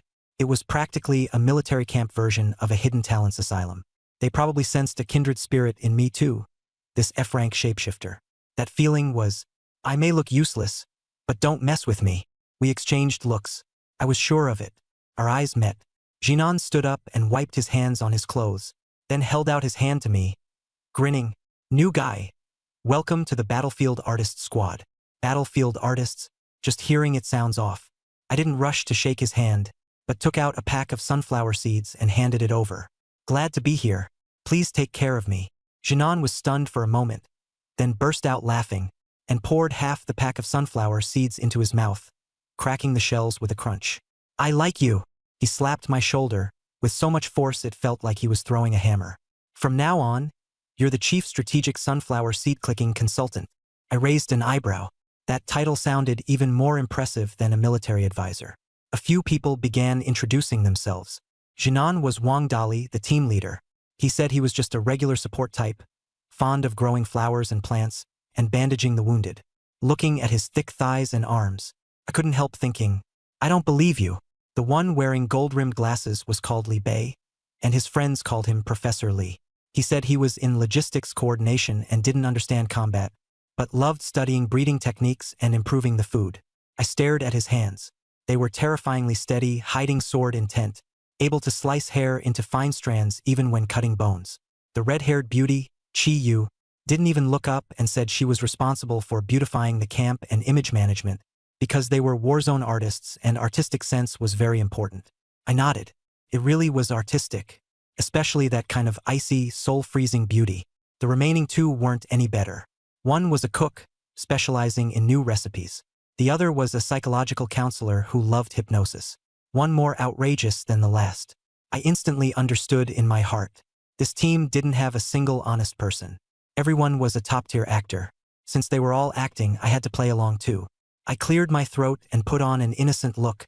My name is Reed Kane. Just an ordinary shapeshifter, nothing special. After a pause, I added one more line. I just refresh my class every day, that's all. A slightly stronger kind. Yeah, just a tiny bit. As soon as I said that, they exchanged a look, their eyes saying, bro, one of us. It was obvious from Captain Ma's battle-ready expression and Lei Wanjuan's parting words. Don't go head-to-head with him. Now they were even more certain. I was one of the same kind. Professor Li closed the book and asked curiously. So what class did you refresh today? Everyone looked at me. I sighed, my face full of bad luck. Don't even mention it. Not working today, summoner. You know, at my level as a shapeshifter, combat classes are pretty ordinary. I'd probably only summon a slime or a little wild boar. Not even good enough for scouting since their legs are too short. I said it so naturally, my face practically red. I'm a loser. Come comfort me. A sigh immediately rang out. Wang Dali spoke extremely sincerely. Summoners have a rough time in the early stages. It's okay, little Reed. Those slimes are weak. They're sticky. Using them to stick dust together still counts as a contribution. Professor Li also nodded gravely. The summoner's own body is safe. If they get hit, they can just retreat to the back. Our squad may not have much else, but our tank is strong. Look at Captain Wang's build. Even a 10th-tier ferocious beast would have to think about life. Chi Yu rarely looked up and threw me a flirty glance. Little brother, don't be afraid. Big sister's got your back. Nobody dares touch a hair on your head. One sentence after another from them, they comforted me like they were caring for a newbie. All of it was fake, still pretending. If I hadn't seen through it, I really would have believed them. I stood in the middle of the crowd, wearing just the right amount of emotion and shyness. Yet my heart was blooming with joy. The life system spiritual power. Exploding Healer said he only did bandaging. The sword intent that couldn't be hidden, the bespectacled guy, said he only raised pigs. The icy beauty with a gaze cold enough to freeze said she handled image management. Now they were surrounding me, this ordinary summoner who had just called forth the great sage equal to heaven, patting their chests to comfort me. Don't be self-conscious just because you summoned a slime. The whole scene was overflowing with drama. I instead felt a sense of belonging. It was as if I'd really found my organization. I cooperated by sniffing, then pulled out some sunflower seeds and shared them with everyone. Thanks. It's really great having you all. Come on, sit down. Let's crack sunflower seeds and chat for a while. In the little courtyard, 6 monsters no one could afford to let slip away sat in a circle, the cracking of sunflower seeds going ka-chunk ka-chunk. And the atmosphere was like a seniors' activity center. I almost seriously wanted to suggest the military district should also provide a reclining chair and a radio. The mood had finally stabilized. Too bad it didn't even last half a minute. The piercing alarm tore through the silence. Woo! The sound was shrill and urgent, not a drill or a fake alarm. Several people froze at the same time. Wang Dali's hand trembled, and sunflower seed shells scattered to the floor. His face instantly turned miserable. Professor Li's book fell with a snap. Chiyu almost scratched her face. The retired cadre aura vanished in an instant, turning into the look of being called back on the last day of vacation to make up homework. Again. Chiyu frowned, sounding irritated. Weren't there already 2 missions this month? Are they even letting people live? The cook let out a long sigh. Yeah, we've only had a few days of peace. I was secretly overjoyed beside them. Keep acting. But the alarm was indeed real. Before he could finish complaining, the courtyard gate suddenly slammed open. Commander Ma rushed in, drenched in sweat, holding a red-headed official document, his face frighteningly grim. It's what time now and you're still cracking sunflower seeds. Everyone assemble. Urgent mission. Wang Dali slowly stood up and asked reluctantly, Commander, this is that urgent? Haven't we already met this month's quota? Cut the nonsense. Commander Ma slapped the document against his chest. West suburb of Sihai Province. The Wailing Banshee Forest Dungeon. Li Fu. Xenogenic energy is off the charts. High-level alien infiltration. Military order. All squads with combat capability set out immediately to clear it. Wang Dali looked at himself, then at us. His expression clearly said, Can we count too? Count. Of course it counts. Captain Ma glared at him. The document makes it clear. All squads. No exceptions for the tiger taming squad. That's an order. Only then did he realize I was there, and his gaze turned sympathetic. Professor Li sighed. Pushing up his glasses as he looked at me. Unfortunately, little Reed, you've been here less than an hour, and you're already being forced onto a mission. Wang Dali immediately chimed in, patting my shoulder. Don't be scared, little Reed. Stick close to me when we enter the dungeon, and don't run around. My combat power may not amount to much, but as a newbie, I've got your back. Chi Yu lazily added, With Big Sis here, you won't die. I almost burst out laughing. At a time like this, and you're still acting. So dedicated. I know this kind of large-scale mobilization dungeon comes with serious danger. For an ordinary logistics team to enter a dungeon, it's no different from delivering takeout straight into the mouths of another race. Captain Ma brought them here, not because he was short on people, because he knew they were no ordinary bunch. Thinking of that, I was even more excited. I tapped the table, the sound crisp and clear, drawing everyone's attention. I smiled, my tone calm. Since you're here, we're all on the same team. No need to say it's a pity. Come on, let's take this chance to see how everyone's class performs in the dungeon. My gaze swept over them, meaningful. Wang Dali's smile stiffened, and he looked at me with more surprise. He probably thought my senses were pretty sharp, but he still hadn't realized I had already seen through their true colors. After all, an F-rank shapeshifter couldn't possibly roll a profession that could see through other people's secrets. Under normal circumstances, that really was impossible. Wang Dali quickly hypnotized himself, burst into laughter, and took over the topic. Good. Well said. Little Reed has some awareness, so us old-timers can't back down either. He turned around and roared at the team members. Stop playing dead. Hurry up and pack up. Get ready to move out. If we fail to meet this month's quota, all of you are going to the cooking unit to peel potatoes. A chorus of sighs rose in the courtyard, in perfect unison, as if they had rehearsed it. Professor Li bent over and picked up postpartum care of Sao's/I, blew off the dust and solemnly tucked it back into his arms. He was truly a master, like a humanities recluse. Chi-Yu took a small mirror and lipstick out of the toolbox, muttering, "Even if I die, I still have to be a pretty ghost. You're hopeless. At least hang on beautifully." Wang Dali pulled a mini first aid kit, only as big as a palm, out from the corner, hung it at his waist. It looked absurd beyond words. If it weren't for emergencies, I'd be laughing myself to death too. Watching them, I grinned from ear to ear. This group of people was really interesting. I lowered my head and glanced at the 1,000 machine transform on my wrist. Today I was a summoner, and I even had the skill. Your connections are unmatched. Slimes? Wild boars? Don't even dream about it. The name Wailing Banshee already sounded like something from the underworld. Maybe I'd really run into some suitable connection. Just thinking about it was exciting. Our group of acknowledged slackers arrived at the assembly point on the playground right on time. Military efficiency, I was impressed. In just a few minutes, the training ground was fully armed, and the atmosphere was tense beyond belief. On the high platform, a middle-aged general with stars on his shoulders spoke through a psionic amplification device, crisp and to the point with no nonsense. The squad complies, and their morale is fierce. Only when the general's tone turned colder and his sharp gaze swept over the crowd like a knife did he continue. This is not a drill. This real combat. If you encounter a stronger enemy, request backup immediately. You only have one life. Don't act on impulse and ruin yourself. After he finished speaking, the portal opened, and blue light churned as if it were straight out of a dungeon. Move out. Wang Dali looked unwilling, waving to us, before leading a group of yawning artists inside. I went in last, grinning from ear to ear. The next second, the portal's tearing force became wild, and the distortion of space was like being spun dry in a washing machine. I heard Wang Dali curse angrily. Damn it! Random teleportation. Then the screen went black and I was no longer in the team. At the same time, Wang Dali crawled up from a pile of rotten leaves, spitting mud as he looked around, not seeing a single teammate. His face darkened as he wanted to curse the dungeon designer for having water in his brain. But the more important fact hit him: random teleportation. Meaning this F-rank newbie summoner was thrown off alone into some corner. This job was simply deadly. He picked up the communicator and tried to call his teammates, but all he got was a crackling burst of static, completely impossible to reach them. Wang Dali's face darkened to the extreme. He stomped hard. Boom! A terrifying surge of life energy exploded, turning the rotten soil green again.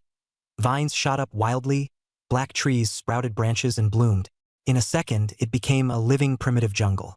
In that instant, this honest, dependable support guy seemed like a god in command of life itself. Pretty darn cool. Professor Lee landed in the field of white bone graves, his expression grim, and tossed aside that book on Saucare. With a buzz, Koirue soared intent soared into the sky. He used his fingers to slash open the white bone tombstone, the cut surface smooth as a mirror.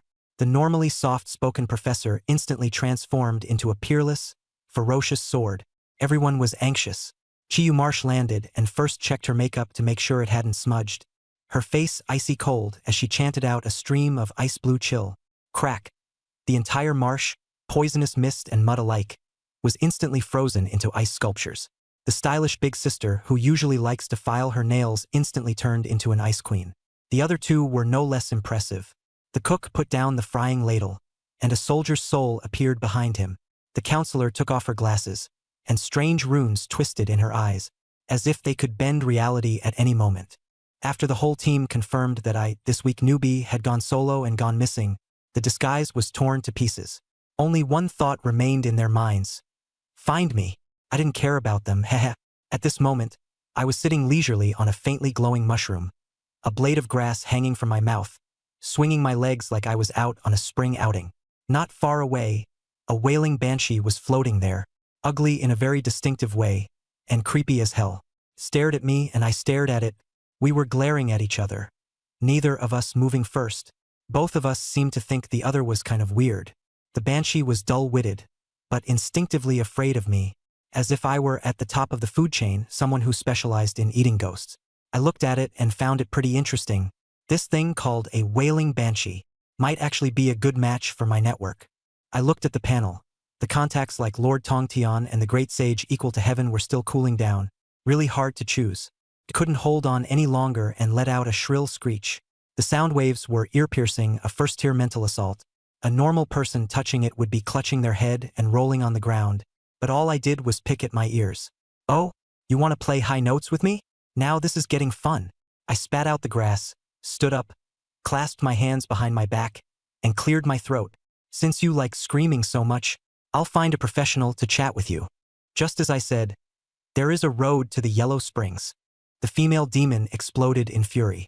It didn't understand what I meant, and desperately tried to stop me from finishing the chant, fearing something huge would happen. It instantly broke down, turning into black lightning, charging straight at my face with a bone-chilling aura. The speed was insanely fast, here in the blink of an eye. I was too lazy to dodge, so I threw a punch with my hand. No special effects, no spiritual energy fluctuations, just a purely physical punch. But my body was backed by the attribute bonuses of the gods' professions, and this punch was ridiculously fierce. Bang! With a loud explosion, the banshee was sent flying with triple the force, tracing a parabola, crashing through a dead tree dozens of meters tall, with chips scattering everywhere, its ghostly body flickering, nearly disintegrating. It looked up at me, its worldview completely shattered, and in its mind, it wondered, aren't you a mage? How did one punch turn into a siege hammer? What kind of move is this?